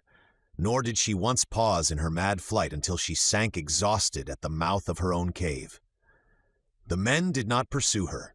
As yet they had not reached that stage in their emancipation that was to give them sufficient courage and confidence in themselves to entirely overcome their hereditary fear of women. To chase one away was sufficient. To pursue her would have been tempting Providence. When the other women of the tribe saw their fellow stagger to her cave and sensed that her condition was the result of terror and the physical strain of long flight, they seized their cudgels and ran forth, prepared to meet and vanquish her pursuer, which they immediately assumed to be a lion. But no lion appeared, and then some of them wandered to the side of the woman who lay panting on her threshold. "From what did you run?" they asked her in their simple sign language. "Men," she replied. Disgust showed plainly upon every face, and one of them kicked her and another spat upon her. "There were many," she told them, "and they would have killed me with flying sticks. Look!" And she showed them the spear wound and the arrow still embedded in the flesh beneath her arm. "They did not run from me, but came forward to attack me. Thus have all the women been killed whose corpses we have seen in the forest during the past few moons." This troubled them. They ceased to annoy the prostrate woman. Their leader, the fiercest of them, paced to and fro, making hideous faces. Suddenly she halted. "Come," she signaled. "We shall go forth together and find these men, and bring them back and punish them." She shook her cudgel above her head and grimaced horribly. The others danced about her, imitating her expression and her actions, and when she started off toward the forest, they trooped behind her, a savage, bloodthirsty company, all but the woman who still lay panting where she had fallen. She had had enough of man. She was through with him forever. "For this you shall die!" screamed Karaftap, as he rushed upon Tarzan of the Apes in the long gallery of the slaves' quarters in the quarry of Elcomolhago, king of Veltopismecus. The ape-man stepped quickly aside, avoiding the other, and tripped him with a foot, sending him sprawling face downward upon the floor. Karaftap, before he arose, looked about as though in search of a weapon, and, his eyes alighting upon the hot brazier, he reached forth to seize it. A murmur of disapproval rose from the slaves who, having been occupied nearby, had seen the inception of the quarrel. "No weapons," cried one. "It is not permitted among us. Fight with your bare hands or not at all." But Karaftap was too drunk with hate and jealousy to hear them or to heed, and so he grasped the brazier and, rising, rushed at Tarzan to hurl it in his face. Now it was another who tripped him, and this time two slaves leaped upon him and wrenched the brazier from his hand. "Fight fair," they admonished him, and dragged him to his feet. Tarzan had stood smiling and indifferent, for the rage of others amused him where it was greater than circumstances warranted. And now he waited for Karaftap, and when his adversary saw the smile upon his face, it but increased his spleen, so that he fairly leaped upon the ape-man in his madness to destroy him. And Tarzan met him with the most surprising defense that Karaftap, who for long had been a bully among the slaves, ever had encountered. It was a doubled fist at the end of a straight arm, and it caught Karaftap upon the point of his chin, stretching him upon his back. The slaves, who had by this time gathered in considerable numbers to watch the quarrel, voiced their approval in the shrill "Ay-ay-ah" that constituted one form of applause. Dazed and groggy, Karaftap staggered to his feet once more, and with lowered head looked about him as though in search of his enemy. The girl Talaskar had come to Tarzan's side and was standing there looking up into his face. "You are very strong," she said, but the expression in her eyes said more, or at least it seemed to Karaftap to say more. It seemed to speak of love, whereas it was only the admiration that a normal woman always feels for strength exercised in a worthy cause. Karaftap made a noise in his throat that sounded much like the squeal of an angry pig, and once again he rushed upon the ape-man. Behind them, some slaves were being led into the corridor, and as the aperture was open, one of the warriors beyond it, who chanced to be stooping down at the time, could see within. He saw but little, though what he saw was enough. A large slave with a shock of black hair, raising another large slave high above his head and dashing him to the hard floor. The warrior, pushing the slaves aside, scrambled through into the corridor and ran forward toward the center. Before they were aware of his presence, he stood facing Tarzan and Talaskar. It was Kalfastoban. "What is the meaning of this?" he cried in a loud voice, and then, "Ah, I see. It is the giant. He would show the other slaves how strong he is, would he?" He glanced at Karaftap, struggling to rise from the floor, and his face grew very dark. Karaftap was a favorite of his. "Such things are not permitted here, fellow," he cried, shaking his fist in the ape-man's face, and forgetting in his anger that the new slave neither spoke nor understood. But presently he recollected and motioned Tarzan to follow him. 100 lashes will explain to him that he must not quarrel," he said aloud to no one in particular, but he was looking at Talaskar. "Do not punish him," cried the girl, still forgetful of herself. "It was all Karaftap's fault, Zoanthrol, but acted in self-defense." Kalfastoban could not take his eyes from the girl's face, and presently she sensed her danger and flushed, but still she stood her ground, interceding for the ape-man. A crooked smile twisted Kalfastoban's mouth as he laid a familiar hand upon her shoulder. "How old are you?" he asked. She told him, shuddering. "I shall see your master and purchase you," he announced. "Take no mate." Tarzan was looking at Talaskar, and it seemed that he could see her wilt, as a flower wilts in noxious air, and then Kalfastoban turned upon him.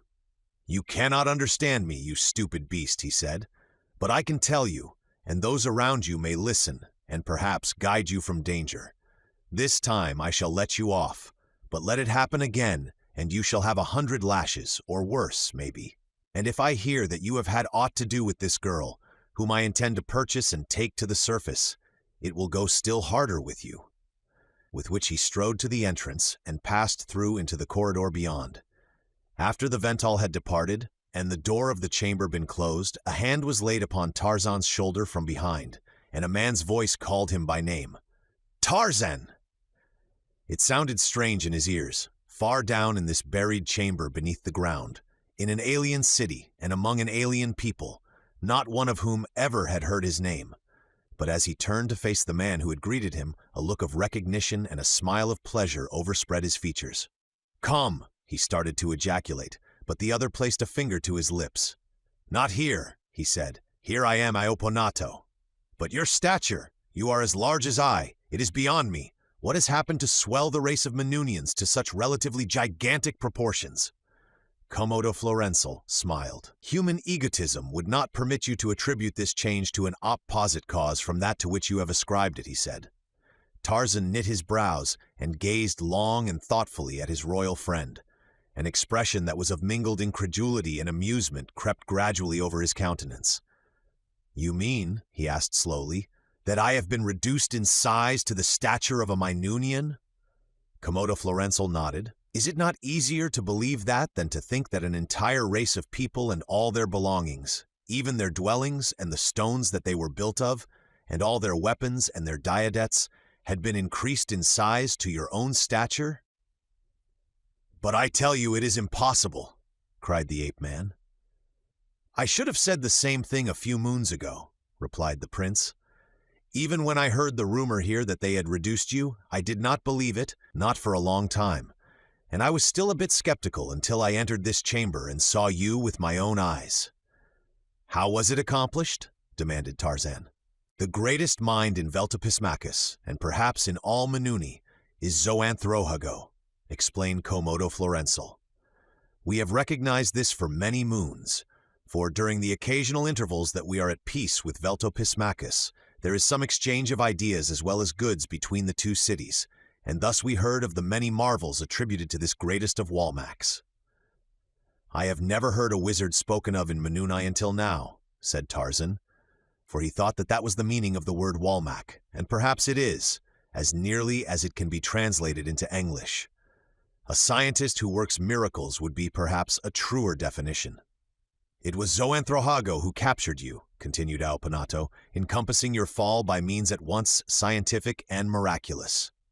After you had fallen, he caused you to lose consciousness, and while you were in that condition, you were dragged hither by a score of diadettes, hitched to a hastily improvised litter, built of small trees tied securely one to the other, after their branches had been removed. It was after they had you safely within Veltopismachus that Zoanthrohago set to work up on you to reduce your stature, using apparatus that he has built himself. I have heard them discussing it, and they say that it did not take him long. I hope that Zoanthrohago has the power to undo that which he has done," said the ape-man. "They say that that is doubtful. He has never been able to make a creature larger than it formerly was, though in his numerous experiments he has reduced the size of many of the lower animals. The fact of the matter is," continued Aupanato, "that he has been searching for a means to enlarge the Veltopismacusians, so that they may overcome all the other peoples of Manuni. But he has only succeeded in developing a method that gives precisely opposite results from that which they seek. So if he cannot make others larger, I doubt if he can make you any larger than you now are." "I would be rather helpless among the enemies of my own world," said Tarzan ruefully. "You need not worry about that, my friend," said the prince gently. "Why?" asked the ape-man. "Because you have very little chance of reaching your own world again," said Komodo Florenzel, a trifle sadly. "I have no hope of ever seeing Trohanadalmachus again. Only by the utter overthrow of Veltopismachus by my father's warriors could I hope for rescue, since nothing less could overcome the guard in the quarry mouth. While we often capture slaves of the white tunic from the enemy's cities, it is seldom that we gather in any of the green tunic. Only in the rare cases of utter surprise attacks by daylight do any of us catch an enemy's green slaves above ground, and surprise day attacks may occur once in the lifetime of a man, or never." "You believe that we will spend the rest of our lives in this underground hole?" demanded Tarzan. "Unless we chance to be used for labor above ground during the daytime, occasionally," replied the Prince of Trohanadalmachus with a wry smile.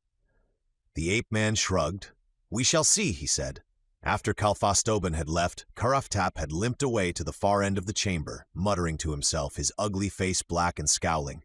"I am afraid that he will make you trouble," Talaskar said to Tarzan, indicating the disgruntled slave with a nod of her shapely head, "and I am sorry, for it is all my fault." "Your fault?" demanded Komodo Florenzel. "Yes," said the girl. "Karaftap was threatening me when Aopontando interfered and punished him." "Aopontando?" queried Komodo Florenzel. "That is my number," explained Tarzan, "and it was on account of Talaskar that you were fighting? I thank you, my friend. I am sorry that I was not here to protect her. Talaskar cooks for me. She is a good girl." Komodo Florenzel was looking at the girl as he spoke, and Tarzan saw how her eyes lowered beneath his gaze and the delicate flush that mounted her cheeks, and he realized that he was downwind from an idea and smiled. "So this is the Aopanado of whom you told me?" he said to Talaskar. "Yes, this is he." "I am sorry that he was captured, but it is good to find a friend here," said the ape-man. "We three should be able to hit upon some plan of escape." But they shook their heads, smiling sadly. For a while, after they had eaten, they sat talking together, being joined occasionally by other slaves. For Tarzan had many friends here now since he had chastised Karaftap, and they would have talked all night, had not the ape-man questioned Komodo Florenzel as to the sleeping arrangements of the slaves. Komodo Florenzel laughed and pointed here and there about the chamber at recumbent figures lying upon the hard earthen floor. Men, women, and children sleeping, for the most part, where they had eaten their evening meal. "The green slaves are not pampered," he remarked laconically. "I can sleep anywhere," said Tarzan, "but more easily when it is dark. I shall wait until the lights are extinguished." "You will wait forever, then," Komodo Florenzel told him. "The lights are never extinguished?" demanded the ape-man. "Were they, we should all be soon dead," replied the prince. "These flames serve two purposes. They dissipate the darkness and consume the foul gases that would otherwise quickly asphyxiate us. Unlike the ordinary flame that consumes oxygen, these candles, perfected from the discoveries and inventions of an ancient Manunian scientist, consume the deadly gases and liberate oxygen. It is because of this, even more than for the light they give, that they are used exclusively throughout Manuni. Even our domes would be dark, ill-smelling, noxious places were it not for them, while the quarries would be absolutely unworkable." "Then I shall not wait for them to be extinguished," said Tarzan, stretching himself at full length upon the dirt floor with a nod and a tuano, a Manunian good night, to Talisker and Komodo Florenzel. Chapter 13. As Talisker was preparing their breakfast the following morning, Komodo Florenzel remarked to Tarzan that he wished they two could be employed upon the same work, that they might be always together. "If there is ever the chance for escape that you seem to think will some day present itself," he said, "then it will be well if we are together." "When we go," replied Tarzan, "we must take Talisker with us." Komodo Florenzel shot a swift glance at the ape-man, but made no comment upon his suggestion. "You would take me with you!" exclaimed Talisker. "Ah, if such a dream could but be realized! I would go with you to Trohanadalmacus and be your slave, for I know that you would not harm me. But alas, it can be nothing more than a pleasant daydream, enduring for a brief time, for Calfastoban has spoken for me, and doubtless my master will be glad to sell me to him, for I have heard it said among the slaves that he sells many of his each year to raise the money to pay his taxes." "We will do what we can, Talisker," said Tarzan, "and if Aponado and I find a means of escape, we will take you with us. But first he and I must find a way to be together more." "I have a plan," said Komodo Florenzel, "that might prove successful. They believe that you neither speak nor understand our language. To work a slave with whom they cannot communicate is, to say the least, annoying. I shall tell them that I can communicate with you, when it is quite probable that they will assign us to the same crew." "But how will you communicate with me without using the Manunian language?" demanded the ape-man. "Leave that to me," replied Komodo Florenzel. "Until they discover in some other way that you speak Manunian, I can continue to deceive them." It was not long before the fruits of Komodo Florenzel's plan ripened. The guards had come for the slaves, and the various parties had gone forth from the sleeping chamber, joining in the corridors, without the thousands of others wending their way to the scene of their daily labor. The ape-man joined the timbering crew at the extension of the 13th tunnel at the 36th level, where he once more attacked the monotonous work of shoring the sides and roof of the shaft with an enthusiasm that elicited commendation from even the surly Calfastoban, though Karaftap, who was removing rocks just ahead of Tarzan, often shot venomous looks at the ape-man. The work had been progressing for perhaps 2 or 3 hours when 2 warriors descended the tunnel and halted beside Calfastoban. They were escorting a green-tunicked slave, to whom Tarzan paid no more attention than he did to the warriors, until a scrap of the conversation between the warriors and Calfastoban reached his ears.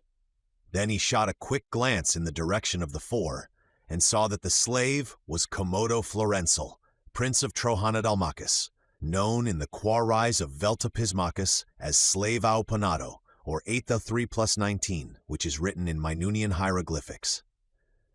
Tarzan's number, Aopantando, 8003 plus 21, appeared thus upon the shoulder of his green tunic. Although the Manunian form occupies less space than would our English equivalent of Tarzan's number, which is 512,021, it would be more difficult to read if expressed in English words, for it then would be 10 times 10 times 8, cubed, plus 7 times 3, but the Manunians translate it in no such way. To them it is a whole number, Aopantando, which represents at first glance a single quantity, as surely as do the digits 37 represent to our minds an invariable amount, a certain definite measure of quantity, which we never think of as 3 times 10 plus 7, which in reality it is. The Manunian system of numerals, while unthinkably cumbersome and awkward from the European point of view, is, however, not without its merits. As Tarzan looked up, Komodo Florensal caught his eye and winked, and then Kalfastoban beckoned to the ape-man, who crossed the corridor and stood in silence before the ventile. "Let us hear you talk to him," cried Kalfastoban to Komodo Florensal. "I don't believe that he will understand you. How could he when he cannot understand us?" The fellow could not conceive of another language than his own. "I will ask him in his own language," said Komodo Florensal. "If he understands me, and you will see that he nods his head affirmatively." "Very good," cried Kalfastoban. "Ask him."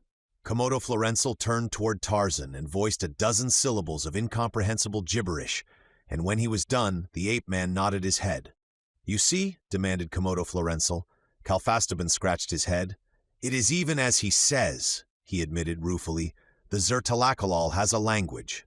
Tarzan did not smile, though he should have liked to, at the clever manner in which Komodo Florensal had deceived the Veltopismacusians into believing that he had communicated with Tarzan in a strange language.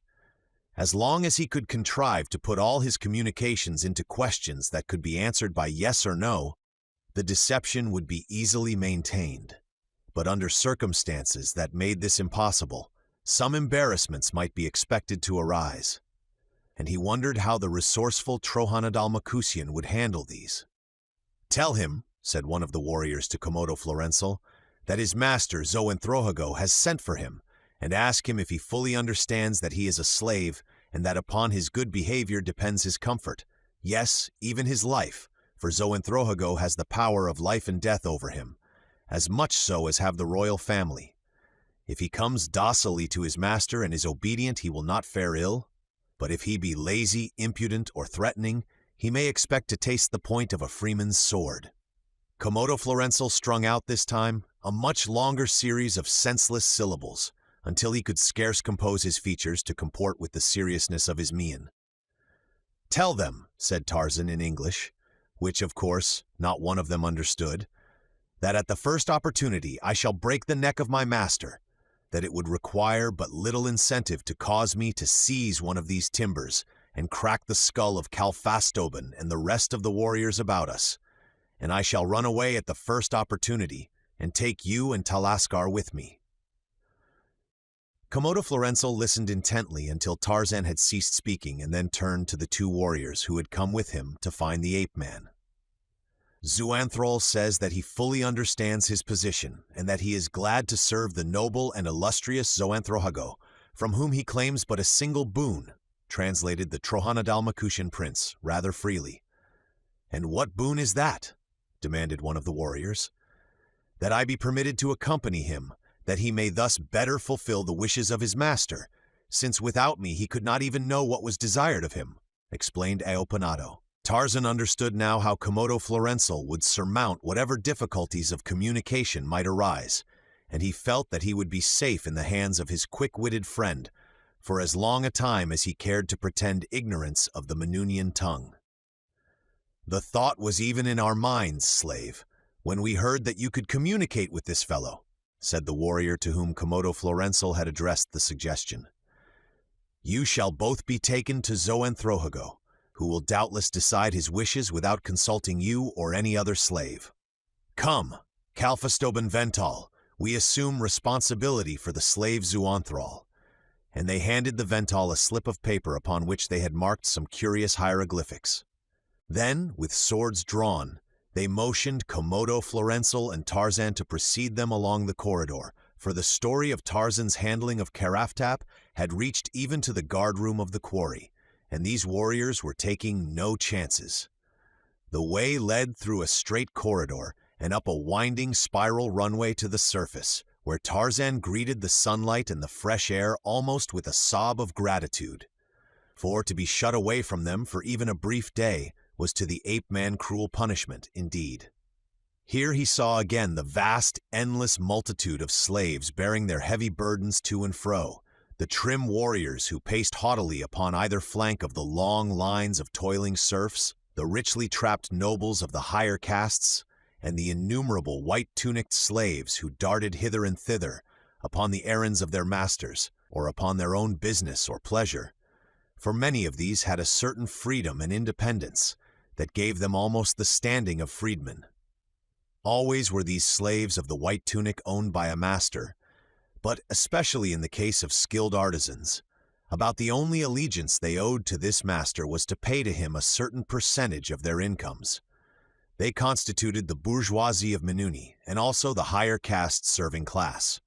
Unlike the green-tunicked slaves, no guard was placed over them to prevent their escape, since there was no danger that they would attempt to escape, there being no city in Menuni where their estate would be improved, for any other city than that of their birth would treat them as alien prisoners, reducing them immediately to the green tunic and lifelong hard labor. The domes of Veltopismachus were as imposing as those of Trojanodatalmachus. In fact, to Tarzan, they appeared infinitely larger since he now was 1/4 the size he had been when he had left Trojanodatalmachus. There were 8 of them fully occupied, and another in course of construction, for the surface population of Veltopismachus was already 480,000 souls, and as overcrowding was not permitted in the king's dome, the remaining 7 were packed densely with humanity. It was to the royal dome that Tarzan and Komodo Florenzel were conducted, but they did not enter by way of the king's corridor, before the gates of which fluttered the white and gold of the royal standards. Instead, they were escorted to the warriors' corridor, which opens toward the west. Unlike the city of Trojanodatalmachus, Veltopismachus was beautiful in the areas between the domes with flowers and shrubbery and trees, among which wound graveled walks and broad roadways. The royal dome faced upon a large parade where a body of mounted warriors was at drill. There were 1,000 of them forming an amak, consisting of 4 novans of 250 men each, the larger body being commanded by a kamak and the smaller by a novand. 5 enteks of 50 men each compose a novand, there being 5 entals of 10 men each to an entex, these latter units commanded by a vental and a ventex respectively. The evolutions of the amak were performed with kaleidoscopic rapidity. So quick upon their feet and so well trained were the tiny diadets. There was one evolution in particular, performed while he was passing, that greatly interested the ape-man. 2 novans formed line at one end of the parade and 2 at the other, and at the command of the kamak, the 1,000 men charged swiftly down the field in 2 solid ranks that approached one another with the speed of an express train. Just when it seemed impossible that a serious accident could be averted, when it seemed that in another instant diadets and riders must crash together in a bloody jumble of broken bones, the warriors rushing so swiftly toward the east raised their agile mounts, which fairly flew above the heads of the opposing force, and alighting upon the other side in an unbroken line, continued to the far end of the field. Tarzan was commenting on this maneuver, and upon the beauties of the landscaping of the city of Veltopismachus to Komodo Florenzel, as they proceeded along the warriors' corridor, sufficiently ahead of their escort, that Tarzan might speak in a low tone, without the guard being cognizant of the fact that he was using the language of Menuni. "It is a beautiful evolution," replied Komodo Florenzel, "and it was performed with a precision seldom attained. I have heard that Elcomolhago's troops are famous for the perfection of their drill, and as justly so as is Veltopismachus for the beauty of her walks and gardens.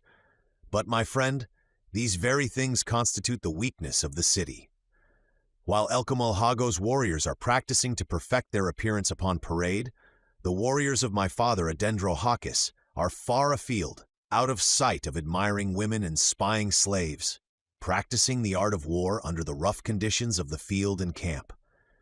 The amaks of Elcomolhago might easily defeat those of Adendrohakis in a contest for the most beautiful, but it was not long since you saw less than 15,000 Trojanodatalmacusians repulse fully 30,000 warriors of Veltopismachus, for they never passed the infantry line that day. Yes, they can drill beautifully upon parade, and they are courageous. All Menunians are that, but they have not been trained in the sterner arts of war. It is not the way of Elcomolhago. He is soft and effeminate. He cares not for war. He listens to the advice he likes best, the advice of the weaklings and the women who urge him to refrain from war entirely, which would be not altogether bad if he could persuade the other fellow to refrain also. The beautiful trees and shrubs that almost make a forest of Veltopismacus, and which you so admire, I too admire them. Especially do I admire them in the city of an enemy.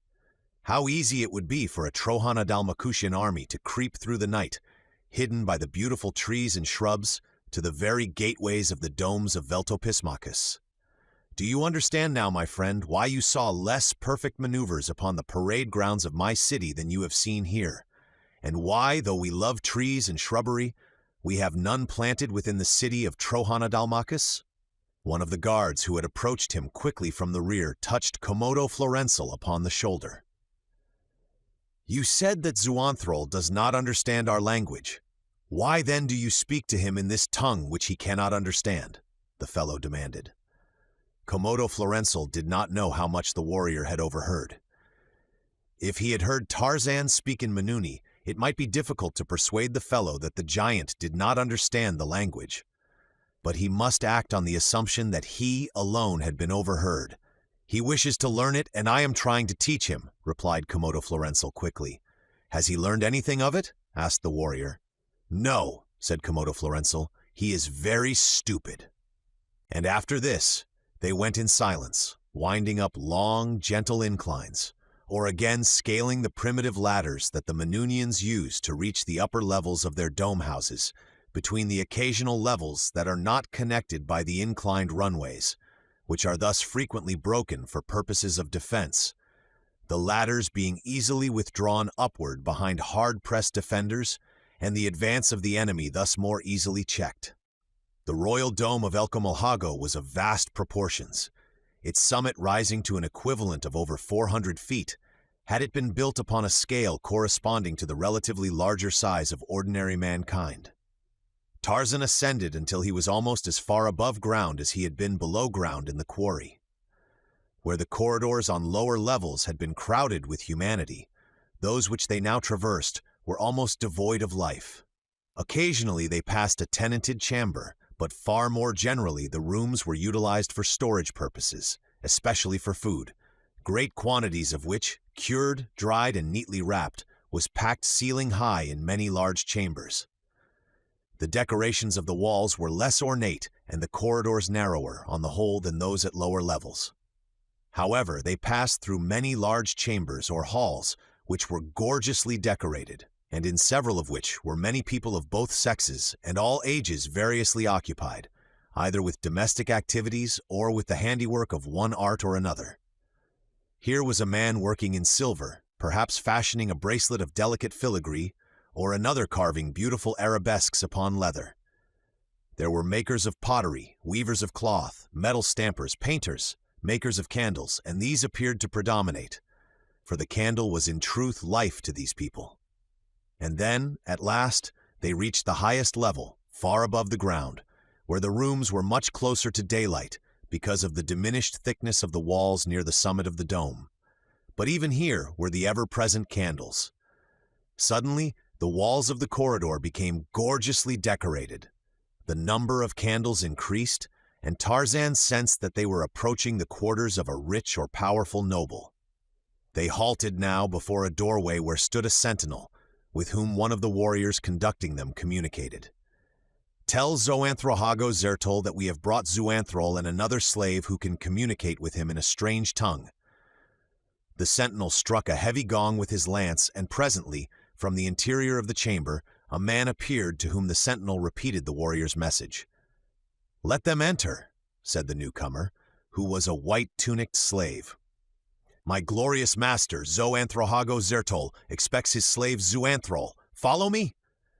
They followed him through several chambers until at last he led them into the presence of a gorgeously garbed warrior, who was seated behind a large table or desk upon which were numerous strange instruments, large, cumbersome-looking volumes, pads of heavy Manunian writing paper, and the necessary implements for writing. The man looked up as they entered the room. "It is your slave, Zuanthrol, Zertol," announced the fellow who had led them hither. "But the other?" Prince Zoanthrohago pointed at Komodo Florenzel. "He speaks the strange language that Zoanthral speaks, and he was brought along that you might communicate with Zoanthral if you so wished." Zoanthrohago nodded. He turned to Komodo Florenzel. "Ask him," he ordered, "if he feels any differently since I reduced his size."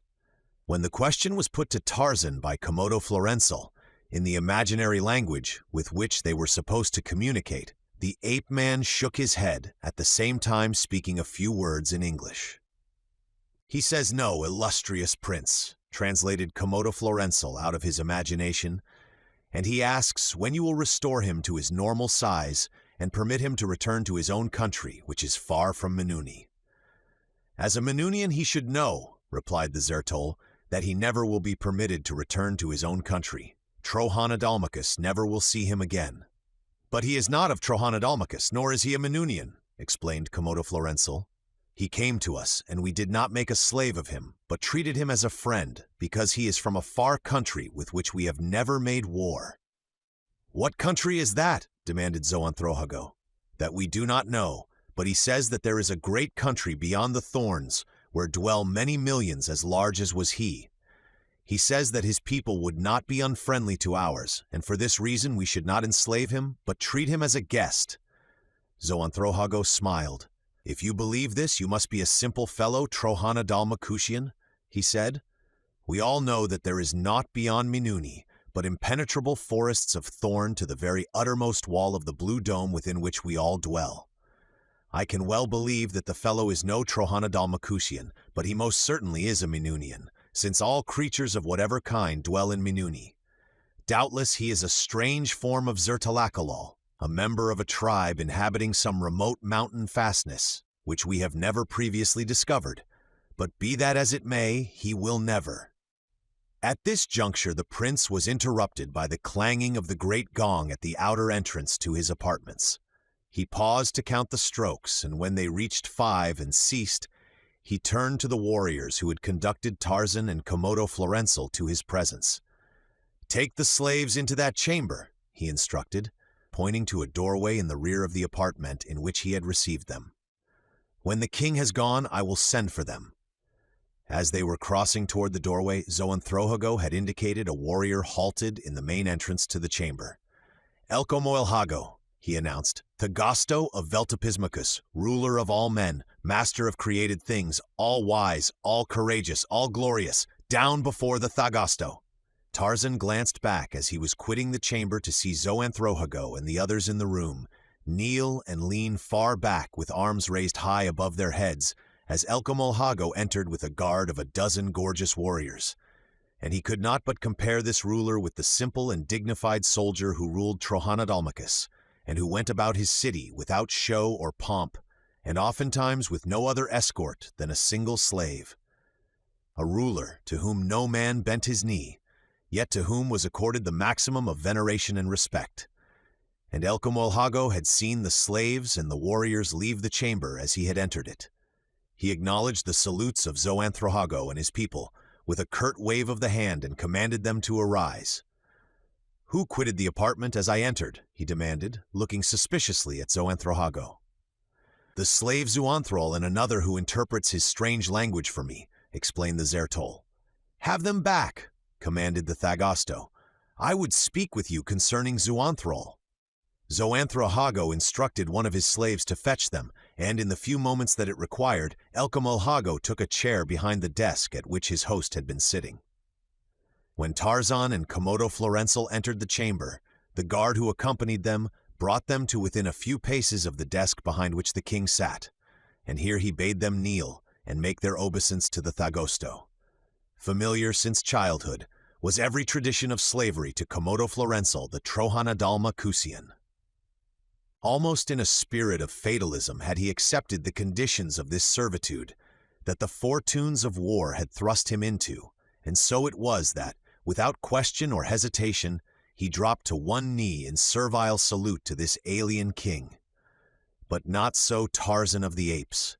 He was thinking of a Dendrohni to him, and he did not propose to do greater honor to Elcomoilhago, whose very courtiers and slaves despised him, than he had done to the really great king of Veltopismacus. Elcomoilhago glared at him, "The fellow is not kneeling," he whispered to Zoanthrogo, who had been leaning back so far that he had not noticed the new slave's act of disrespect. The Zertal glanced toward Tarzan. "Down, fellow!" he cried, and then recalling that he understood no Minunian, he commanded Komodo Florenzel to order him to kneel. But when the Trohana Dalmacusian Zertalosto pretended to do so, Tarzan but shook his head. Elko Molhago signaled the others to rise. "We will let it pass this time," he said, for something in the attitude of the slave told him that Zuanthrol never would kneel to him, and as he was valuable because of the experiment of which he was the subject, the king preferred to swallow his pride rather than risk having the slave killed in an effort to compel him to kneel. "He is but an ignorant Zertalakalal. See that he is properly instructed before we see him again." Chapter 14. The Alali women, 50 strong, sallied forth into the forest to chastise their recalcitrant males. They carried their heavy bludgeons and many feathered pebbles, but most formidable of all was their terrific rage. Never in the memory of one of them had man dared question their authority.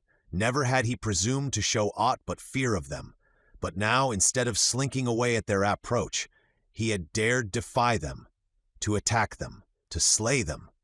But such a condition was too preposterous, too unnatural to exist, nor would it exist much longer. Had they had speech, they would have said that and a number of other things. It was looking black for the men. The women were in an ugly mood, but what else could be expected of women who were denied the power of speech? And in this temper, they came upon the men in a large clearing, where the renegades had built a fire and were cooking the flesh of a number of antelope. Never had the women seen their men so sleek and trim.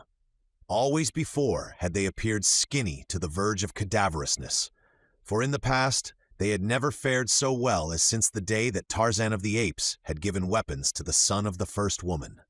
Where before they had spent their lives fleeing in terror from their terrible women, with scarce time to hunt for decent food, now they had leisure and peace of mind, and their weapons brought them flesh that otherwise they might not have tasted once in a year. From caterpillars and grubworms they had graduated to an almost steady diet of antelope meat. But the women gave very little heed at the moment to the physical appearance of the men. They had found them. That was enough. They were creeping nearer when one of the men looked up and discovered them, and so insistent are the demands of habit that he forgot his newfound independence and leaping to his feet, bolted for the trees. The others, scarce waiting to know the cause of his precipitancy, followed close upon his heels. The women raced across the clearing as the men disappeared among the trees upon the opposite side. The former knew what the men would do. Once in the forest, they would stop behind the nearest trees and look back to see if their pursuers were coming in their direction. It was this silly habit of the males that permitted their being easily caught by the less agile females. But all the men had not disappeared. One had taken a few steps in the mad race for safety, and had then halted and wheeled about, facing the oncoming women. He was the son of the first woman, and to him Tarzan had imparted something more than knowledge of new weapons. For from the Lord of the Jungle, whom he worshipped with dog-like devotion, he had acquired the first rudiments of courage, and so it now happened that when his more timorous fellows paused behind the trees and looked back, they saw this one standing alone facing the charge of 50 infuriated shes. They saw him fit arrow to bow, and the women saw too, but they did not understand, not immediately, and then the bowstring twanged and the foremost woman collapsed with an arrow in her heart. But the others did not pause, because the thing had been done so quickly that the full purport of it had not as yet penetrated their thick skulls. The son of the first woman fitted a second arrow and sped it. Another woman fell, rolling over and over, and now the others hesitated and were lost. For that momentary pause gave courage to the other men peering from behind the trees. If one of their number could face 50 women and bring them to halt, what might not 11 men accomplish? They rushed forth then with spears and arrows, just as the women renewed their assault. The feathered pebbles flew thick and fast, but faster and more accurately flew the feathered arrows of the men. The leading women rushed courageously forward to close quarters where they might use their bludgeons and lay hold of the men with their mighty hands. But they learned then that spears were more formidable weapons than bludgeons, with the result that those who did not fall wounded turned and fled. It was then that the son of the first woman revealed possession of a spark of generalship that decided the issue for that day, and perhaps for all time. His action was apocal in the existence of the Zertalakalals. Instead of being satisfied with repulsing the women, instead of resting upon laurels gloriously won, he turned the tables upon the hereditary foe and charged the women, signaling his fellows to accompany him. And when they saw the women running from them, so enthused were they by this reversal of a custom ages old, they leaped swiftly in pursuit. They thought that the son of the first woman intended that they should slay all of the enemy, and so they were surprised when they saw him overhaul a comely young female, and seizing her by the hair, disarm her. So remarkable did it seem to them that one of their number, having a woman in his power, did not immediately slay her. They were constrained to pause and gather around him, asking questions in their strange sign language. "Why do you hold her? Why do you not kill her? Are you not afraid that she will kill you?" were some of the many that were launched at him. "I am going to keep her," replied the son of the first woman. "I do not like to cook. She shall cook for me. If she refuses, I shall stick her with this." And he made a jab toward the young woman's ribs with his spear, a gesture that caused her to cower and drop fearfully upon one knee. The men jumped up and down in excitement as the value of this plan and the evident terror of the woman for the man sank into their dull souls. "Where are the women?" they signed to one another, but the women had disappeared. One of the men started off in the direction they had gone. "I go," he signaled. "I come back with a woman of my own to cook for me." In a mad rush, the others followed him, leaving the son of the first woman alone with his she. He turned upon her. "You will cook for me?" he demanded. To his sign she but returned a sullen, snarling visage. The son of the first woman raised his spear, and with the heavy shaft struck the girl upon the head, knocking her down, and he stood over her, himself snarling and scowling, menacing her with further punishment, while she cowered where she had fallen. He kicked her in the side. "Get up!" he commanded. Slowly she crawled to her knees and, embracing his legs, gazed up into his face, with an expression of dog-like adulation and devotion. "You will cook for me?" he demanded again. "Forever," she replied in the sign language of their people. Tarzan had remained but a short time in the little room adjoining that in which Xoanthrohago had received Elcamolhago when he was summoned to appear before them alone, and as he entered the room his master motioned him to approach the desk behind which the two men sat. There was no other person in the room, even the warriors having been dismissed. "You are quite positive that he understands nothing of our language?" demanded the king. "He has not spoken a word since he was captured," replied Xoanthrohago. "We had supposed him some new form of Zertalakalal, until it was discovered that he possessed a language through which he was able to communicate with the other Trohana Dalmacusian slave. It is perfectly safe to speak freely before him, all-wise." Elcamolhago cast a quick, suspicious glance at his companion. He would have preferred that Xoanthrohago, of all men, address him as all-glorious. It was less definite in its implication. He might deceive others, even himself, as to his wisdom, but he was perfectly aware that he could not fool Xoanthrohago. "We have never discussed fully," said the king, "the details of this experiment. It was for this purpose that I came to the laboratory today. Now that we have the subject here, let us go into the matter fully and determine what next step we should take." "Yes, all-wise," replied Xoanthrohago. "Call me Thagosoto," snapped Elcamolhago. "Yes, Thagosoto," said the prince, using the Manunian word for chief royal, or king, as Elcamolhago had commanded. "Let us discuss the matter by all means. It presents possibilities of great importance to your throne." He knew that what Elcamolhago meant by discussing the matter consisted only in receiving from Xoanthrohago a detailed explanation of how he had reduced the stature of the slave Xuanthral to 1/4 its original proportions. But he proposed, if possible, to obtain value received for the information, which he knew the king would use for his own aggrandizement, giving Xoanthrohago no credit whatever for his discoveries or all the long moons he had devoted to accomplishing this marvelous scientific miracle.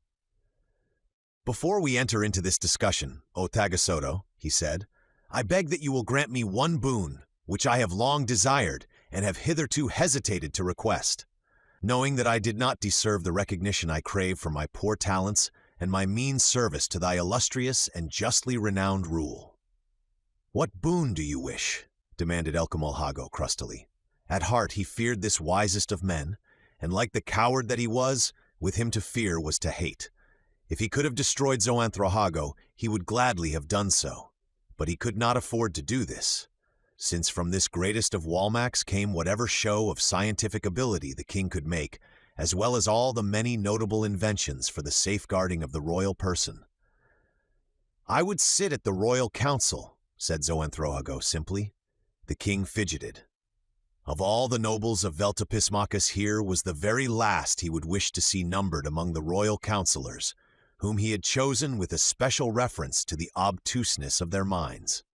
"There are no vacancies," he said at last. "The ruler of all men might easily make a vacancy," suggested Xoanthrohago, "or create a new post, assistant chief of chiefs, for example, so that when Gofoloso was absent, there would be one to take his place. Otherwise, I should not have to attend upon your council meetings, but devote my time to the perfection of our discoveries and inventions." Here was a way out, and Elcamolhago seized it. He had no objection to Xoanthrohago being a royal councillor and thus escaping the burdensome income tax, which the makers of the tax had been careful to see proved no burden to themselves.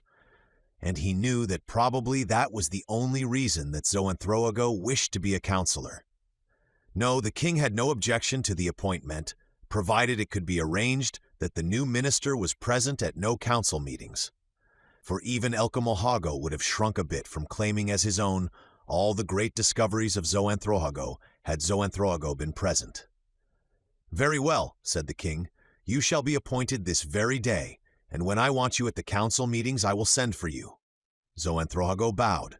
"And now," he said, "to the discussion of our experiments, which we hope will reveal a method for increasing the stature of our warriors when they go forth to battle with our enemies, and of reducing them to normal size once more when they return." "I hate the mention of battles," cried the king with a shudder. "But we must be prepared to win them when they are forced upon us," suggested Xoanthrohago. "I suppose so," assented the king. "But once we perfect this method of ours, we shall need but a few warriors, and the rest may be turned to peaceful and useful occupations. However, go on with the discussion." Xoanthrohago concealed a smile, and rising, walked around the end of the table and stopped beside the ape-man. "Here," he said, placing a finger at the base of Tarzan's skull, "there lies, as you know, a small, oval, reddish-gray body containing a liquid which influences the growth of tissues and organs. It long ago occurred to me that interference with the normal functioning of this gland would alter the growth of the subject to which it belonged. I experimented with small rodents and achieved remarkable results, but the thing I wished to accomplish, the increase of man's stature, I have been unable to achieve. I have tried many methods, and someday I shall discover the right one. I think I am on the right track, and that it is merely now a matter of experimentation. You know that stroking your face lightly with a smooth bit of stone produces a pleasurable sensation. Apply the same stone to the same face in the same manner, but with greatly increased force, and you produce a diametrically opposite sensation. Rub the stone slowly across the face and back again many times, and then repeat the same motion rapidly for the same number of times, and you will discover that the results are quite different. I am that close to a solution. I have the correct method, but not quite, as yet, the correct application. I can reduce creatures in size, but I cannot enlarge them, and although I can reduce them with great ease, I cannot determine the period or endurance of their reduction. In some cases, subjects have not regained their normal size under 39 moons, and in others, they have done so in as short a period as 3 moons. There have been cases where normal stature was regained gradually during a period of 7 suns, and others where the subject passed suddenly from a reduced size to normal size in less than 100 heartbeats.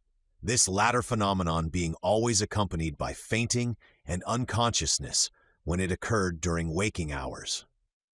"Of course," commented Elcamwilhago. "Now, let us see. I believe the thing is simpler than you imagine. You say that to reduce the size of this subject, you struck him with a rock upon the base of the skull. Therefore, to enlarge his size, the most natural and scientific thing to do would be to strike him a similar blow upon the forehead. Fetch the rock and we will prove the correctness of my theory." For a moment, Xoanthrohago was at a loss as to how best to circumvent the stupid intention of the king without humiliating his pride and arousing his resentment. But the courtiers of Elcamwilhago were accustomed to think quickly in similar emergencies, and Xoanthrohago speedily found an avenue of escape from his dilemma. "Your sagacity is the pride of your people, Thagasoto," he said, "and your brilliant hyperbole the despair of your courtiers. In a clever figure of speech you suggest the way to achievement. By reversing the manner in which we reduced the stature of Xuanthrol, we should be able to increase it. But alas, I have tried this and failed. But wait, let us repeat the experiment precisely as it was originally carried out, and then by reversing it, we shall perhaps be enabled to determine why I have failed in the past." He stepped quickly across the room to one of a series of large cupboards that lined the wall, and opening the door of it revealed a cage in which were a number of rodents. Selecting one of these, he returned to the table, where with wooden pegs and bits of cord he fastened the rodent securely to a smooth board, its legs spread out and its body flattened, the underside of the lower jaw resting firmly upon a small metal plate set flush with the surface of the board. He then brought forth a small wooden box and a large metal disc, the latter mounted vertically between supports that permitted it to be revolved rapidly by means of a hand crank. Mounted rigidly upon the same axis as the revolving disc was another which remained stationary. The latter disc appeared to have been constructed of 7 segments, each of a different material from all the others, and from each of these segments a pad or brush protruded sufficiently to press lightly against the revolving disc. To the reverse side of each of the 7 segments of the stationary disc a wire was attached, and these wires Xoanthrohago now connected to 7 posts projecting from the upper surface of the wooden box. A single wire attached to a post upon the side of the box had at its other extremity a small, curved metal plate attached to the inside of a leather collar. This collar Xoanthrohago adjusted about the neck of the rodent so that the metal plate came in contact with its skin at the base of the skull and as close to the hypophysis gland as possible. He then turned his attention once more to the wooden box, upon the top of which, in addition to the 7 binding posts, was a circular instrument consisting of a dial about the periphery of which were a series of hieroglyphics. From the center of this dial projected 7 tubular concentric shafts, each of which supported a needle, which was shaped or painted in some distinguishing manner, while beneath the dial 7 small metal discs were set in the cover of the box, so that they lay in the arc of a circle from the center of which a revolving metal shaft was so arranged that its free end might be moved to any one of the 7 metal discs at the will of the operator. The connections having all been made, Xoanthrohago moved the free end of the shaft from one of the metal discs to another, keeping his eyes at all times intently upon the dial, the 7 needles of which moved variously as he shifted the shaft from point to point. Elcamwilhago was an intent, if somewhat bewildered, observer, and the slave, Xuanthrol, unobserved, had moved nearer the table that he might better watch this experiment, which might mean so much to him. Xoanthrohago continued to manipulate the revolving shaft, and the needles moved hither and thither from one series of hieroglyphics to another, until at last the Walmack appeared satisfied. "It is not always easy," he said, "to attune the instrument to the frequency of the organ upon which we are working. From all matter, and even from such incorporeal a thing as thought, there emanate identical particles, so infinitesimal as to be scarce noted by the most delicate of my instruments. These particles constitute the basic structure of all things, whether animate or inanimate, corporeal or incorporeal. The frequency, quantity, and rhythm of the emanations determine the nature of the substance.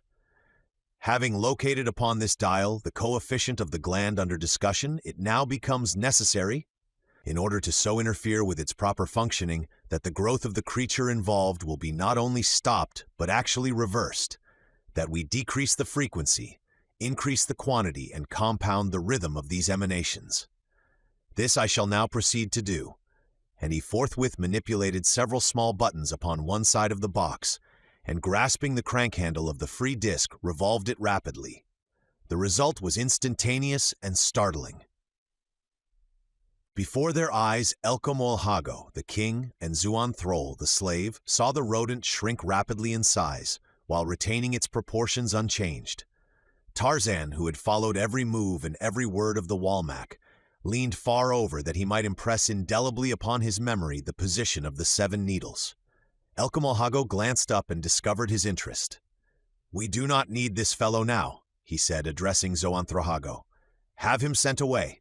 "Yes, Thagasoto," replied Zoanthrohago, summoning a warrior whom he directed to remove Tarzan and Komodo Florensal to a chamber where they could be secured until their presence was again required. Chapter 15. Through several chambers and corridors, they were conducted toward the center of the dome on the same level as the chamber in which they had left the king and the Walmack, until finally they were thrust into a small chamber and a heavy door slammed and barred behind them. There was no candle in the chamber. A faint light, however, relieved the darkness, so that the interior of the room was discernible. The chamber contained 2 benches and a table. That was all. The light which faintly illuminated it entered through a narrow embrasure which was heavily barred, but it was evidently daylight. "We are alone," whispered Komodo Florensal, "and at last we can converse, but we must be cautious," he added. "Trust not too far the loyalty of even the stones of your chamber," he quoted. "Where are we?" asked Tarzan. "You are more familiar with Manunian dwellings than I." "We are upon the highest level of the royal dome of Elcomolhago," replied the prince. "With no such informality does a king visit the other domes of his city. You may rest assured that this is Elcomolhago's. We are in one of the innermost chambers, next the central shaft that pierces the dome from its lowest level to its roof. For this reason we do not need a candle to support life. We will obtain sufficient air through this embrasure. And now, tell me what happened within the room with Elcomolhago and Zoanthrohago." "I discovered how they reduced my stature," replied Tarzan, "and furthermore that at almost any time I may regain my full size, an occurrence that may eventuate from 3 to 39 moons after the date of my reduction. Even Zoanthrohago cannot determine when this thing will happen." "Let us hope that it does not occur while you are in this small chamber," exclaimed Komodo Florensal. "I would have a devil of a time getting out," agreed Tarzan. "You would never get out," his friend assured him. "While you might, before your reduction, have crawled through some of the larger corridors upon the first level, or even upon many of the lower levels, you could not squeeze into the smaller corridors of the upper levels, which are reduced in size as the necessity for direct supports for the roof increase as we approach the apex of the dome." "Then it behooves me to get out of here as quickly as possible," said Tarzan. Komodo Florensal shook his head. "Hope is a beautiful thing, my friend," he said, "but if you were a Minunian, you would know that under such circumstances as we find ourselves, it is a waste of mental energy. Look at these bars," and he walked to the window and shook the heavy irons that spanned the embrasure. "Think you that you could negotiate these?" "I haven't examined them," replied the ape-man, "but I shall never give up hope of escaping. That your people do is doubtless the principal reason that they remain forever in bondage. You are too much a fatalist, Komodo Florensal." As he spoke, Tarzan crossed the room and, standing at the prince's side, took hold of the bars at the window. "They do not seem over-heavy," he remarked, and at the same time exerted pressure up on them. "They bent?" Tarzan was interested now, and Komodo Florensal as well. The ape-man threw all his strength and weight into the succeeding effort, with the result that 2 bars, bent almost double, were torn from their setting. Komodo Florensal gazed at him in astonishment.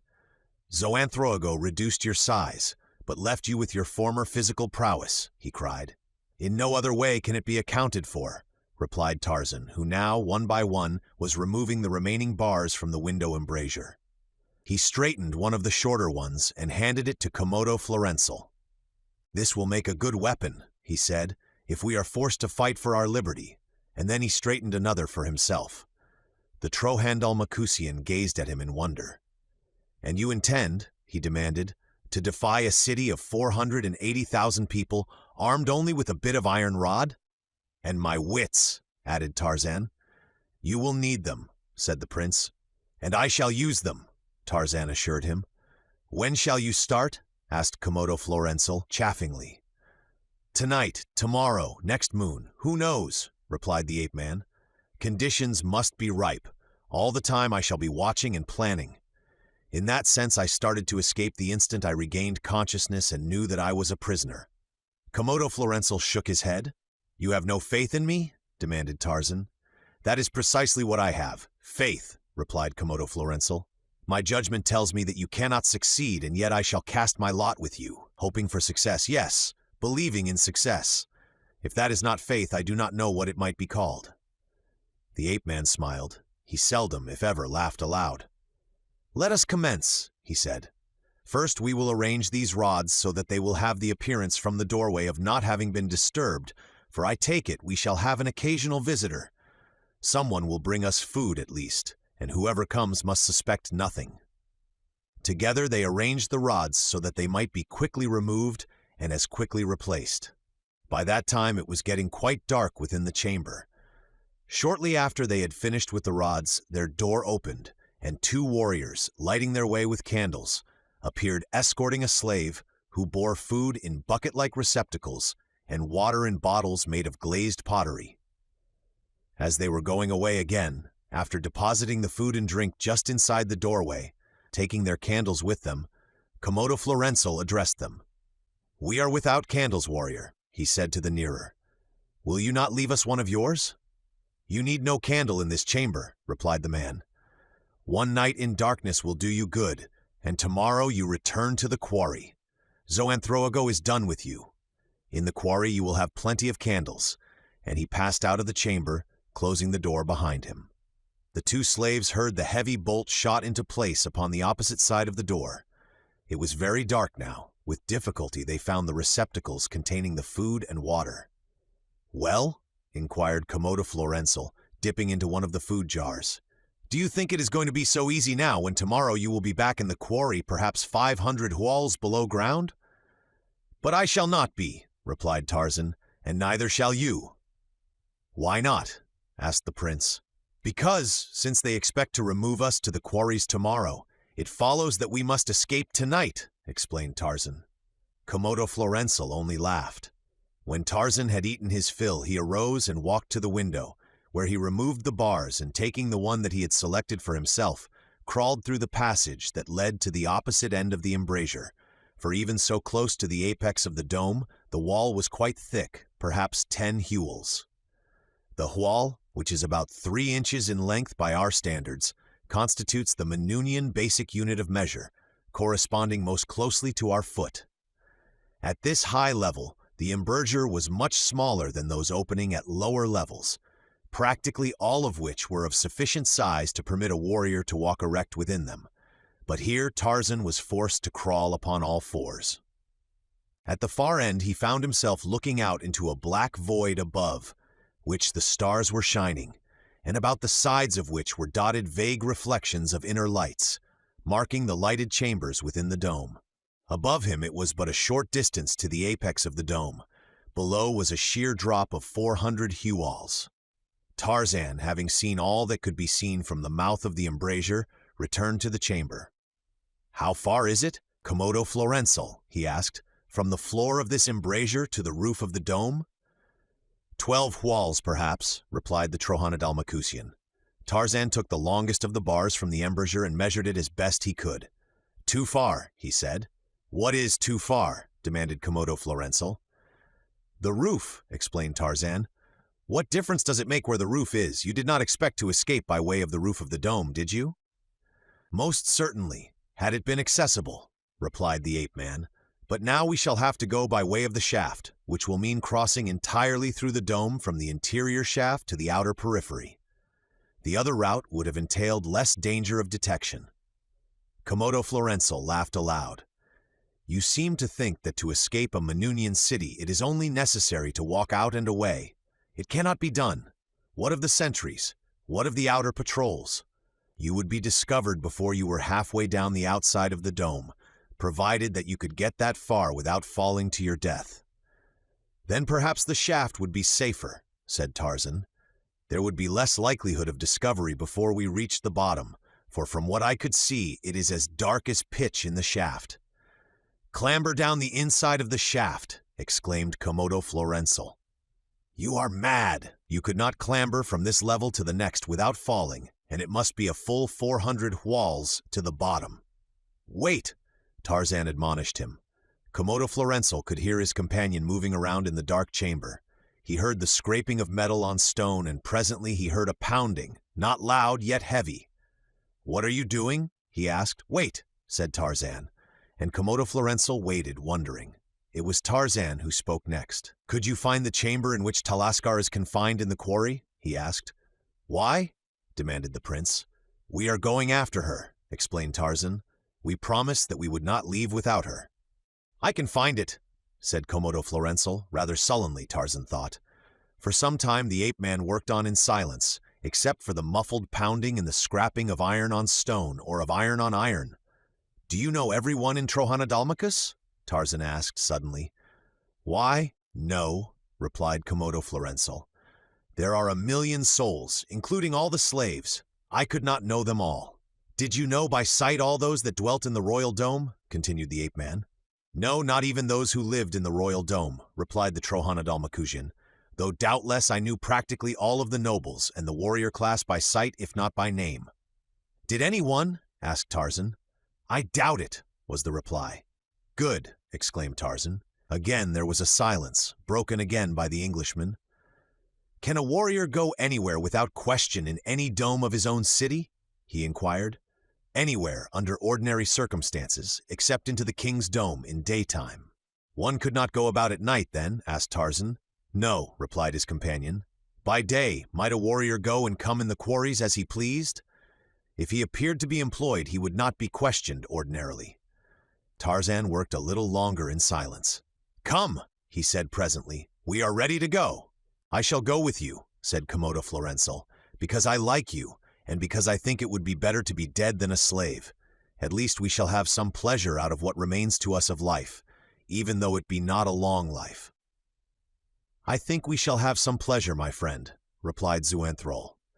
We may not escape, but, like you, I should rather die now than remain a slave for life. I have chosen tonight for our first step toward freedom because I realize that once returned to the quarry our chances for a successful break for liberty will be reduced to almost nothing, and tonight is our only night above ground. How do you propose that we escape from this chamber? By way of the central shaft, replied Tarzan. But first tell me, may a white-tunicked slave enter the quarries freely by day? Komodo Florenzel wondered what bearing all these seemingly immaterial questions had upon the problem of their escape, but he answered patiently, No, white tunics are never seen in the quarries. Have you the iron bar I straightened for you? Yes. Then follow me through the embrasure. Bring the other rods that I shall leave in the opening.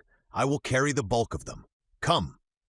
Komodo Florenzel heard Tarzan crawling into the embrasure, the iron rods that he carried breaking the silence of the little chamber.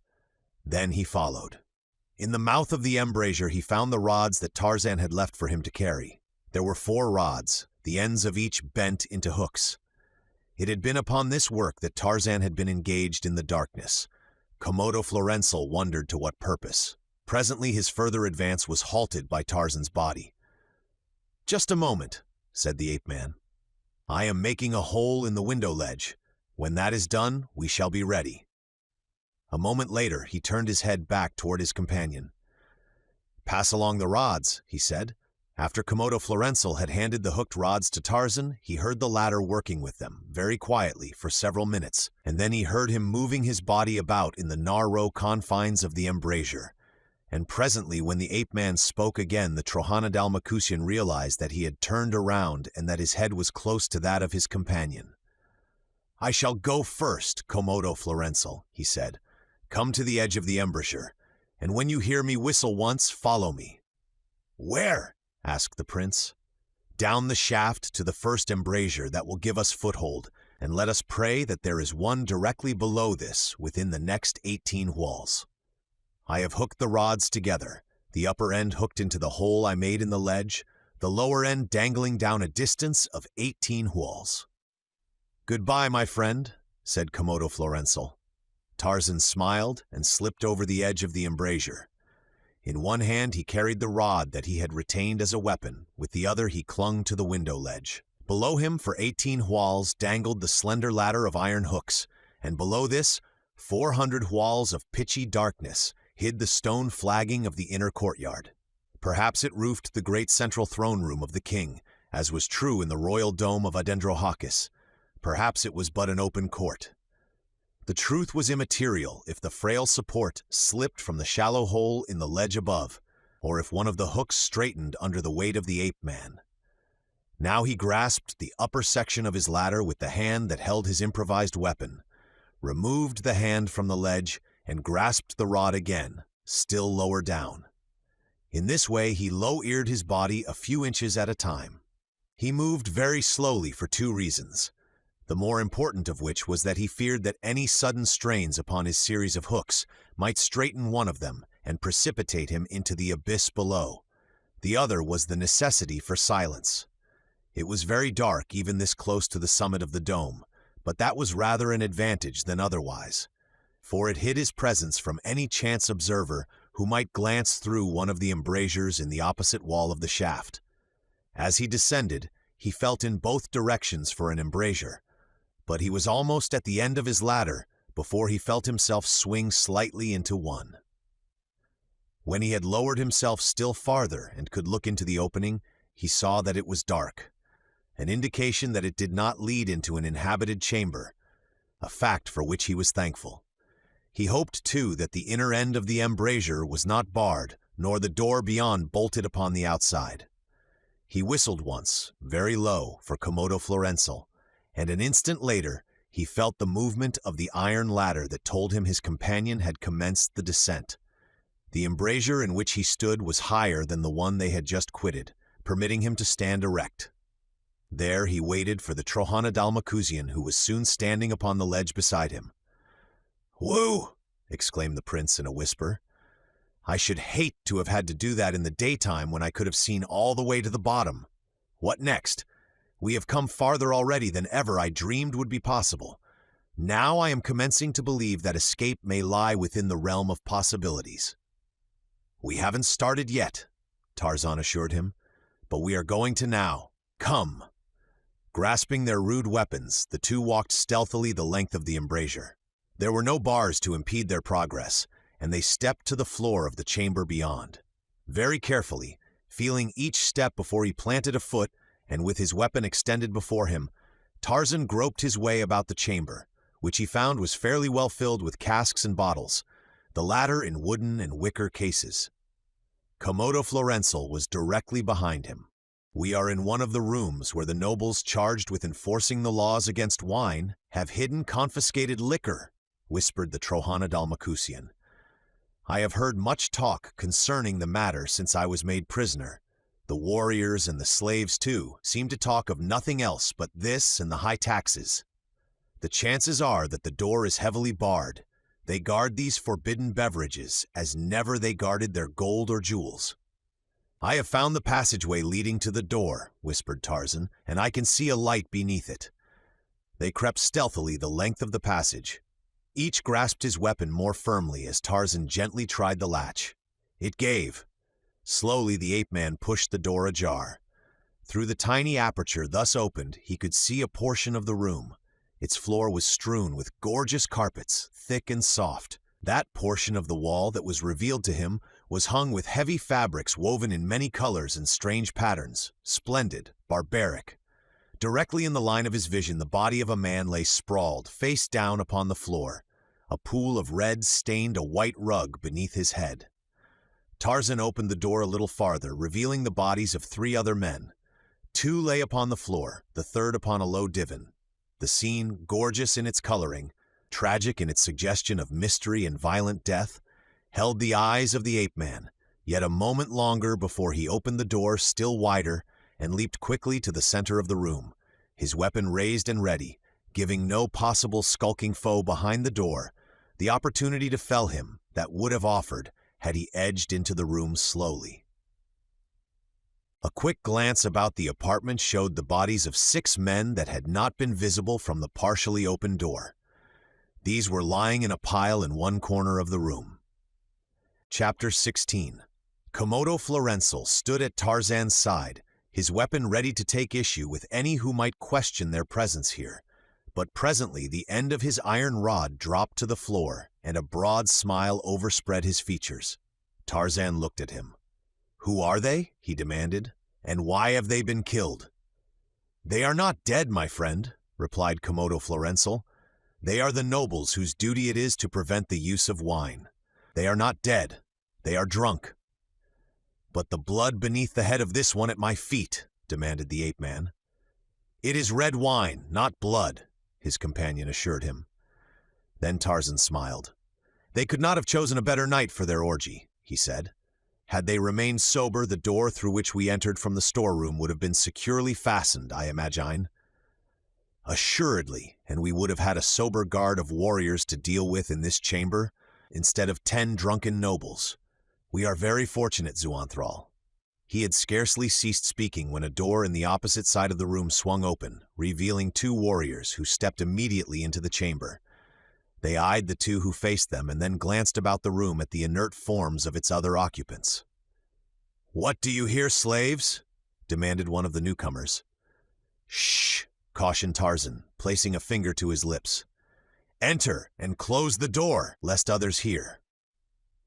"There is no one near to hear," snapped one of them, but they entered and he closed the door. "What is the meaning of this?"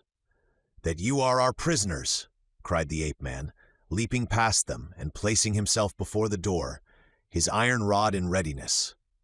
A sneer twisted the mouth of each of the 2 Veltopismacusians as they whipped out their rapiers and leaped toward the ape-man, ignoring for the moment the Trohanadal-Macusian who, seizing upon the opportunity thus afforded him, threw aside his iron rod and snatched a rapier from the side of one of the drunken nobles, a substitution of weapons that would render Komodo Florenzel a dangerous opponent anywhere in Minuni, for there was no better swordsman among all the warlike clans of Trohanadalmacus, whose blades were famed throughout Minuni. Facing, with only an iron rod, 2 skilled swordsmen placed Tarzan of the Apes at a disadvantage that might have proved his undoing had it not been for the presence of Komodo Florenzel, who no sooner than he had appropriated a weapon, leaped forward and engaged one of the warriors. The other pressed Tarzan fiercely. "Your prisoner? Slave?" he sneered as he lunged for his opponent. But though less skilled, perhaps, in swordplay than his antagonist, the Lord of the Jungle had not faced Bolgani and Numa for nothing. His movements were as lightning, his strength as great as before. Zoanthrahago had reduced his stature. At the first onslaught of the warriors, he had leaped to one side to avoid the thrust of a blade, and as much to his own astonishment as to theirs, what he had intended but for a nimble sidestep had carried him the length of the room, and then the man had been at him again, while the other was having his time well occupied with the Zertolosto of Trohanadalmacus. Twice Tarzan parried cuts with his cumbersome bar, and then a thrust, but missed him by a hair's breadth, his sidestep coming but in the nick of time. It was a close call, for the man had lunged at his abdomen, a close call for Tarzan and death for his opponent. For as the point slipped harmlessly by him, the ape-man swung his rod upon the unguarded head of the Veltopismacusian, and with a grunt the fellow slumped to the floor, his skull crushed to the bridge of his nose. Then Tarzan turned to aid Komodo Florenzel, but the son of Adandrohakis needed no aid. He had his man against the wall and was running him through the heart as Tarzan turned in their direction. As he fell, Komodo Florenzel swung toward the center of the room, and as his eye fell upon the ape-man, a smile crossed his face. "With an iron bar you bested a swordsman of Minuni," he cried. "I would not have believed it possible, and so I hastened to dispatch my man that I might come to your rescue before it was too late." Tarzan laughed. "I had the same thought in mind concerning you," he said. "And you could have well held it had I not been able to secure this rapier," Komodo Florenzel assured him. "But what now? We have again come much farther than it seems possible we can have. Naught will surprise me hereafter." "We are going to trade apparel with these two unfortunate gentlemen," said Tarzan, divesting himself of the green tunic as he spoke. Komodo Florenzel chuckled as he followed the example of his companion. "There are other peoples as great as the Manunians," he declared, "though until I met you, my friend, I should never have believed it." A few moments later, the two stood garbed in the habiliments of Veltopismacusian warriors, and Tarzan was slipping his green tunic upon the corpse of him whom he had slain. "But why are you doing that?" asked the prince. "Do likewise with yours, and you will see presently." Tarzan replied. Komodo Florenzel did as the other bid him, and when the change had been completed, the ape-man threw one of the corpses across his shoulder and carried it into the storeroom, followed closely by Komodo Florenzel with the other. Walking through the window, embrasure to the edge of the shaft, Tarzan hurled his burden out into space, and reaching back took Komodo Florenzel's from him and pitched it after the first. "If they do not examine them too closely," he said, "the ruse may serve to convince them that we died attempting to escape." As he spoke, he detached two of the hooks from the ladder down which they had clambered from the window of their dungeon and dropped them after the corpses. "These will lend color to the suggestion," he added in explanation. Together they returned to the room where the drunken nobles lay, where Komodo Florenzel began to rifle the fat money pouches of the unconscious men. "We shall need all of this that we can get if we are to pose as Veltopismacusian warriors for any length of time," he said. "I know these people by reputation, and that gold will buy many of the things that we may require. The blindness of guards and the complaisance of officials, if they do not guess too close to the truth concerning us." "That part of it you must attend to, Komodo Florenzel," said Tarzan, "for I am unfamiliar with the ways of your people, but we may not remain here. These gentlemen have served us well, and themselves too, for their faithlessness and debauchery saved their lives, while the two who followed in sobriety the path of duty were destroyed." "Matters are strangely ordered," commented Komodo Florenzel. "In Manuni as elsewhere," agreed Tarzan, leading the way to the door of the chamber, which they found opened into a corridor, instead of into another chamber, as they had rather expected, would be the fact at a point thus close to the central shaft. In silence they proceeded along the passageway, which, at this hour of the morning, was deserted. They passed lighted chambers, where men and women were sleeping peacefully in the glare of many candles. They saw a sentry asleep before the door of a noble's quarters.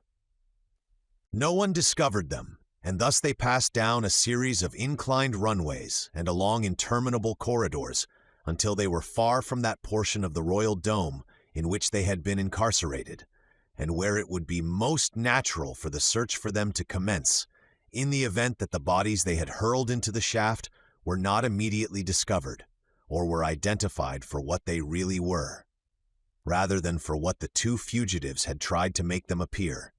And now a white-tunicked slave was approaching them along the corridor. He passed without paying them any heed, and presently another and another appeared, until the two realized that morning was approaching, and the corridors would soon be filled with the inhabitants of the dome. "It will be best," said Komodo Florenzel, "to find a hiding place until there are more people abroad. We shall be safer in a crowd than among just a few where we shall be the more noticeable." Nearly all the chambers they passed now were occupied by families, while those that were untenanted were without candles, and therefore unsafe as hiding places for any length of time. But presently Komodo Florenzel touched Tarzan's arm and pointed to a hieroglyphic beside a door they were approaching. "Just the place," he said.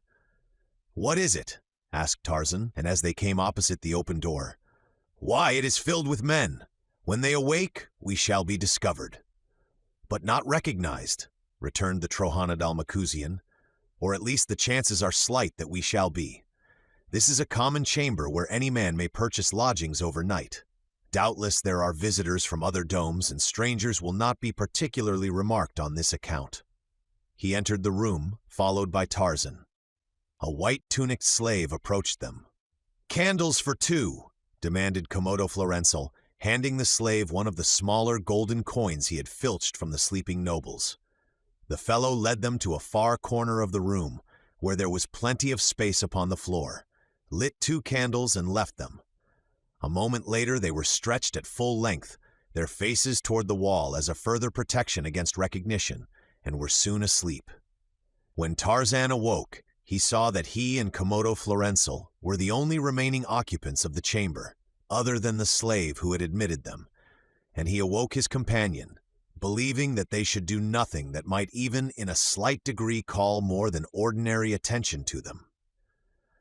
A bucket of water was brought them, and they performed their ablutions at a gutter which encircled the chamber, passing along the foot of each wall, as was the custom throughout Menuni, the waste water being carried away in pipes to the fields beyond the cities, where it was used for irrigating the crops.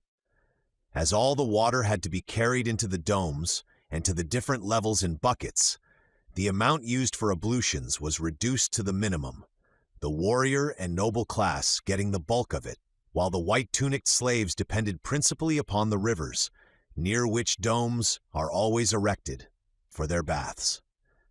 The green slaves fare the worst and suffer a real hardship through lack of bathing facilities, for the Menunians are a cleanly people, but they manage to alleviate their plight to some extent, where the quarry masters are more kindly disposed, by the use of stagnant seepage water that accumulates in every quarry at the lower levels, and which, not being fit for drinking purposes, may be used by the slaves for bathing when they are permitted the time to obtain it. Having washed, Tarzan and Komodo Florenzel passed out into the corridor, a broad thoroughfare of the Dome City, where there were now passing 2 solid lines of humanity, moving in opposite directions, the very numbers of the people proving their greatest safeguard against detection. Candles at frequent intervals diffused a brilliant light and purified the air. Open doorways revealed shops of various descriptions within which men and women were bartering for goods, and now Tarzan had his first real glimpse of Veltopismakuan life. The shops were all conducted by white-tunicked slaves, but slaves and warriors intermingled as customers, both sexes of each class being represented. It was Tarzan's first opportunity also to see the women of the warrior class outside their own homes. He had seen the Princess Janzara in the palace quarters and, through the doorways in various portions of the dome, he had seen other women of varying stations in life. But these were the first that he had seen abroad at close hand. Their faces were painted deep vermilion, their ears blue, and their apparel so arranged that the left leg and left arm were bare. Though if even so much as the right ankle or wrist became uncovered, they hastily readjusted their garments to hide them, giving every evidence of confusion and embarrassment. As the ape-man watched them, he was reminded of fat dowagers he had seen at home, whose evening gowns left them naked to their kidneys, yet who would rather have died than to have exposed a knee. The front of the shops were covered with brilliant paintings, usually depicting the goods that were on sale, together with hieroglyphics describing the wares and advertising the name of the proprietor. One of these finally held the attention of the Trohana Dalmacusian, and he touched Tarzan's arm and pointed toward it.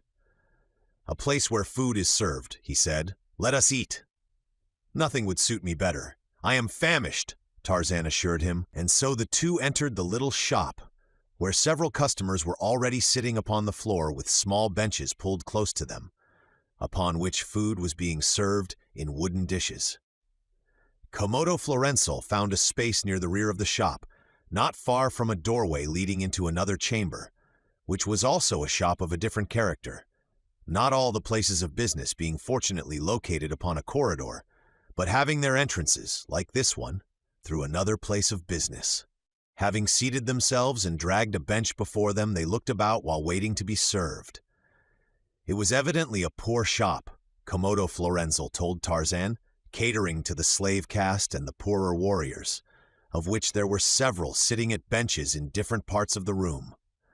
By their harness and apparel, which was worn and shabby, one might easily guess at their poverty. In the adjoining shop were several more of the same class of unfortunate warriors, mending their own clothes with materials purchased from the poor shopkeeper. The meal was served by a slave in a white tunic of very cheap material, who was much surprised when payment for the meal and the service was offered in gold. "It is seldom," he said, "that warriors rich enough to possess gold come to our poor shop. Pieces of iron and bits of lead, with much wooden money, pass into my coffers, but rarely do I see gold.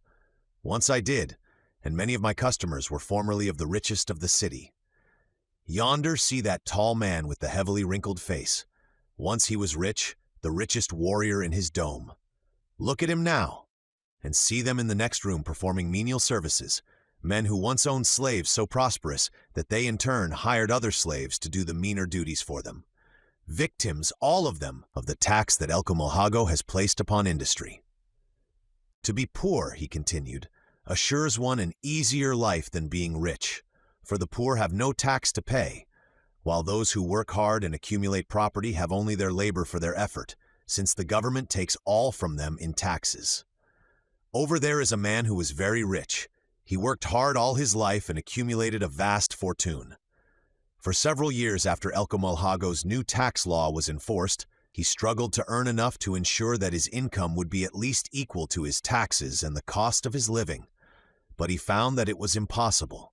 He had one enemy, a man who had wronged him grievously. This man was very poor, and to him he gave all of what remained of his great fortune and his property. It was a terrible revenge. From being a contented man, this victim of another's spleen is now a haggard wreck, laboring unceasingly 18 hours each day in a futile attempt to ensure himself an income that will defray his taxes." Having finished their meal, the two fugitives returned to the corridor and continued their way downward through the dome toward the first level, keeping always to the more crowded corridors, where detection seemed least likely. Now, mounted men were more frequently encountered, and so rapidly and recklessly did the warriors ride along the narrow corridors that it was with difficulty that the pedestrians avoided being ridden down and trampled. And it seemed to Tarzan but little less than a miracle that any of them arrived at their destinations uninjured. Having at last come to the lowest level, they were engaged in searching for one of the 4 corridors that would lead them from the dome, when their way was completely blocked by a great throng that had congregated at the intersection of 2 corridors. Those in the rear were stretching their necks to observe what was going on in the center of the gathering. Everyone was asking questions of his neighbor, but as yet no one upon the outskirts of the mob appeared to know what had occurred, until at last fragments of rumors filtered back to the farthermost. Tarzan and Komodo Florenzel dared ask no questions, but they kept their ears open, and presently they were rewarded by overhearing Repeat Ed what seemed to be an authoritative account of what had transpired to cause this congestion. In answer to a question put by one of the throng, a fellow who was elbowing his way out from the center of the jam explained that those in front had halted to view the remains of 2 slaves who had been killed while trying to escape. They were locked in one of Xoanthrohago's slave cells at the very highest level, he told his questioner, and they tried to escape by climbing down an improvised ladder into the central shaft. Their ladder broke, and they were precipitated to the roof of the throne room, where their bodies, terribly mangled, were but just found. They are being carried out to the beasts now. One of them was a great loss to Xoanthrohago, as it was the slave Zoanthrol upon whom he was experimenting. "Ah," exclaimed a listener, "I saw them but yesterday." "You would not know them today," vouchsafed the informer, "so terribly are their faces disfigured." When the press of humanity had been relieved, Tarzan and Komodo Florenzel continued their way, finding that the slaves' corridor lay just before them, and that it was down this avenue that the bodies of their victims of the previous night were being carried. "What?" asked the ape-man. "Did he mean by saying that they were being carried to the beasts?" "It is the way in which we dispose of the bodies of slaves," replied the Trohana Dalmacusian. "They are carried to the edge of the jungle, where they are devoured by wild beasts. There are old and toothless lions near Trohana Dalmacus that subsist entirely upon slave meat. They are our scavengers, and so accustomed are they to being fed that they often come to meet the parties who bring out the corpses, pacing beside them, roaring and growling, until the spot is reached where the bodies are to be deposited." "You dispose of all your dead in this manner?" Only the slave dead. The bodies of warriors and nobles are burned. In a short time, then, continued Tarzan, there will be no danger of there ever being a correct identification of those two. He jerked his thumb along the corridor ahead, where the bodies of the two dead warriors were being bounced and jolted along upon the backs of diadettes. Chapter 17. "Where now?" demanded Komodo Florenzel, as the two emerged from the mouth of the slaves' corridor and stood for a moment in the brilliant sunlight without. "Lead the way to the quarry where we were confined, and to the chamber in which we slept." "You must be weary of your brief liberty," remarked the Trohanadalmacusian. "We are returning for Talaskar, as I promised," Tarzan reminded him. "I know," said the Zertalasto, "and I commend your loyalty and valor while deprecating your judgment. It will be impossible to rescue Talaskar. Were it otherwise, I should be the first to her assistance. But I know, and she knows, that for her, escape is beyond hope. We will but succeed in throwing ourselves again into the hands of our masters." "Let us hope not," said Tarzan. "But if you feel as you say that our effort is foredoomed to failure, and that we shall but be recaptured, do not accompany me. My only real need of you is to guide me to the apartment where Talaskar is confined. If you can direct me to it, that is all I ask." "Think you I was attempting to evade the danger?" demanded Komodo Florenzel. "No, where you go, I will go. If you are captured, I shall be captured. We shall fail, but let us not separate. I am ready to go wherever you go." "Good," commented Tarzan. "Now lead the way to the quarry, and use your knowledge of things Minunian and your best wits to gain us entrance without too much talking." They passed, unchallenged, along the shaded walks between the domes of Veltopismachus, and past the great parade, where gorgeously caparisoned warriors were executing intricate evolutions with the nicest precision, and out beyond the domes along well-worn trails filled with toiling slaves and their haughty guards. Here they fell in beside the long column moving in the direction of the quarry in which they had been imprisoned, taking their places in the column of flanking guards, and thus they came to the entrance to the quarry. Perfunctorily the numbers of the slaves were taken, as they passed in, and entered in a great book. But to Tarzan's relief, he noted that no attention was paid to the guards, who moved along beside their charges and down into the interior without being checked or even counted. And with them went Komodo Florenzel, Prince Royal of Trohanadalmachus and Tarzan of the Apes. Once inside the quarry and past the guard-room, the two fell gradually to the rear of the column, so that when it turned into a level above that which they wished to reach, they were enabled to detach themselves from it without being noticed. To leave one column was but to join another, for there was no break in them, and often there were several moving abreast. But when they reached the 35th level and entered the tunnel leading to the chamber in which Talaskar was confined, they found themselves alone, since there is little or no activity in these corridors leading to slave quarters except early in the morning, when the men are led forth to their labors, and again at night when they are brought back. Before the door of the chamber they found a single warrior on guard. He was squatting on the floor of the tunnel, leaning against the wall, but at their approach he rose and challenged them. Komodo Florenzel, who was in the lead, approached him and halted. "We have come for the slave girl, Talaskar," he said. Tarzan, who was just behind Komodo Florenzel, saw a sudden light leap to the eyes of the warrior. Was it recognition? "Who sent you?" demanded the warrior. "Her master, Zoanthrohago," replied the Trohanadalmacusian. The expression upon the face of the warrior changed to one of cunning. "Go in and fetch her," he said, and unbolted the door, swinging it open. Komodo Florenzel dropped upon his hands and knees and crawled through the low aperture, but Tarzan stood where he was. "Go in," said the guard to him. "I will remain where I am," replied the ape-man. "It will not require two of us to find a single slave girl and fetch her to the corridor." For an instant the warrior hesitated. Then he closed the door hurriedly and shot the heavy bolts. When he turned toward Tarzan again, who was now alone with him in the corridor, he turned with a naked sword in his hands, but he found Zoanthral facing him with drawn rapier. "Surrender!" cried the warrior. "I recognized you both instantly." "I thought as much," said Zoanthral. "You are clever with the exception of your eyes, They are fools, for they betray you." "But my sword is no fool," snapped the fellow as he thrust viciously at the ape-man's breast. Lieutenant Paul Darnaud of the French Navy had been recognized as one of the cleverest swordsmen in the service, and to his friend Greystoke he had imparted a great measure of his skill during the many hours that the two had whiled away with the foils. And today, Tarzan of the Apes breathed a prayer of gratitude to the far-distant friend whose careful training was, after many long years, to serve the ape-man in such good stead, for he soon realized that, though his antagonist was a master at the art of fence, he was not wholly outclassed, and to his skill was added his great strength and his agility.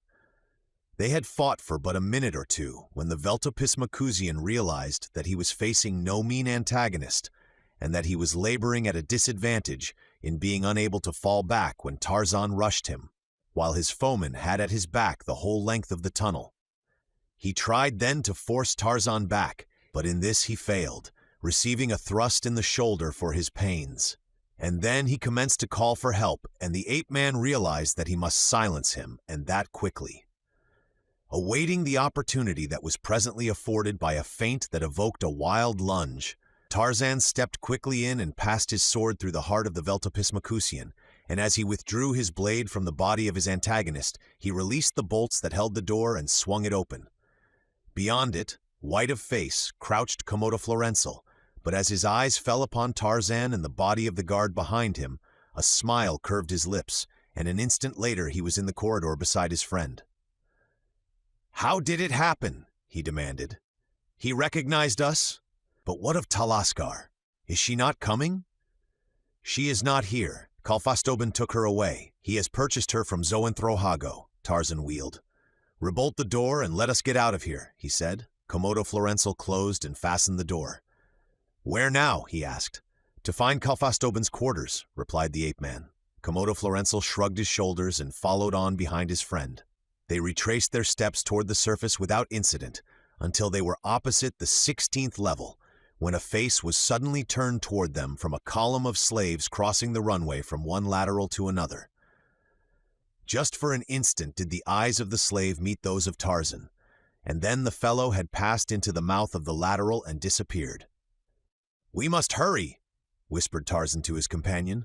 "Why now more than before?" demanded Komodo Florenzel. "Did you not see the fellow who just passed us and turned to look a second time at me?" "No. Who was it?" "Garaftap," replied Tarzan. "Did he recognize you?"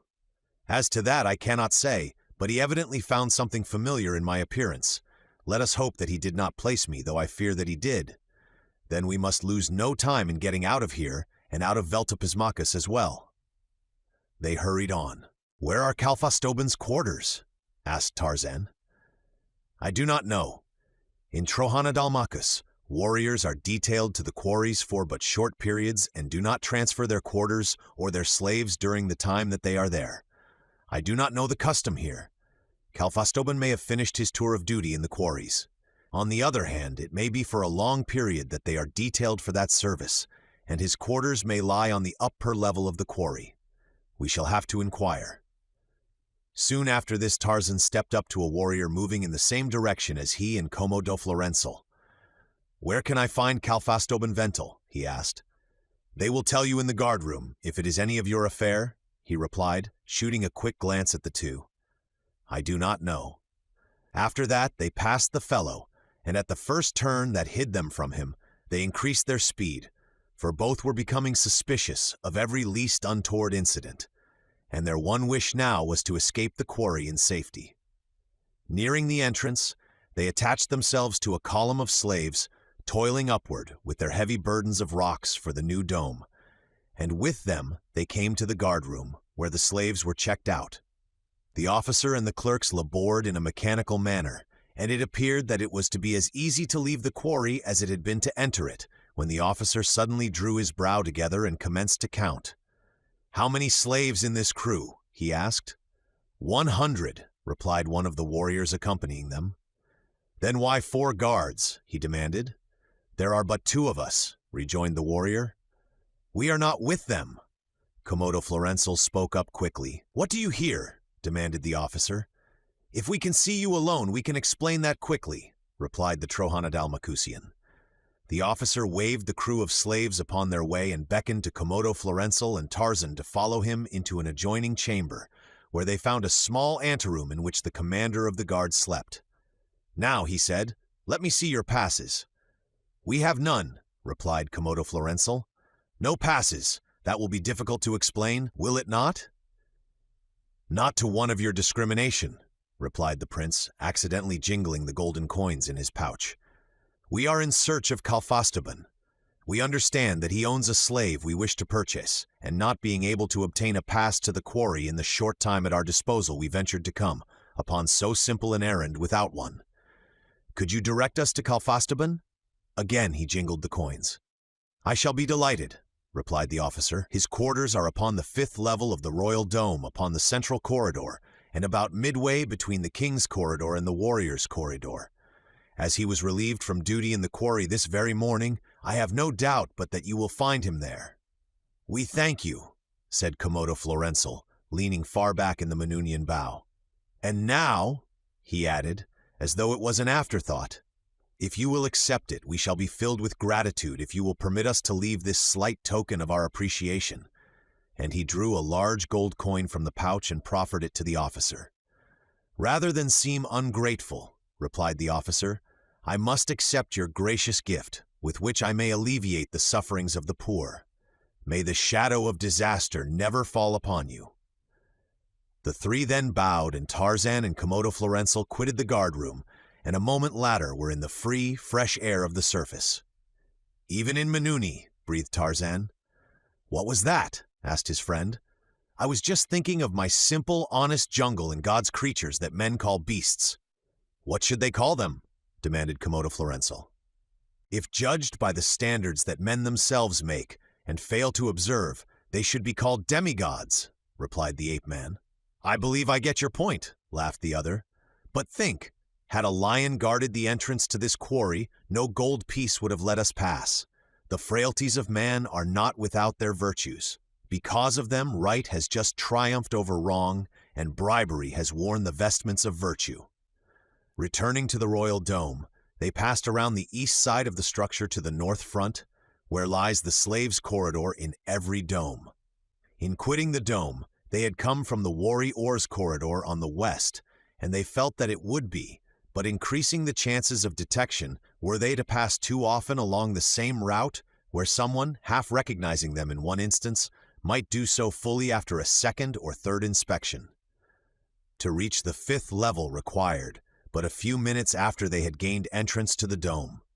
With every appearance of boldness, they made their way toward the point in the central corridor at which the officer of the guard had told them they would find Kalfastoban's quarters, and perhaps Kalfastoban himself, but they were constantly on the alert, for both recognized that the greatest danger of detection lay through the chance that Kalfastoban might recall their features, as he of all Veltapismacusians would be most apt to do so, since he had seen the most of them, or at least the most of Tarzan since he had donned the slave's green. They had reached a point about midway between the slave's corridor and the warrior's corridor, when Komodo Florenzel halted a young female slave and asked her where the quarters of Kalfastoban were located. "It is necessary to pass through the quarters of Hamadalban to reach those of Kalfastoban," replied the girl. "Go to the 3rd entrance," and she pointed along the corridor in the direction they had been going. After they had left her, Tarzan asked Komodo Florenzel if he thought there would be any difficulty in gaining entrance to Kalfastoban's quarters. "No," he replied. "The trouble will arise in knowing what to do after we get there." "We know what we have come for," replied the ape-man. "It is only necessary to carry out our design, removing all obstacles as they intervene." "Quite simple," laughed the prince.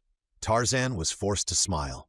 "To be candid," he admitted, "I haven't the remotest idea what we are going to do after we get in there, or after we get out either, if we are successful in finding Talaskar and bringing her away with us. But that is not strange, since I know nothing, or practically nothing, of what conditions I may expect to confront me from moment to moment in this strange city of a strange world. All that we can do is to do our best. We have come thus far much more easily than I expected. Perhaps we will go the whole distance with no greater friction, or we may stop within the next dozen steps forever. Pausing before the third entrance, they glanced in, discovering several women squatting upon the floor. 2 of them were of the warrior class, the others slaves of the white tunic. Komodo Florenzel entered boldly. "These are the quarters of Hamadalban?" he asked. "They are," replied one of the women. "And Kalfastobans are beyond?" "Yes." "And beyond Kalfastobans?" inquired the Trohana Dalmacusian. "A long gallery leads to the outer corridor. Upon this gallery open many chambers where live hundreds of people. I do not know them all. Whom do you seek?" "Palastokar," replied Komodo Florenzel quickly, choosing the first name that presented itself to his memory. "I do not recall the name," said the woman, knitting her brows in thought.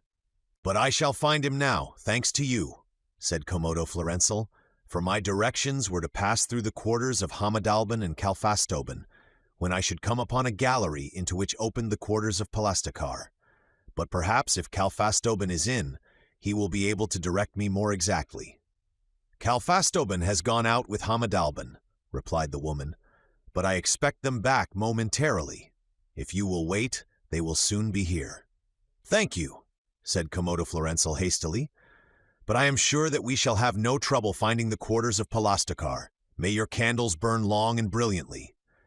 And without waiting on further ceremony, he crossed the room and entered the quarters of Kalfastoban, into which Tarzan of the Apes followed at his heels. "I think, my friend," said the prince, "that we shall have to work rapidly." Tarzan glanced quickly around the first chamber that they entered. It was vacant. Several doors opened from it. They were all closed either with wooden doors or with hangings. The ape-man stepped quickly to the nearer and tried the latch. It gave, and he pushed the door ajar. All was darkness within. "Bring a candle, Komodo Florenzel," he said. The prince brought 2 from their niches in the wall. "A storeroom," he said, as the rays of the candles illuminated the interior of the room. "Food and candles and raiment.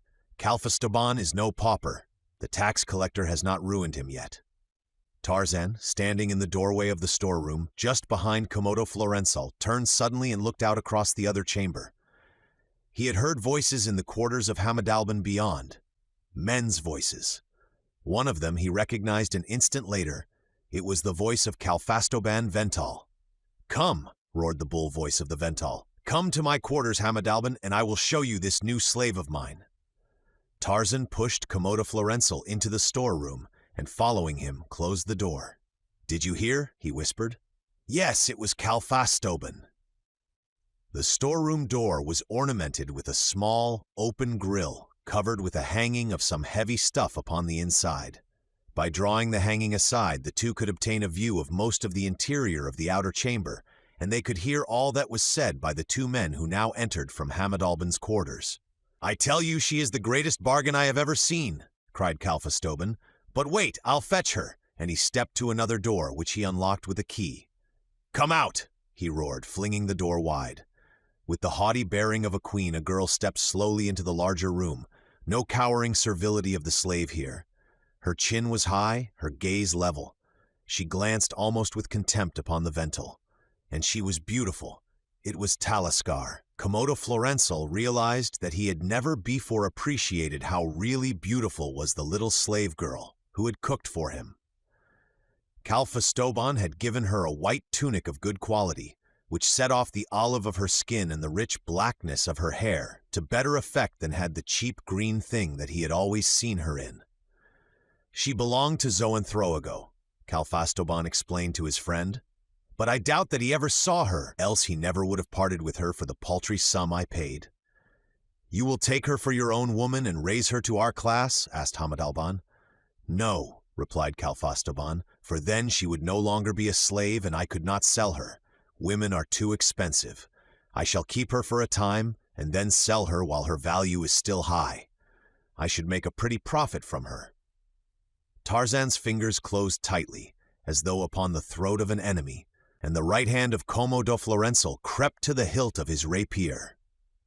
A woman came from the quarters of Hamadalban and stood in the doorway. "2 of the guards from the quarry are here with a green slave inquiring for Kalfastoban," she said. "Send them in," directed the Vental. A moment later the 3 entered, The slave was Karaftap. "Ah!" exclaimed Kalfastoban. "My good slave Karaftap, the best in the quarry. Why is he brought here?" "He says that he has information of great value," replied one of the guard, "but he will divulge it to none but you. He has staked his life against the worth of his information, and the Novand of the guard ordered him brought hither."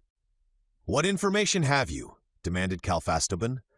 "It is of great moment," cried Karaftap. "Noble Zoanthrahago and even the king will be grateful for it. But were I to give it and have to return to the quarries, the other slaves would kill me. You were always good to me, Kalfastoban Vental, and so I ask to be brought to you. For I know that if you promise that I shall be rewarded with the white tunic, if my service is considered worthy of it, I shall be safe." "You know that I cannot do that," replied Kalfastoban. "But the king can, and if you intercede with him, he will not refuse." "I can promise to intercede with the king in your behalf if the information you bring is of value, but that is all I can do." "That is enough, if you promise," said Karaftap. "Very well, I promise. What do you know that the king would like to know?" "News travels fast in Veltopismachus," said Karaftap, "and so it was that we in the quarry heard of the death of the two slaves, Eopanato and Zuanthrol, within a short time after their bodies were discovered. As both had been slaves of Zoanthrohago, we were all confined together in one chamber, and thus I knew them both well. Imagine then my surprise when, while crossing one of the main spirals with a crew of other slaves, I beheld both Zuanthrol and Eopanato, in the habiliments of warriors, ascending toward the surface." "What is the appearance of these two?" suddenly demanded one of the warriors who had accompanied Karaftap from the quarry. The slave described them as fully as he could. "The same!" cried the warrior. "These very two stopped me upon the spiral and inquired the whereabouts of Kalfastoban." A crowd of women and men had gathered in the doorway of Kalfastoban's chamber, having been attracted by the presence of a green slave accompanied by members of the quarry guard. One of them was a young slave girl. "I, too, was questioned by these very men," she exclaimed, "only a short time since, and they asked me the same question."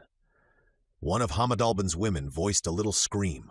"They passed through our quarters but a moment since," she cried, "and entered Kalfastoban's, but they asked not where lay the quarters of Kalfastoban. The name they mentioned was unknown to me, a strange name." "Palastakar?" one of her companions reminded her. "Yes, Palastakar, and they said he had his quarters upon the gallery leading from Kalfastoban's to the outer corridor."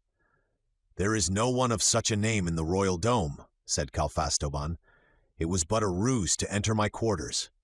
"Or to pass through them," suggested one of the quarry guard. "We must hurry after them," said the other. "Keep Karaftap here until we return, Kalfastoban," said the first guard, "and also search your own quarters and those adjoining carefully. Come," and motioning to the other guard, he crossed the chamber and departed along the gallery that led to the outer corridor, followed not alone by his fellow, but by Hamadalban and all the other men who had congregated in the chamber, leaving Kalfastoban and Karaftap, with the women, in the Vental's quarters. Chapter 18.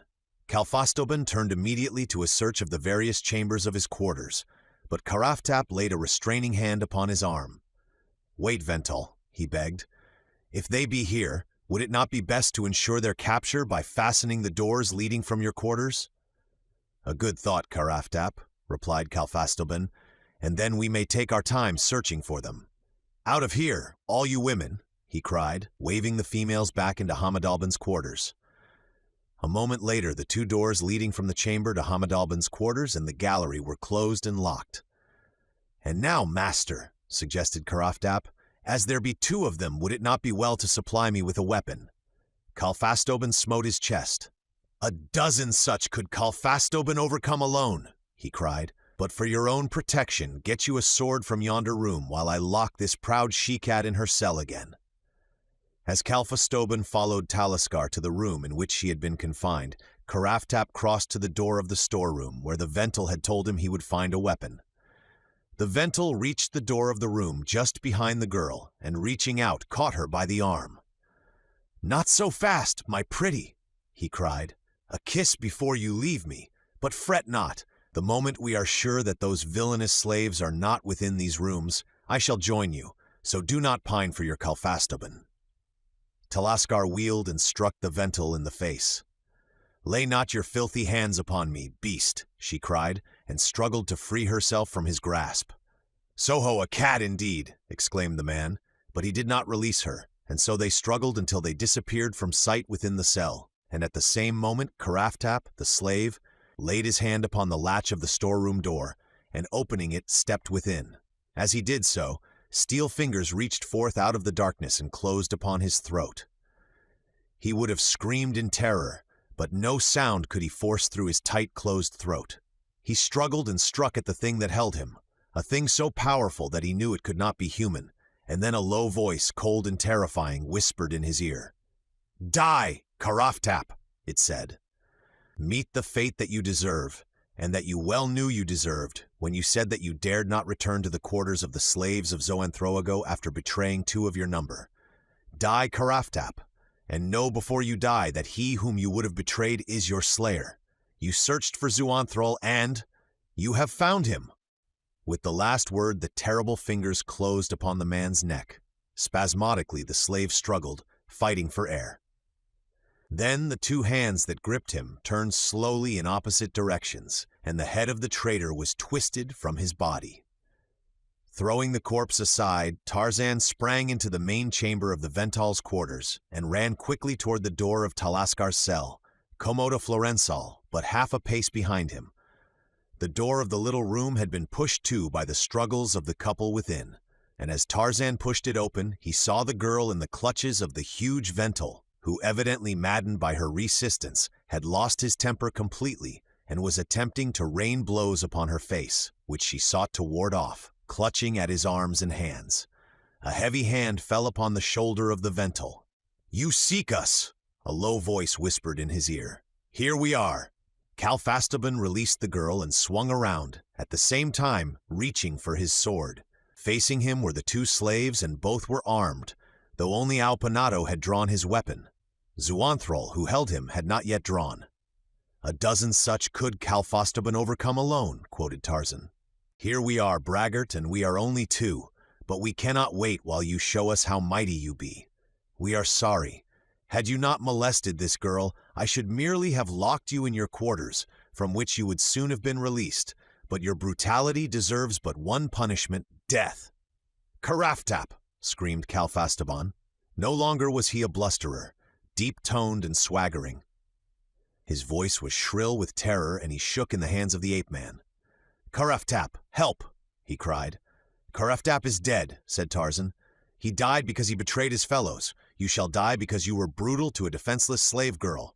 Run him through, Komodo Florensal. We have no time to waste here."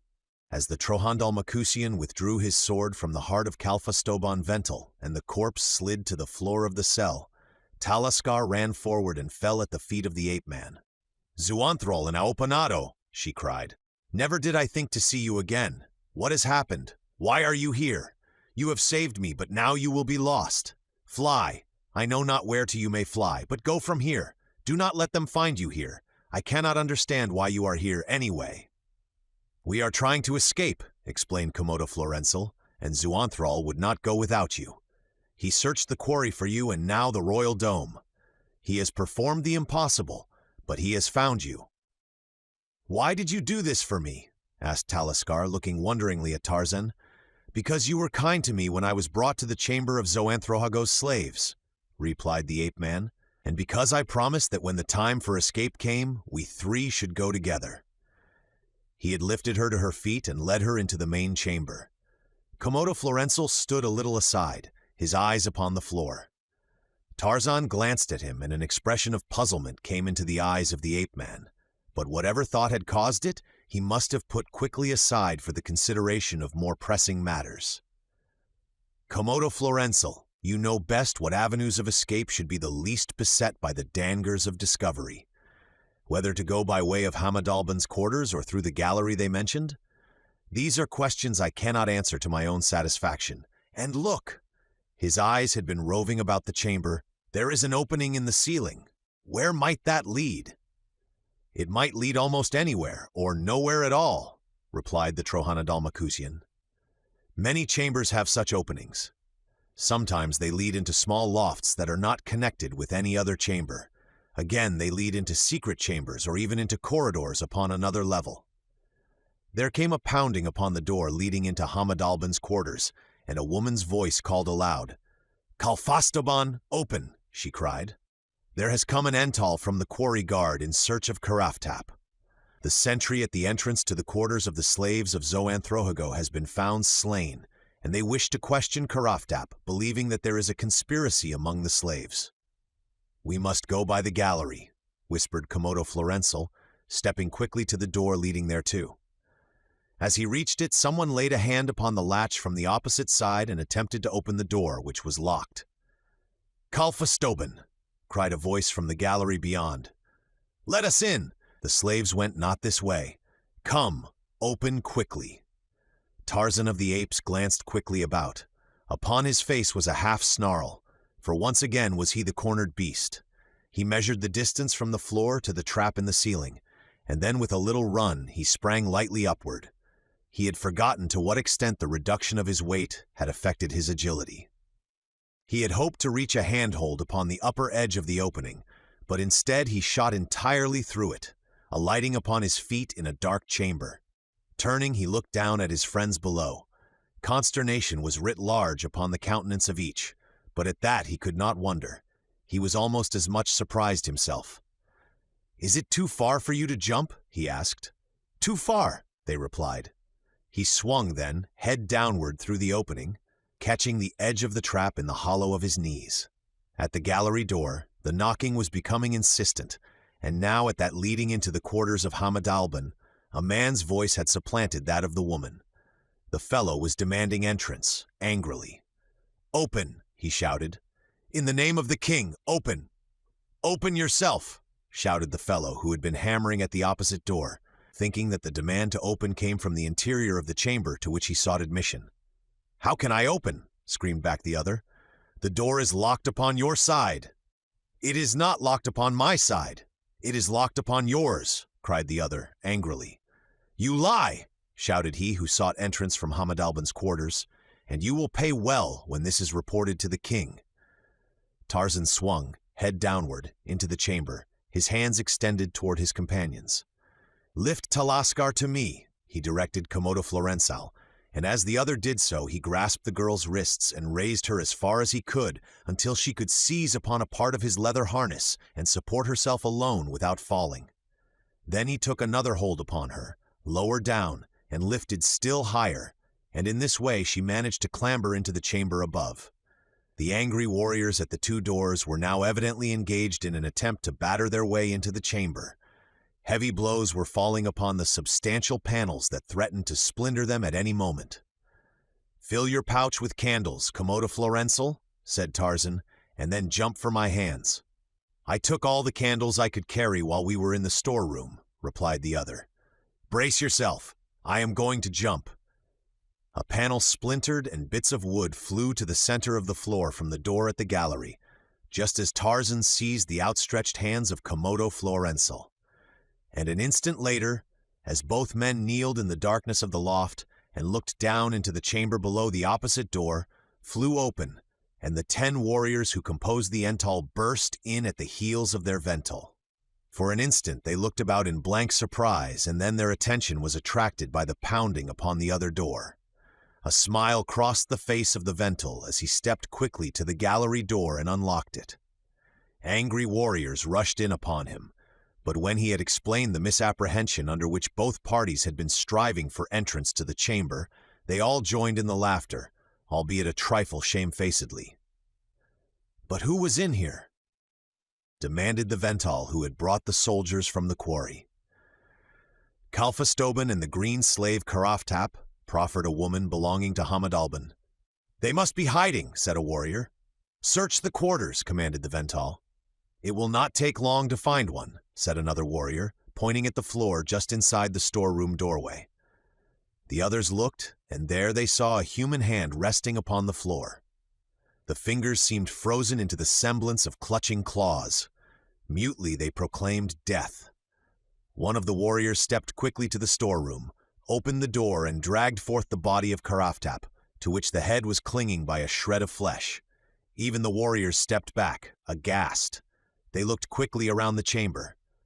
"Both doors were barred upon the inside," said the Vental.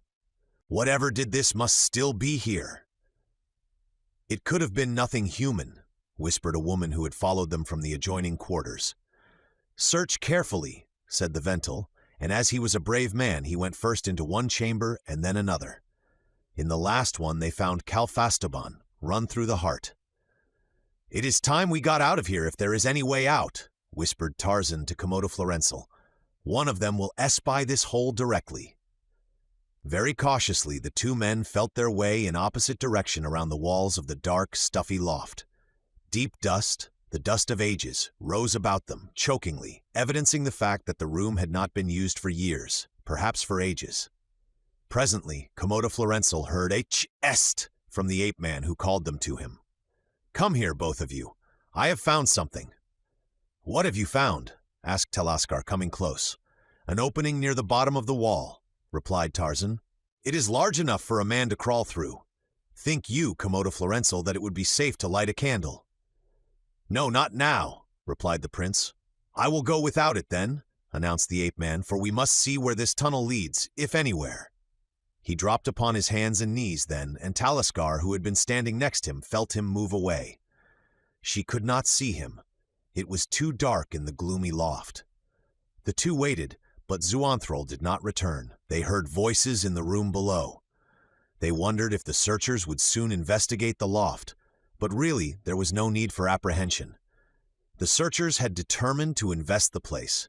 It would be safer than crawling into that dark hole after an unknown thing that could tear the head from a man's body. When it came down, as come down it would have to, they would be prepared to destroy or capture it. But in the meantime, they were content to wait. "What has become of him?" whispered Talaskar anxiously. "You care very much for him, do you not?" asked Komodo Florenzel. "Why should I not?" asked the girl. "You do too, do you not?" "Yes," replied Komodo Florenzel. "He is very wonderful," said the girl. "Yes," said Komodo Florenzel. "I wish he would come back," said the girl. "Yes," said Komodo Florenzel. As though in answer to their wish, they heard a low whistle from the depths of the tunnel into which Tarzan had crawled. "Come," whispered the ape-man. Talaskar first, they followed him, crawling upon hands and knees through a winding tunnel, feeling their way through the darkness, until at last a light flared before them, and they saw Zuanthrol lighting a candle in a small chamber that was only just high enough to permit a tall man to sit erect within it. "I got this far," he said to them, "and as it offered a fair hiding place where we might have light without fear of discovery, I came back after you. Here we can stop a while in comparative comfort and safety until I can explore the tunnel further. From what I have been able to judge, it has never been used during the lifetime of any living Veltopismacusian, so there is little likelihood that anyone will think of looking here for us."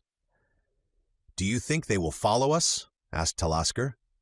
"I think they will," replied Komodo Florenzel, "and as we cannot go back, it will be better if we push on at once, as it is reasonable to assume that the opposite end of this tunnel opens into another chamber. Possibly there we shall find an avenue of escape." "You are right, Komodo Florenzel," agreed Tarzan. "Nothing can be gained by remaining here. I will go ahead. Let Talaskar follow me, and you bring up the rear. If the place proves a blind alley, we shall be no worse off for having investigated it." Lighting their way this time with candles, the three crawled laboriously and painfully over the uneven rock floor of the tunnel, which turned often, this way and that, as though passing around chambers, until, to their relief, the passageway abruptly enlarged, both in width and height, so that now they could proceed in an erect position. The tunnel now dropped in a steep declivity to a lower level, and a moment later the three emerged into a small chamber, where Talaskar suddenly placed a hand upon Tarzan's arm, with a little intaking of her breath in a half-gasp. "What is that, Zuanthrol?" she whispered, pointing into the darkness ahead. Upon the floor at one side of the room a crouching figure was barely discernible close to the wall. "And that!" exclaimed the girl, pointing to another portion of the room. The ape-man shook her hand from his arm and stepped quickly forward, his candle held high in his left hand, his right upon his sword.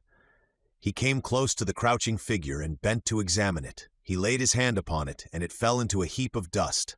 "What is it?" demanded the girl. "It was a man," replied Tarzan, "but it has been dead many years. It was chained to this wall. Even the chain has rusted away." "And the other two?" asked Talaskar. "There are several of them," said Komodo Florenzel. "See, there and there." "At least they cannot detain us," said Tarzan, and moved on again across the chamber toward a doorway on the opposite side. "But they tell us something, possibly," ventured Komodo Florenzel. "What do they say?" asked the ape-man. "That this corridor connected with the quarters of a very powerful Veltopismacusian," replied the prince. "So powerful was he that he might dispose of his enemies thus, without question, and it also tells us that all this happened long years ago." "The condition of the bodies told us that," said Tarzan. "Not entirely," replied Komodo Florenzel. "The ants would have reduced them to that state in a short time. In past ages, the dead were left within the domes, and the ants, who were then our scavengers, soon disposed of them, but the ants sometimes attacked the living. They grew from a nuisance to a menace, and then every precaution had to be taken to keep from attracting them. Also, we fought them. There were great battles waged in Trohana Dalmacus between the Manunians and the ants, and thousands of our warriors were devoured alive. And though we slew billions of ants, their queens could propagate faster than we could kill the sexless workers who attacked us with their soldiers. But at last, we turned our attention to their nests. Here the carnage was terrific, but we succeeded in slaying their queens, and since then, no ants have come into our domes. They live about us, but they fear us. However, we do not risk attracting them again by leaving our dead within the domes." "Then you believe that this corridor leads to the quarters of some great noble?" inquired Tarzan. "I believe that it once did. The ages bring change. Its end may now be walled up. The chamber to which it leads may have housed a king's son when these bones were quick. Today it may be a bar-rack room for soldiers, or a stable for diadets. About all that we know definitely about it," concluded Komodo Florenzel, "is that it has not been used by man for a long time, and probably therefore is unknown to present-day Veltopismacusians." Beyond the Chamber of Death, the tunnel dropped rapidly to lower levels, entering at last a third chamber larger than either of the others. Upon the floor lay the bodies of many men. "These were not chained to the walls," remarked Tarzan. "No, they died fighting, as one may see by their naked swords and the position of their bones." As the three paused a moment to look about the chamber, there fell upon their ears the sound of a human voice. Chapter 19. As the days passed and Tarzan did not return to his home, his son became more and more apprehensive. Runners were sent to nearby villages, but each returned with the same report. No one had seen the big Bwana. Korak dispatched messages then to the nearest telegraph, inquiring from all the principal points in Africa where the ape-man might have made a landing if aught had been seen or heard of him. But always again were the answers in the negative. And at last, stripped to G-string and carrying naught but his primitive weapons, Korak the killer took the trail with a score of the swiftest and bravest of the Waziri in search of his father. Long and diligently they searched the jungle and the forest, often enlisting the friendly services of the villages near which they chanced to be carrying on their quest, until they had covered, as with a fine-toothed comb, a vast area of country, covered it as could have no other body of men. But for all their care and all their diligence, they uncovered no single clue as to the fate or whereabouts of Tarzan of the Apes, and so, disheartened yet indefatigable, they searched on and on through tangled miles of steaming jungle, or across rocky uplands as inhospitable as the stunted thorns that dotted them. And in the royal dome of Elcomuelhago, Tagosto of Veltopismacus, 3 people halted in a rock-walled hidden chamber and listened to a human voice that appeared to come to them out of the very rock of the walls surrounding them. Upon the floor about them lay the bones of long-dead men. About them rose the impalpable dust of ages. The girl pressed closer to Tarzan. "Who is it?" she whispered. Tarzan shook his head. "It is a woman's voice," said Komodo Florenzel. The ape-man raised his candle high above his head and took a step closer to the left-hand wall. Then he stopped and pointed. The others looked in the direction indicated by Tarzan's finger and saw an opening in the wall a hwal or 2 above his head. Tarzan handed his candle to Komodo Florenzel, removed his sword and laid it on the floor, and then sprang lightly for the opening. For a moment he clung to its edge, listening, and then he dropped back into the chamber. "It is pitch black beyond," he said.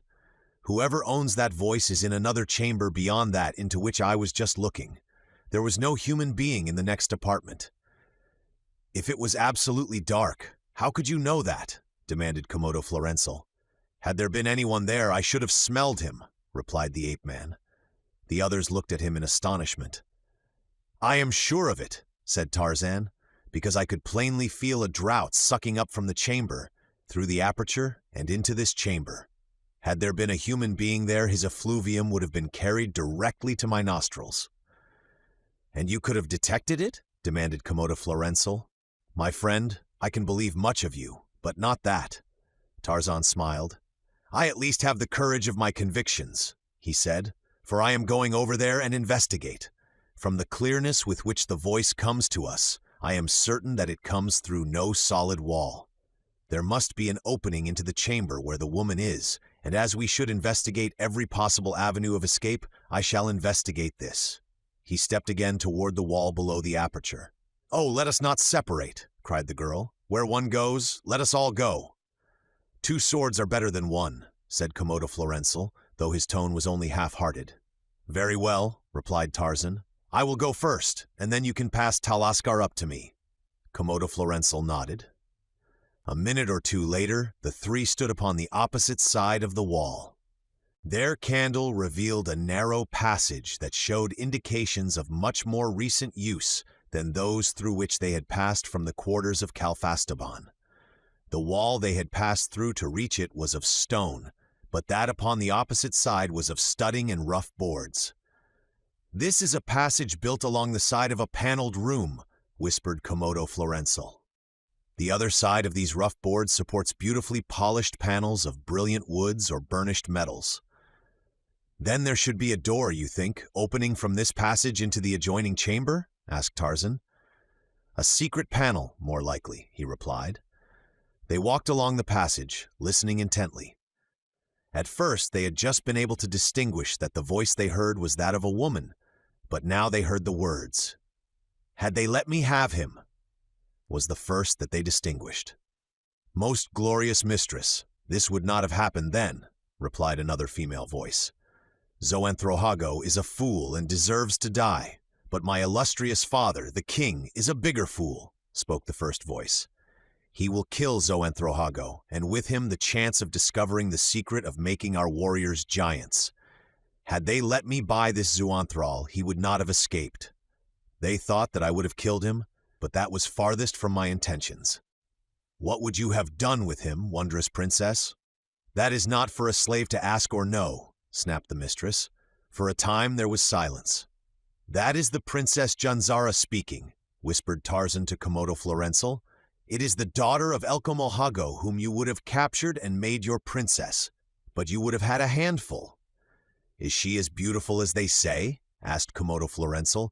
"She is very beautiful, but she is a devil." "It would have been my duty to take her," said Komodo Florenzel. Tarzan was silent. A plan was unfolding itself within his mind. The voice from beyond the partition spoke again. "He was very wonderful," it said. "Much more wonderful than our warriors." And then, after a silence, "You may go, slave, and see to it that I am not disturbed before the sun stands midway between the women's corridor and the king's corridor." "May your candles burn as deathlessly as your beauty, princess," said the slave, as she backed across the apartment. An instant later, the three behind the paneling heard a door close. Tarzan crept stealthily along the passage, seeking the secret panel that connected with the apartment where the Princess Janzara lay composed for the night. But it was Talaskar who found it. "Here," she whispered, and together the three examined the fastening. It was simple and could evidently be opened from the opposite side by pressure upon a certain spot in the panel. "Wait here," said Tarzan to his companions. "I am going to fetch the Princess Janzara. If we cannot escape with her, we should be able to buy our liberty with such a hostage." Without waiting to discuss the advisability of his action with the others, Tarzan gently slid back the catch that held the panel and pushed it slightly ajar. Before him was the apartment of Janzara. a creation of gorgeous barbarity in the center of which, upon a marble slab, the princess lay upon her back, a gigantic candle burning at her head and another at her feet. Regardless of the luxuriousness of their surroundings, of their wealth, or their positions in life, the Manunians never sleep upon a substance softer than a single thickness of fabric, which they throw upon the ground, or upon wooden, stone, or marble sleeping slabs, depending upon their caste and their wealth. Leaving the panel open, the ape-man stepped quietly into the apartment and moved directly toward the princess, who lay with closed eyes, either already asleep or assiduously wooing Morpheus.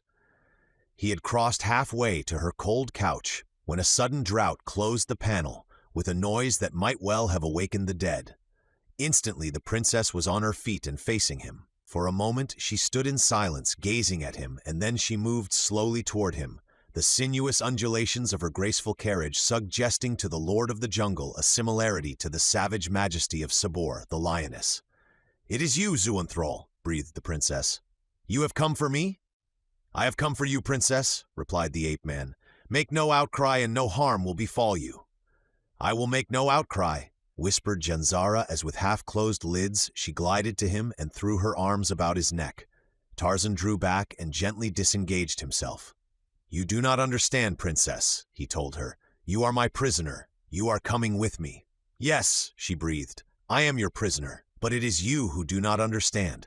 I love you. It is my right to choose whatever slave I will to be my prince. I have chosen you." Tarzan shook his head impatiently. "You do not love me," he said. "I am sorry that you think you do, for I do not love you. I have no time to waste. Come." And he stepped closer to take her by the wrist. Her eyes narrowed.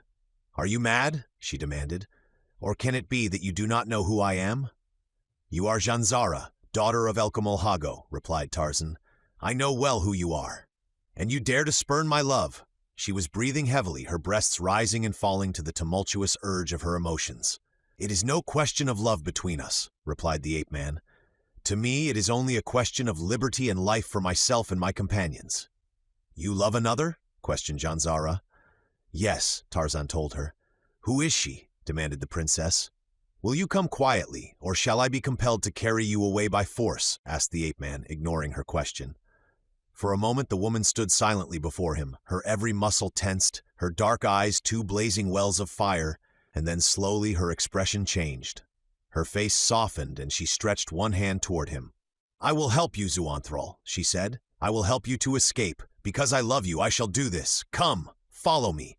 She turned and moved softly across the apartment.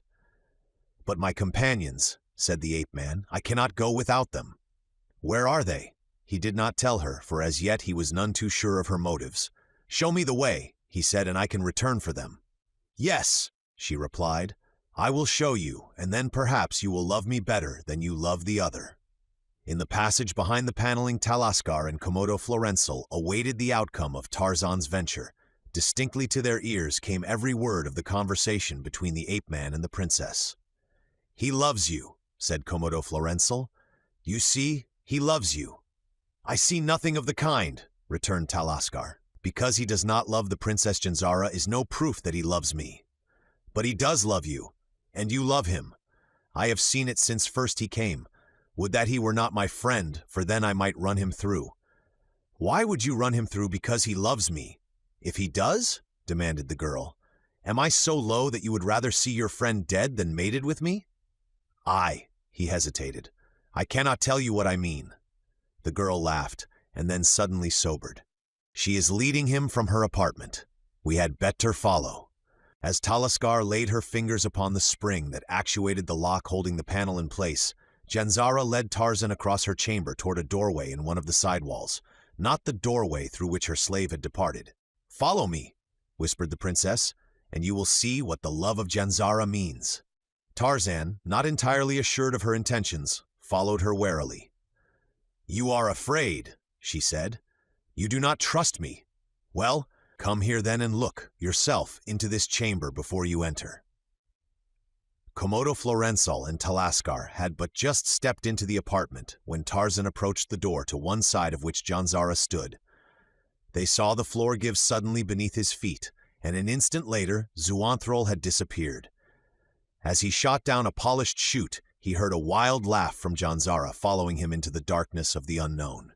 Komodo Florenzel and Talaskar leaped quickly across the chamber, but too late. The floor that had given beneath Tarzan's feet had slipped quietly back into place. Janzara stood above the spot, trembling with anger and staring down at the place where the ape-man had disappeared. She shook as an aspen shakes in the breeze, shook in the mad tempest of her own passions. "If you will not come to me, you shall never go to another," she screamed, and then she turned and saw Komodo Florenzel and Talaskar running toward her. What followed occurred so quickly that it would be impossible to record the facts in the brief time that they actually consumed. It was over almost before Tarzan reached the bottom of the chute and picked himself from the earthen floor upon which he had been deposited. The room in which he found himself was lighted by several candles burning in iron-barred niches. Opposite him was a heavy gate of iron bars through which he could see another lighted apartment, in which a man, his chin sagging dejectedly upon his breast, was seated upon a low bench. At the sound of Tarzan's precipitate entrance into the adjoining chamber, the man looked up and at sight of Xuanthral leaped to his feet. "Quick, to your left!" he cried, and Tarzan, turning, saw two huge green-eyed beasts crouching to spring. His first impulse was to rub his eyes as one might to erase the phantom figures of a disquieting dream, for what he saw were two ordinary African wild cats, ordinary in contour and markings, but in size gigantic. For an instant the ape-man forgot that he was but 1/4 his normal size, and that the cats, that appeared to him as large as full-grown lions, were in reality but average specimens of their kind. As they came toward him, he whipped out his sword, prepared to battle for his life with these great felines, as he had so often before with their mighty cousins of his own jungle. "If you can hold them off until you reach this gate," cried the man in the next chamber, "I can let you through. The bolt is upon this side." But even as he spoke, one of the cats charged. Komodo Florenzel, brushing past Janzara, leaped for the spot upon the floor at which Tarzan had disappeared, and as it gave beneath him, he heard a savage cry break from the lips of the Princess of Veltopismachus. "So it is you he loves," she screamed. "But he shall not have you. No, not even in death." And that was all that Komodo Florenzel heard as the black chute swallowed him. Talaskar, confronted by the infuriated Janzara, halted and then stepped back, for the princess was rushing upon her with drawn dagger. "Die, slave!" she screamed as she lunged for the white breast of Talaskar, but the slave girl caught the other's wrist, and a moment later they went down, locked in one another's embrace. Together they rolled about the floor, the daughter of Elkamol Hago seeking to drive her slim blade into the breast of the slave girl, while Talaskar fought to hold off the menacing steel and to close with her fingers upon the throat of her antagonist. As the first cat charged, the other followed, not to be robbed of its share of the flesh of the kill, for both were half-starved and ravenous. And as the ape-man met the charge of the first, sidestepping its rush and springing in again to thrust at its side, Komodo Florenzel, who had drawn his sword as he entered the apartment of Janzara, shot into the subterranean den almost into the teeth of the second beast, which was so disconcerted by the sudden appearance of this second human that it wheeled and sprang to the far end of the den before it could gather its courage for another attack. In the chamber above, Talaskar and Janzara fought savagely, two she-tigers in human form. They rolled to and fro about the room, straining and striking, Janzara screaming, "Die, slave! You shall not have him!" But Talaskar held her peace and saved her breath, so that slowly she was overcoming the other when they chanced to roll upon the very spot that had led Tarzan and Komodo Florenzel to the pit beneath. As Janzara realized what had happened, she uttered a scream of terror. "The cats! The cats!" she cried, and then the two disappeared into the black shaft. Komodo Florenzel did not follow the cat that had retreated to the far end of the pit, but sprang at once to Tarzan's aid, and together they drove off the first beast as they backed toward the gate where the man in the adjoining chamber stood ready to admit them to the safety of his own apartment. The two cats charged and then retreated, springing in quickly and away again as quickly, for they had learned the taste of the sharp steel with which the humans were defending themselves. The two men were almost at the gate Another instant and they could spring through. The cats charged again and again, were driven to the far corner of the pit. The man in the next chamber swung open the gate.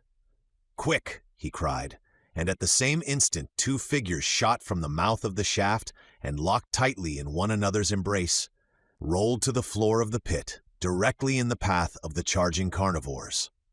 Chapter 20.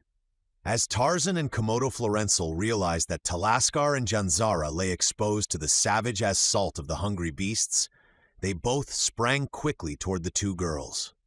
As had been the case when Komodo Florenzel had shot into the pit, the cats were startled by the sudden appearance of these 2 new humans, and in the first instant of their surprise had leaped again to the far end of the chamber. Janzara had lost her dagger as the 2 girls had fallen into the shaft, and now Talaskar saw it lying on the floor beside her. Releasing her hold upon the princess, she seized the weapon and leaped to her feet. Already Tarzan and Komodo Florenzel were at her side, and the cats were returning to the attack. Janzara arose slowly and half bewildered. She looked about, terror disfiguring her marvelous beauty, and as she did so, the man in the adjoining chamber saw her. "Janzara!" he cried.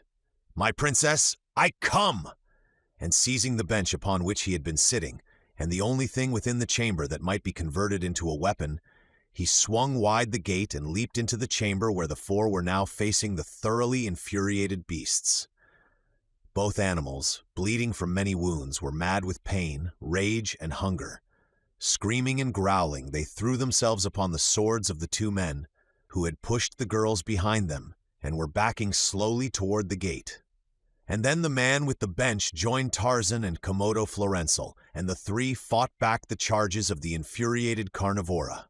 The bench proved fully as good a weapon of defense as the swords, and so together the 5 drew slowly back until, quite suddenly and without the slightest warning, both cats leaped quickly to one side and darted behind the party, as though sensing that the women would prove easier prey. One of them came near to closing upon Janzara, had not the man with the bench, imbued apparently with demoniacal fury, leaped upon it with his strange weapon and beaten it back so desperately that it was forced to abandon the princess. Even then, the man did not cease to follow it, but, brandishing the bench, pursued it and its fellow with such terrifying cries and prodigious blows that, to escape him, both cats suddenly dodged into the chamber that the man had occupied, and before they could return to the attack, he with the bench had slammed the gate and fastened them upon its opposite side. Then he wheeled and faced the 4. "Zoanthrohago!" cried the princess. "Your slave!" replied the noble, dropping to one knee and leaning far back with outstretched arms. "You have saved my life, Zoanthrohago," said Janzara, "and after all the indignities that I have heaped upon you, how can I reward you?" "I love you, princess, as you have long known," replied the man, "but now it is too late, for Tomorrow I die by the king's will. Elcomolhago has spoken, and even though you be his daughter, I do not hesitate to say his very ignorance prevents him ever changing a decision once reached." "I know," said Janzara. "He is my sire, but I love him not. He killed my mother in a fit of unreasoning jealousy. He is a fool, the fool of fools." Suddenly she turned upon the others. "These slaves would escape, Zoanthrohago," she cried. "With my aid they might accomplish it. With their company we might succeed in escaping too, and in finding an asylum in their own land." "If any one of them is of sufficient power in his native city," replied Zoanthrohago. "This one," said Tarzan, seeing a miraculous opportunity for freedom, "is the son of Adendrohakis, king of Trohanadalmacus, the oldest son, and Zertalasto." Janzara looked at Tarzan a moment after he had done speaking. "I was wicked, Zoanthrol," she said, "but I thought that I wanted you, and being the daughter of a king I have seldom been denied aught that I craved." And then to Talaskar, "Take your man, my girl, and may you be happy with him." And she pushed Talaskar gently toward the ape-man, but Talaskar drew back. "You are mistaken, Janzara," she said. "I do not love Zoanthrol, nor does he love me." Komodo Florenzel looked quickly at Tarzan as though expecting that he would quickly deny the truth of Talaskar's statement, but the ape-man only nodded his head in assent. "Do you mean," demanded Komodo Florenzel, "that you do not love Talaskar?" And he looked straight into the eyes of his friend. "On the contrary, I love her very much," replied Tarzan, but not in the way that you have believed, or should I say feared. I love her because she is a good girl and a kind girl and a loyal friend, and also because she was in trouble and needed the love and protection which you and I alone could give her.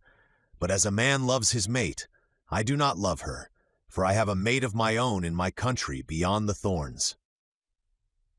Comodo Florenzel said no more, but he thought a great deal. He thought of what it would mean to return to his own city where he was the Zertolosto, and where, by all the customs of ages, he would be supposed to marry a princess from another city. But he did not want a princess. He wanted Taliskar, the little slave girl of Veltopismachus, who scarcely knew her own mother, and most probably had never heard that of her father if her mother knew it. He wanted Taliskar, but he could only have her in Trohanalmachus as a slave. His love for her was real, and so he would not insult her by thinking such a thing as that. If he could not make her his princess, he would not have her at all, and so Comodo Florenzel, the son of Adendrohakis, was sad. But he had none too much time to dwell upon his sorrow now, for the others were planning the best means for escape. "The keepers come down to feed the cats upon this side," said Xoanthrohago, indicating a small door in the wall of the pit opposite that which led into the chamber in which he had been incarcerated. "Doubtless it is not locked either," said Janzara, "for a prisoner could not reach it without crossing through this chamber where the cats were kept." "We will see," said Tarzan, and crossed to the door. A moment sufficed to force it open, revealing a narrow corridor beyond. One after another, the five crawled through the small aperture and following the corridor ascended an acclivity, lighting their way with candles taken from the den of the carnivora. At the top a door opened into a wide corridor, a short distance down which stood a warrior, evidently on guard before a door.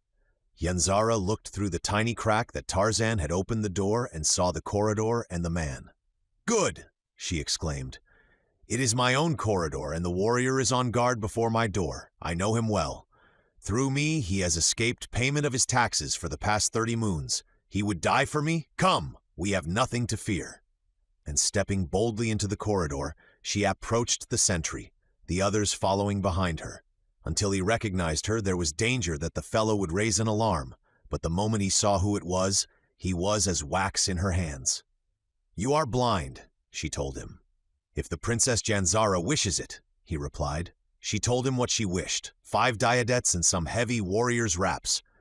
He eyed those who were with her, and evidently recognized Xoanthrohago and guessed who the 2 other men were. "Not only shall I be blind for my princess," he said, "but tomorrow I shall be dead for her." "Fetch 6 diadettes then," said the princess. Then she turned toward Comodo Florenzel. "You are Prince Royal of Trohanadalmachus?" she asked. "I am," he replied. "And if we show you the way to liberty, you will not enslave us?" "I shall take you to the city as my own slaves and then liberate you," he replied. "It is something that has seldom, if ever, been done," she mused, "not in the memory of living man in Veltopismachus. I wonder if your sire will permit it." "The thing is not without precedent," replied Comodo Florenzel. "It has been done, but rarely, yet it has been done. I think you may feel assured of a friendly welcome at the court of Adendrohakis, where the wisdom of Xoanthrohago will not go unappreciated or unrewarded." It was a long time before the warrior returned with the diadettes. His face was covered with perspiration and his hands with blood. "I had to fight for them," he said, "and we shall have to fight to use them if we do not hurry. Here, Prince, I brought you weapons." And he handed a sword and dagger to Xoanthrohago. They mounted quickly. It was Tarzan's first experience upon one of the wiry, active little mounts of the Manunians, but he found the saddle well designed and the diadette easily controlled. "They will be following me from the king's corridor," explained Orathark, the warrior who had fetched the diadettes. "It would be best, then, to leave by one of the others." "Trohanadalmachus is east of Veltopismachus," said Xoanthrohago, "and if we leave by the women's corridor with 2 slaves from Trohanadalmachus, they will assume that we are going there. But if we leave by another corridor, they will not be sure, and if they lose even a little time in starting the pursuit, it will give us just that much of an advantage. If we go straight toward Trohanadalmachus, we shall almost certainly be overtaken, as the swiftest of diadettes will be used in our pursuit." Our only hope lies in deceiving them as to our route or destination. And to accomplish this, I believe that we should leave either by the warriors' corridor or the slaves' corridor, cross the hills north of the city, circle far out to the north and east, not turning south until we are well past Trohana Dalmacus. In this way, we can approach that city from the east while our pursuers are patrolling the country west of Trohana Dalmacus to Velta Pismacus. "Let us leave by the warriors' corridor, then," suggested Janzara. "The trees and shrubbery will conceal us while we pass around to the north of the city," said Comodo Florenzel. "We should leave at once," urged Orathark. "Go first, then, with the princess," said Zoanthrohago, "for there is a possibility that the guard at the entrance will let her pass with her party. We will muffle ourselves well with our warriors' cloaks. Come, lead the way." With Janzara and Orathark ahead, and the others following closely, they moved at a steady trot along the circular corridor toward the warriors' corridor, and it was not until they had turned into the latter that any sign of pursuit developed. Even then, though they heard the voices of men behind them, they hesitated to break into a faster gait, lest they arouse the suspicions of the warriors in the guardroom, which they must pass near the mouth of the corridor. Never had the warriors' corridor seemed so long to any of the Veltopismacusians in the party as it did this night. Never had they so wished to race their diadettes as now. But they held their mounts to an even pace that would never have suggested to the most suspicious that here were 6 people seeking escape, most of them from death. They had come almost to the exit when they were aware that the pursuit had turned into the Warriors' corridor behind them, and that their pursuers were advancing at a rapid gait. Janzara and Orathark drew up beside the sentry at the mouth of the corridor as he stepped out to bar their progress. "The Princess Janzara," announced Orathark. "Aside for the Princess Janzara!" The princess threw back the hood of the warrior's cloak she wore, revealing her features, well known to every warrior in the royal dome, and well feared. The fellow hesitated. "Aside, man!" cried the princess, "or I ride you down!" A great shout arose behind them. Warriors on swiftly galloping diadettes leaped along the corridor toward them. The warriors were shouting something, the sense of which was hidden by the noise, but the sentry was suspicious. "Wait until I call the Novand of the Guard, princess," he cried. "Something is amiss, and I dare let no one pass without authority. But wait! Here he is!" And the party turned in their saddles to see a Novand emerging from the door of the guardroom, followed by a number of warriors. "Ride!"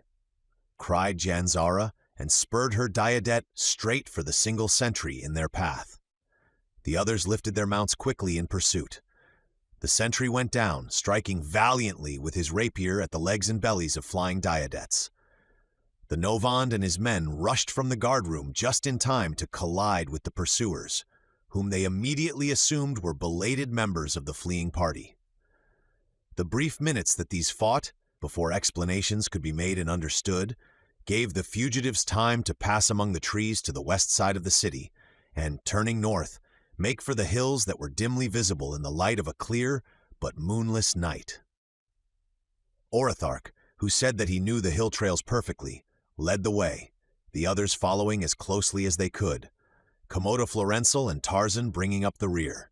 Thus they moved on in silence through the night, winding along precipitous mountain trails, leaping now and again from rock to rock, where the trail itself had been able to find no footing, sliding into dank ravines, clambering through heavy brush and timber along tunnel-like trails that followed their windings, or crept up their opposite sides to narrow ridge or broad plateau. And all night long no sign of pursuit developed. Came the morning at last, and with it, from the summit of a lofty ridge, a panorama of broad plains stretching to the north, of distant hills, of forests, and of streams. They decided then to descend to one of the numerous park-like glades that they could see nestling in the hills below them, and there rest their mounts and permit them to feed, for the work of the night had been hard upon them. They knew that in the hills they might hide almost indefinitely, so wild and so little traveled were they, and so they went into camp an hour after sunrise, in a tiny cup-like valley surrounded by great trees, and watered and fed their mounts with a sense of security greater than they had felt since they left Veltopismacus. Orathark went out on foot and killed a number of quail, and Tarzan speared a couple of fish in the stream. These they prepared and ate, and then, the men taking turns on guard, they slept until afternoon, for none had had sleep the night before. Taking up their flight again in mid-afternoon, they were well out upon the plain when darkness overtook them. Komodo Florenzel and Zoanthroago were riding far out upon the flanks, and all were searching for a suitable camping place. It was Zoanthroago who found it, and when they all gathered about him, Tarzan saw nothing in the waning light of day that appeared any more like a good camping place than any other spot on the open plain. There was a little clump of trees, but they had passed many such clumps, and there was nothing about this one that seemed to offer any greater security than another. As a matter of fact, to Tarzan it appeared anything but a desirable campsite. There was no water, there was little shelter from the wind, and none from an inmai, but perhaps they were going into the trees. That would be better. He looked up at the lofty branches lovingly. How enormous these trees seemed. He knew them for what they were, and that they were trees of but average size, yet to him now they reared their heads aloft like veritable giants. "I will go in first," he heard Komodo Florenzel say, and turned to learn what he referred to. The other three men were standing at the mouth of a large hole, into which they were looking. Tarzan knew that the opening was the mouth of the burrow of a rattle, the African member of the badger family, and he wondered why any of them wished to enter it. Tarzan had never cared for the flesh of the rattle. He stepped over and joined the others, and as he did so, he saw Komodo Florenzel crawl into the opening, his drawn sword in his hand. "Why is he doing that?" he asked Zoanthroago. "To drive out or kill the Kamban if he is there," replied the prince, giving the rattle its Minunian name. "And why?" asked Tarzan. "Surely you do not eat its flesh." "No, but we want his home for the night," replied Zoanthroago. "I had forgotten that you are not a Minunian. We will spend the night in the underground chambers of the Kamban, safe from the attacks of the cat or the lion. It would be better were we there now. This is a bad hour of the night for Minunians to be abroad on the plain or in the forest, for it is at this hour that the lion hunts." A few minutes later, Komodo Florenzel emerged from the hole. "The Kamban is not there," he said. "The burrow is deserted. I found only a snake, which I killed. Go in, Orathark, and Janzara and Talaskar will follow you. You have candles?" They had, and one by one they disappeared into the mouth of the hole, until Tarzan, who had asked to remain until last, stood alone in the gathering night, gazing at the mouth of the rattle's burrow, a smile upon his lips. It seemed ridiculous to him that Tarzan of the Apes should ever be contemplating hiding from Numa in the hole of a ratel, or worse still, hiding from little Scree the wildcat, and as he stood there smiling, a bulk loomed dimly among the trees. The Diadets, standing near, untethered, snorted and leaped away, and Tarzan wheeled to face the largest lion he ever had seen, a lion that towered over twice the ape-man's height above him. How tremendous, how awe-inspiring Numa appeared to one the size of a Minunian. The lion crouched, its tail extended, the tip moving ever so gently, but the ape-man was not deceived. He guessed what was coming, and even as the great cat sprang, he turned and dove head foremost down the hole of the rattle, and behind him rattled the loose earth pushed into the burrow's mouth by Numa, as he alighted upon the spot where Tarzan had stood. Chapter 21. For 3 days the six traveled toward the east, and then upon the fourth they turned south. A great forest loomed upon the distant southern horizon, sweeping also wide upon the east. To the southwest lay Trohana Dalmakus, a good 2 days' journey for their tired Diadets. Tarzan often wondered what rest the little creatures obtained. At night they were turned loose to graze, but his knowledge of the habits of the carnivora assured him that the tiny antelope must spend the greater part of each night in terrified watching or in flight. Yet every morning they were back at the camp, awaiting the pleasure of their masters. That they did not escape, never to return, is doubtless due to 2 facts. One is that they have been for ages bred in the domes of the Minunians. They know no other life than with their masters, to whom they look for food and care. And the other is the extreme kindness and affection which the Minunians accord their beautiful beasts of burden, and which have won the love and confidence of the little animals to such an extent that the Deodat is most contented when in the company of man. It was during the afternoon of the 4th day of their flight that Taliskar suddenly called their attention to a small cloud of dust far to their rear. For a long time all 6 watched it intently as it increased in size and drew nearer. "It may be the long-awaited pursuit," said Xoanthrohago. "Or some of my own people from Trohanadalmachus," suggested Komodo Florenzel. "Whoever they are, they greatly outnumber us," said Janzara, "and I think we should find shelter until we know their identity." "We can reach the forest before they overtake us," said Orathark, "and in the forest we may elude them if it is necessary." "I fear the forest," said Janzara. "We have no alternative," said Xoanthrohago, "but even now I doubt that we can reach it ahead of them. Come, we must be quick." Never before had Tarzan of the Apes covered ground so rapidly upon the back of an animal. The Diadets flew through the air in great bounds. Behind them, the nucleus of the dust cloud had resolved itself into a dozen mounted warriors against whom their 4 blades would be helpless. Their one hope, therefore, lay in reaching the forest ahead of their pursuers. And now it seemed that they would be successful, and now it seemed that they would not. The recently distant woods seemed rushing toward him as Tarzan watched ahead between the tiny horns of his graceful mount. And behind, the enemy was gaining. They were Veltopismacusian. They were close enough now for the devices upon their helmets to be seen, and they had recognized their quarry, for they cried aloud upon them to stop, calling several of them by name. One of the pursuers forged farther ahead than the others. He came now close behind Xoanthrohago, who rode neck and neck with Tarzan in the rear of their party. A half-length ahead of Xoanthrohago was Janzara. The fellow called aloud to her. "Princess," he cried, "the king's pardon for you all if you return the slaves to us. Surrender and all will be forgiven." Tarzan of the Apes heard, and he wondered what the Veltopismacusians would do. It must have been a great temptation, and he knew it. Had it not been for Taliskar, he would have advised them to fall back among their friends, but he would not see the slave girl sacrificed. He drew his sword then, and dropped back beside Xoanthrohago, though the other never guessed his purpose. "Surrender, and all will be forgiven," shouted the pursuer again. "Never," cried Xoanthrohago. "Never," echoed Janzara. "The consequences are yours," cried the messenger, and on they rushed, pursuers and pursued, toward the dark forest, while from just within its rim savage eyes watched the mad race and red tongues licked hungry lips in anticipation. Tarzan had been glad to hear the reply given by both Xoanthrohago and Janzara, whom he had found likable companions and good comrades.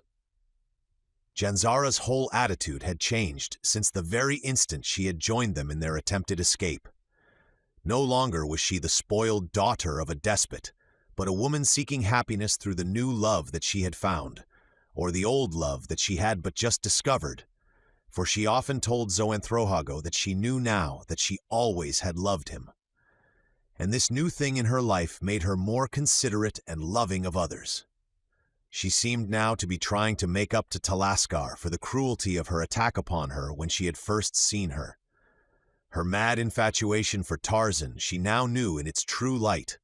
Because she had been refused him, she wanted him, and she would have taken him as her prince to spite her father, whom she hated.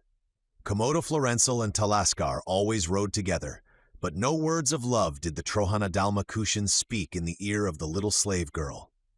A great resolve was crystallizing in his mind, but it had as yet taken on no definite form, and Taliskar, seemingly happy just to be near him, rode blissfully through the first days of the only freedom she had ever known. But now all was forgotten, except the instant danger of capture and its alternative concomitants, death and slavery. The 6 urged their straining mounts ahead. The forest was so near now. Ah, if they could but reach it! Their one warrior might be as good as 3, and the odds against them would be reduced, for in the forest the whole 12 could not engage them at once, and by careful maneuvering they doubtless could separate them. They were going to succeed. A great shout rose to the lips of Orathark as his Diadet leaped into the shadows of the first trees, and the others took it up, for a brief instant, and then it died upon their lips as they saw a giant hand reach down and snatch Orathark from his saddle. They tried to stop and wheel their mounts, but it was too late. Already they were in the forest, and all about them was a horde of the hideous Zertalakalals. One by one they were snatched from their diadettes, while their pursuers, who must have seen what was taking place just inside the forest, wheeled and galloped away.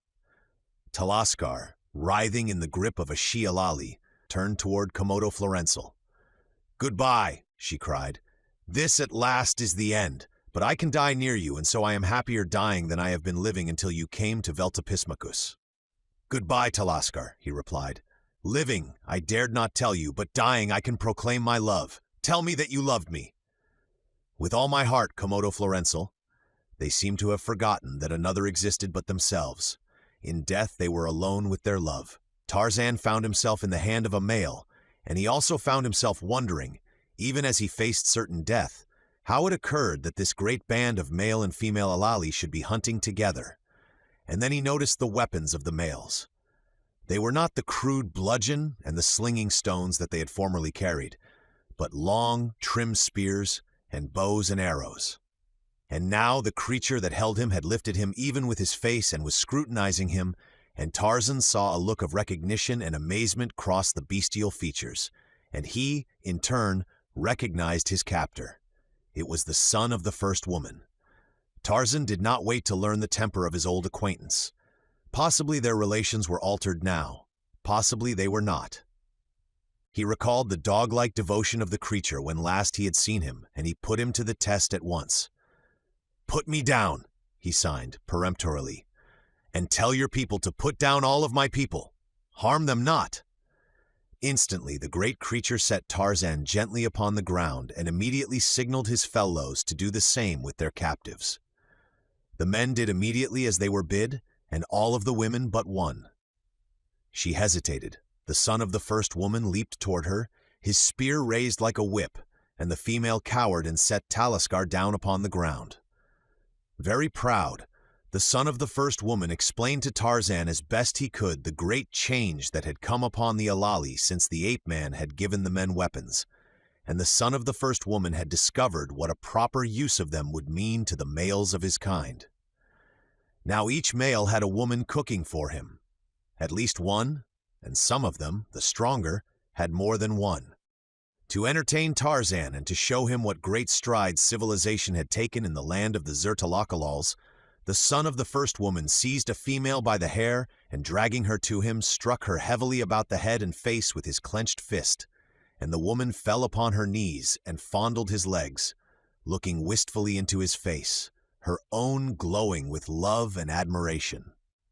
That night the six slept in the open, surrounded by the great Zertalakalals, and the next day they started across the plain toward Trohanadalmakis, where Tarzan had resolved to remain until he regained his normal size, when he would make a determined effort to cut his way through the thorn forest to his own country.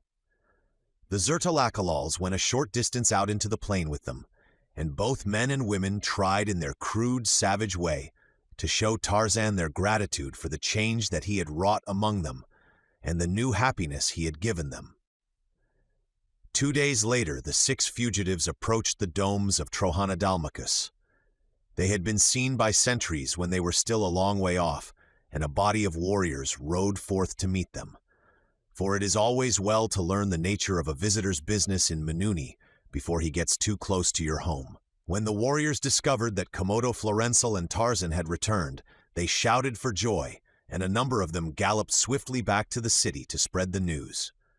The fugitives were conducted at once to the throne room of Adandrohakis, and there that great ruler took his son in his arms and wept, so great was his happiness at having him returned safely to him.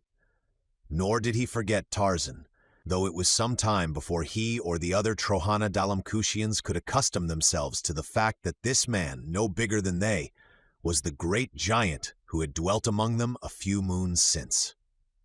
Adandrohakis called Tarzan to the foot of the throne, and there, before the nobles and warriors of Trohanadamakis, he made him a zertol, or prince, and he gave him diadettes and riches, and allotted him quarters fitted to his rank, begging him to stay among them always. Janzara, Zoanthrohago, and Orathark he gave their liberty and permission to remain in Trohanadalmakis, and then Komodo Florenzel drew Taliskar to the foot of the throne.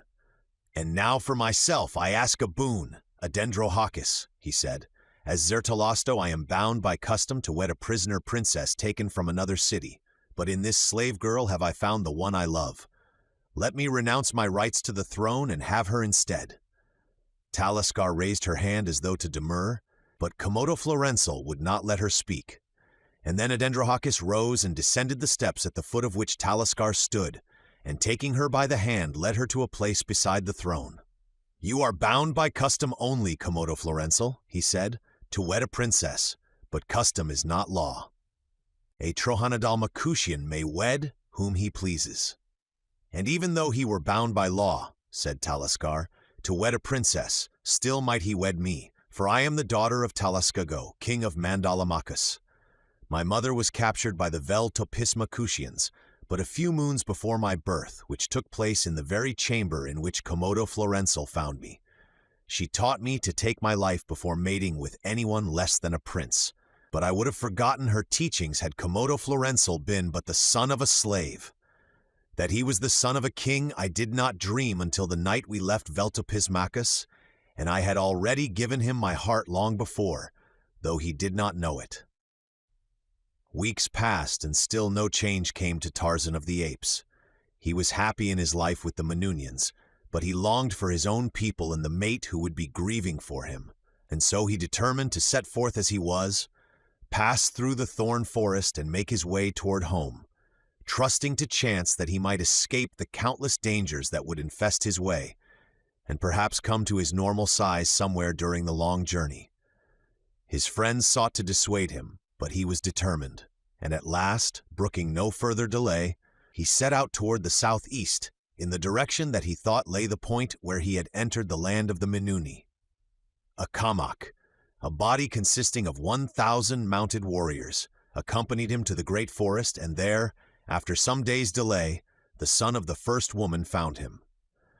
The Menunians bid him goodbye, and as he watched them ride away upon their graceful mounts, something rose in his throat that only came upon those few occasions in his life that Tarzan of the Apes knew the meaning of homesickness. The son of the first woman and his savage band escorted Tarzan to the edge of the thorn forest. Further than that they could not go. A moment later they saw him disappear among the thorns, with a wave of farewell to them. For 2 days Tarzan, no larger than a Minunian, made his way through the thorn forest. He met small animals that were now large enough to be dangerous to him, but he met nothing that he could not cope with. By night he slept in the burrows of the larger burrowing animals. Birds and eggs formed his food supply. During the second night he awoke with a feeling of nausea suffusing him. A premonition of danger assailed him. It was dark as the grave in the burrow he had selected for the night. Suddenly the thought smote him that he might be about to pass through the ordeal of regaining his normal stature. To have this thing happen while he lay buried in this tiny burrow would mean death, for he would be crushed, strangled, or suffocated before he regained consciousness. Already he felt dizzy, as one might feel who was upon the verge of unconsciousness. He stumbled to his knees and clawed his way up the steep acclivity that led to the surface. Would he reach it in time? He stumbled on, and then suddenly a burst of fresh night air smote his nostrils. He staggered to his feet. He was out! He was free! Behind him he heard a low growl. Grasping his sword, he lunged forward among the thorn trees. How far he went, or in what direction, he did not know. It was still dark when he stumbled and fell unconscious to the ground. Chapter 22. A Waziri returning from the village of Obebe the cannibal saw a bone lying beside the trail. This in itself was nothing remarkable. Many bones lie along savage trails in Africa, but this bone caused him to pause. It was the bone of a child. Nor was that alone enough to give pause to a war-rider hastening through an unfriendly country back toward his own people. But Usula had heard strange tales in the village of Obebe the cannibal, where rumor had brought him in search of his beloved master, the Big Bwana. Obebe had seen nor heard nothing of Tarzan of the Apes. Not for years had he seen the giant white. He assured Usula of this fact many times, but from other members of the tribe the Waziri learned that a white man had been kept a prisoner by Obebe for a year or more, and that sometime since he had escaped. At first, Ursula thought this white man might have been Tarzan, but when he verified the statement of the time that had elapsed since the man was captured, he knew that it could not have been his master, and so he turned back along the trail toward home. But when he saw the child's bone along the trail several days out, he recalled the story of the missing Uha, and he paused just for a moment to look at the bone. And as he looked, he saw something else, a small skin bag, lying among some more bones a few feet off the trail. Ursula stooped and picked up the bag. He opened it and poured some of the contents into his palm. He knew what the things were, and he knew that they had belonged to his master, for Ursula was a headman who knew much about his master's affairs. These were the diamonds that had been stolen from the Big Bwana many moons before by the white men who had found Opar. He would take them back to the Big Bwana's lady. 3 days later, as he moved silently along the trail close to the great thorn forest, he came suddenly to a halt, the hand grasping his heavy spear, tensing in readiness. In a little open place he saw a man, an almost naked man, lying upon the ground. The man was alive. He saw him move. But what was he doing? Ursula crept closer, making no noise. He moved around until he could observe the man from another angle, and then he saw a horrid sight. The man was white, and he lay beside the carcass of long-dead buffalo, greedily devouring the remnants of hide that clung to the bleaching bones. The man raised his head a little, and Ursula, catching a better view of his face, gave a cry of horror. Then the man looked up and grinned. It was the Big Bwana. Ursula ran to him and raised him upon his knees, but the man only laughed and babbled like a child. At his side, caught over one of the horns of the buffalo, was the Big Bwana's golden locket with the great diamonds set in it. Ursula replaced it about the man's neck. He built a strong shelter for him nearby and hunted food, and for many days he remained until the man's strength came back, but his mind did not come back. And thus, in this condition, the faithful Ursula led home his master. They found many wounds and bruises upon his body and his head, some old, some new, some trivial, some serious, and they sent to England for a great surgeon to come out to Africa and seek to mend the poor thing that once had been Tarzan of the apes. The dogs that had once loved Lord Greystoke slunk from this brainless creature. Jad Bal Jah, the golden lion, growled when the man was wheeled near his cage. Korak, the killer, paced the floor in dumb despair, for his mother was on her way from England. And what would be the effect upon her of this awful blow?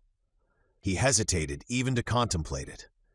Kamis, the witch doctor, had searched untiringly for Uha, his daughter, since the river devil had stolen her from the village of Obebe, the cannibal. He had made pilgrimages to other villages, some of them remote from his own country, but he had found no trace of her or her abductor. He was returning from another fruitless search that had extended far to the east of the village of Obebe, skirting the great thorn forest a few miles north of the Ugogo. It was early morning. He had but just broken his lonely camp and set out upon the last leg of his homeward journey when his keen old eyes discovered something lying at the edge of a small open space 100 yards to his right. He had just a glimpse of something that was not of the surrounding vegetation. He did not know what it was, but instinct bade him investigate. Moving cautiously nearer, he presently identified the thing as a human knee just showing above the low grass that covered the clearing. He crept closer, and suddenly his eyes narrowed and his breath made a single, odd little sound as it sucked rapidly between his lips in mechanical reaction to surprise, for what he saw was the body of the river devil lying upon its back, one knee flexed, the knee that he had seen above the grasses. His spear advanced, and ready he approached until he stood above the motionless body. Was the river devil dead, or was he asleep? Placing the point of his spear against the brown breast, Kamis prodded. The devil did not awaken. He was not asleep then, nor did he appear to be dead. Kamis knelt and placed an ear above the other's heart. He was not dead. The witch doctor thought quickly. In his heart he did not believe in river devils. Yet there was a chance that there might be such things, and perhaps this one was shamming unconsciousness, or, temporarily absent from the flesh, it assumed as a disguise that it might go among men without arousing suspicion. But too, it was the abductor of his daughter. That thought filled him with rage and with courage. He must force the truth from those lips even though the creature were a devil. He unwound a bit of fiber rope from about his waist and, turning the body over upon its back, quickly bound the wrists behind it. Then he sat down beside it to wait. It was an hour before signs of returning consciousness appeared. Then the river devil opened his eyes. "Where is Uha, my daughter?" demanded the witch doctor. The river devil tried to free his arms, but they were too tightly bound. He made no reply to Kama's question. It was as though he had not heard it. He ceased struggling and lay back again, resting. After a while he opened his eyes once more and lay looking at Kamis, but he did not speak. "Get up!" commanded the witch doctor and prodded him with a spear. The river devil rolled over on his side, flexed his right knee, raised on one elbow, and finally got to his feet. Kamis prodded him in the direction of the trail. Toward dusk, they arrived at the village of Obebe. When the warriors and the women and the children saw who it was that Kamis was bringing to the village, they became very much excited, and had it not been for the witch doctor, of whom they were afraid, they would have knifed and stoned the prisoner to death before he was fairly inside the village gates. But Kamis did not want the river devil killed. Not yet. He wanted first to force from him the truth concerning Uha. So far, he had been unable to get a word out of his prisoner. Incessant questioning, emphasized by many prods of the spear point, had elicited nothing. Kamis threw his prisoner into the same hut from which the river devil had escaped, but he bound him securely and placed 2 warriors on guard. He had no mind to lose him again. Obe came to see him. He too questioned him, but the river devil only looked blankly in the face of the chief. "I will make him speak," said Obebe. "After we have finished eating, we will have him out and make him speak. I know many ways." "You must not kill him," said the witch doctor. "He knows what became of Uha, and until he tells me, no one shall kill him." "He will speak before he dies," said Obebe. "He is a river devil and will never die," said Kamis, reverting to the old controversy. "He is Tarzan," cried Obebe, and the two were still arguing after they had passed out of hearing of the prisoner lying in the filth of the hut. After they had eaten, he saw them heating irons in a fire near the hut of the witch doctor, who was squatting before the entrance, working rapidly with numerous charms.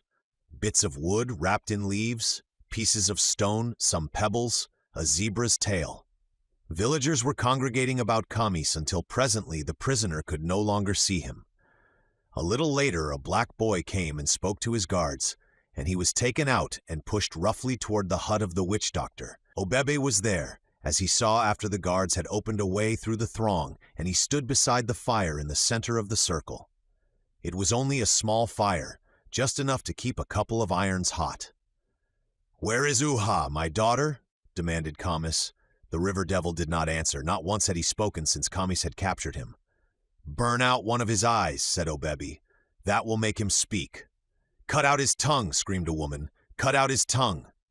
"Then he cannot speak at all, you fool," cried Kamis. The witch doctor arose and put the question again, but received no reply. Then he struck the river devil a heavy blow in the face. Kamis had lost his temper so that he did not fear even a river devil. "You will answer me now," he screamed, and stooping he seized a red-hot iron. "The right eye first," shrilled Obebe. The doctor came to the bungalow of the ape-man. Lady Greystoke brought him with her. They were 3 tired and dusty travelers as they dismounted at last before the rose-embowered entrance, the famous London surgeon, Lady Greystoke, and Flora Hawkes, her maid. The surgeon and Lady Greystoke went immediately to the room where Tarzan sat in an improvised wheelchair. He looked up at them blankly as they entered. "Don't you know me, John?" asked the woman. Her son took her by the shoulders and led her away, weeping. "He does not know any of us," he said. "Wait until after the operation, mother, before you see him again. You can do him no good, and to see him this way is too hard upon you." The great surgeon made his examination. There was pressure on the brain from a recent fracture of the skull. An operation would relieve the pressure and might restore the patient's mind and memory. It was worth attempting. Nurses and 2 doctors from Nairobi, engaged the day they arrived there, followed Lady Greystoke and the London surgeon, reaching the bungalow the day after their arrival. The operation took place the following morning. Lady Greystoke, Korak, and Mariam were awaiting in an adjoining room, The verdict of the surgeon. Was the operation a failure or a success? They sat mutely staring at the door leading into the improvised operating room. At last it opened after what seemed ages, but was only perhaps an hour. The surgeon entered the room where they sat. Their eyes, dumbly pleading, asked him the question that their lips dared not voice. "I cannot tell you anything as yet," he said, "other than that the operation, as an operation, was successful. What the result of it will be, only time will tell. I have given orders that no one is to enter his room other than the nurses for 10 days. They are instructed not to speak to him or allow him to speak for the same length of time, but he will not wish to speak, for I shall keep him in a semi-conscious condition by means of drugs until the 10 days have elapsed. Until then, Lady Greystoke, we may only hope for the best, but I can assure you that your husband has every chance for complete recovery. I think you may safely hope for the best." The witch doctor laid his left hand upon the shoulder of the river devil. In his right hand was clutched a red-hot iron. "The right eye first," shrilled Obey. Suddenly the muscles upon the back and shoulders of the prisoner leaped into action, rolling beneath his brown hide. For just an instant, he appeared to exert terrific physical force. There was a snapping sound at his back as the strands about his wrists parted, and an instant later, steel-thewed fingers fell upon the right wrist of the witch doctor. Blazing eyes burned into his. He dropped the red-hot rod, his fingers paralyzed by the pressure upon his wrist, and he screamed, for he saw death in the angry face of the god. Obibay leaped to his feet. Warriors pressed forward, but not near enough to be within reach of the river devil. They had never been certain of the safety of tempting Providence in any such manner as Camus and Obebe had been about to do. Now here was the result. The wrath of the river devil would fall upon them all. They fell back, some of them, and that was a cue for others to fall back. In the minds of all was the same thought. If I have no hand in this Pebby, the river devil will not be angry with me. Then they turned and fled to their huts, stumbling over their women and their children who were trying to outdistance their lords and masters. Obebe turned now to flee also, and the river devil picked Camis up and held him in 2 hands high above his head, and ran after Obebe the chief. The latter dodged into his own hut. He had scarce reached the center of it when there came a terrific crash upon the light, thatched roof, which gave way beneath a heavy weight. A body descending upon the chief filled him with terror. The river devil had leaped in through the roof of his hut to destroy him. The instinct of self-preservation rose momentarily above his fear of the supernatural, for now he was convinced that Camis had been right, and the creature they had so long held prisoner was indeed the river devil. And Obebe drew the knife at his side and lunged it again and again into the body of the creature that had leaped upon him. And when he knew that life was extinct, he rose and, dragging the body after him, stepped out of his hut into the light of the moon and the fires. "Come, my people," he cried. "You have nothing to fear, for I, Obebe, your chief, have slain the river devil with my own hands." And then he looked down at the thing trailing behind him and gave a gasp, and sat down suddenly in the dirt of the village street, for the body at his heels was that of Camis, the witch doctor. His people came, and when they saw what had happened, they said nothing, but looked terrified. Obebe examined his hut and the ground around it. He took several warriors and searched the village. The stranger had departed. He went to the gates. They were closed, but in the dust before them was the imprint of naked feet, the naked feet of a white man. Then he came back to his hut, where his frightened people stood waiting him. "Obebe was right," he said. "The creature was not the river devil. It was Tarzan of the apes, for only he could hurl Camis so high above his head that he would fall through the roof of a hut, and only he could pass unaided over our gates." The 10th day had come. The great surgeon was still at the Greystoke bungalow, awaiting the outcome of the operation. The patient was slowly emerging from under the influence of the last dose of drugs that had been given him during the preceding night, but he was regaining his consciousness more slowly than the surgeon had hoped. The long hours dragged by, morning ran into afternoon, and evening came, and still there was no word from the sick room. It was dark. The lamps were lighted. The family were congregated in the big living room. Suddenly the door opened and a nurse appeared. Behind her was the patient. There was a puzzled look upon his face, but the face of the nurse was wreathed in smiles. The surgeon came behind, assisting the man, who was weak from long inactivity. "I think Lord Greystoke will recover rapidly now," he said. "There are many things that you may have to tell him. He did not know who he was when he regained consciousness, but that is not unusual in such cases." The patient took a few steps into the room, looking wonderingly about. "There is your wife, Greystoke," said the surgeon kindly. Lady Greystoke rose and crossed the room toward her husband, her arms outstretched. A smile crossed the face of the invalid as he stepped forward to meet her and take her in his arms. But suddenly someone was between them, holding them apart. It was Flora Hawkes. "My God, Lady Greystoke," she cried. "He ain't your husband. It's Miranda, Esteban Miranda. Don't you suppose I'd know him in a million? I ain't seen him since we came back, never having been in the sick chamber, but I suspicioned something the minute he stepped into this room, and when he smiled, I knew." "Flora," cried the distracted wife. "Are you sure? No, you must be wrong. God has not given me back my husband only to steal him away again. John, tell me, is it you? You would not lie to me?" For a moment the man before them was silent. He swayed to and fro as in weakness. The surgeon stepped forward and supported him. "I have been very sick," he said. "Possibly I have changed, but I am Lord Greystoke. I do not remember this woman," and he indicated Flora Hawkes. "He lies," cried the girl. "Yes, he lies," said a quiet voice behind them, and they all turned to see the figure of a giant white standing in the open French windows leading to the veranda. "John!" cried Lady Greystoke, running toward him. "How could I have been mistaken?" But the rest of the sentence was lost as Tarzan of the Apes sprang into the room and, taking his mate in his arms, covered her lips with kisses.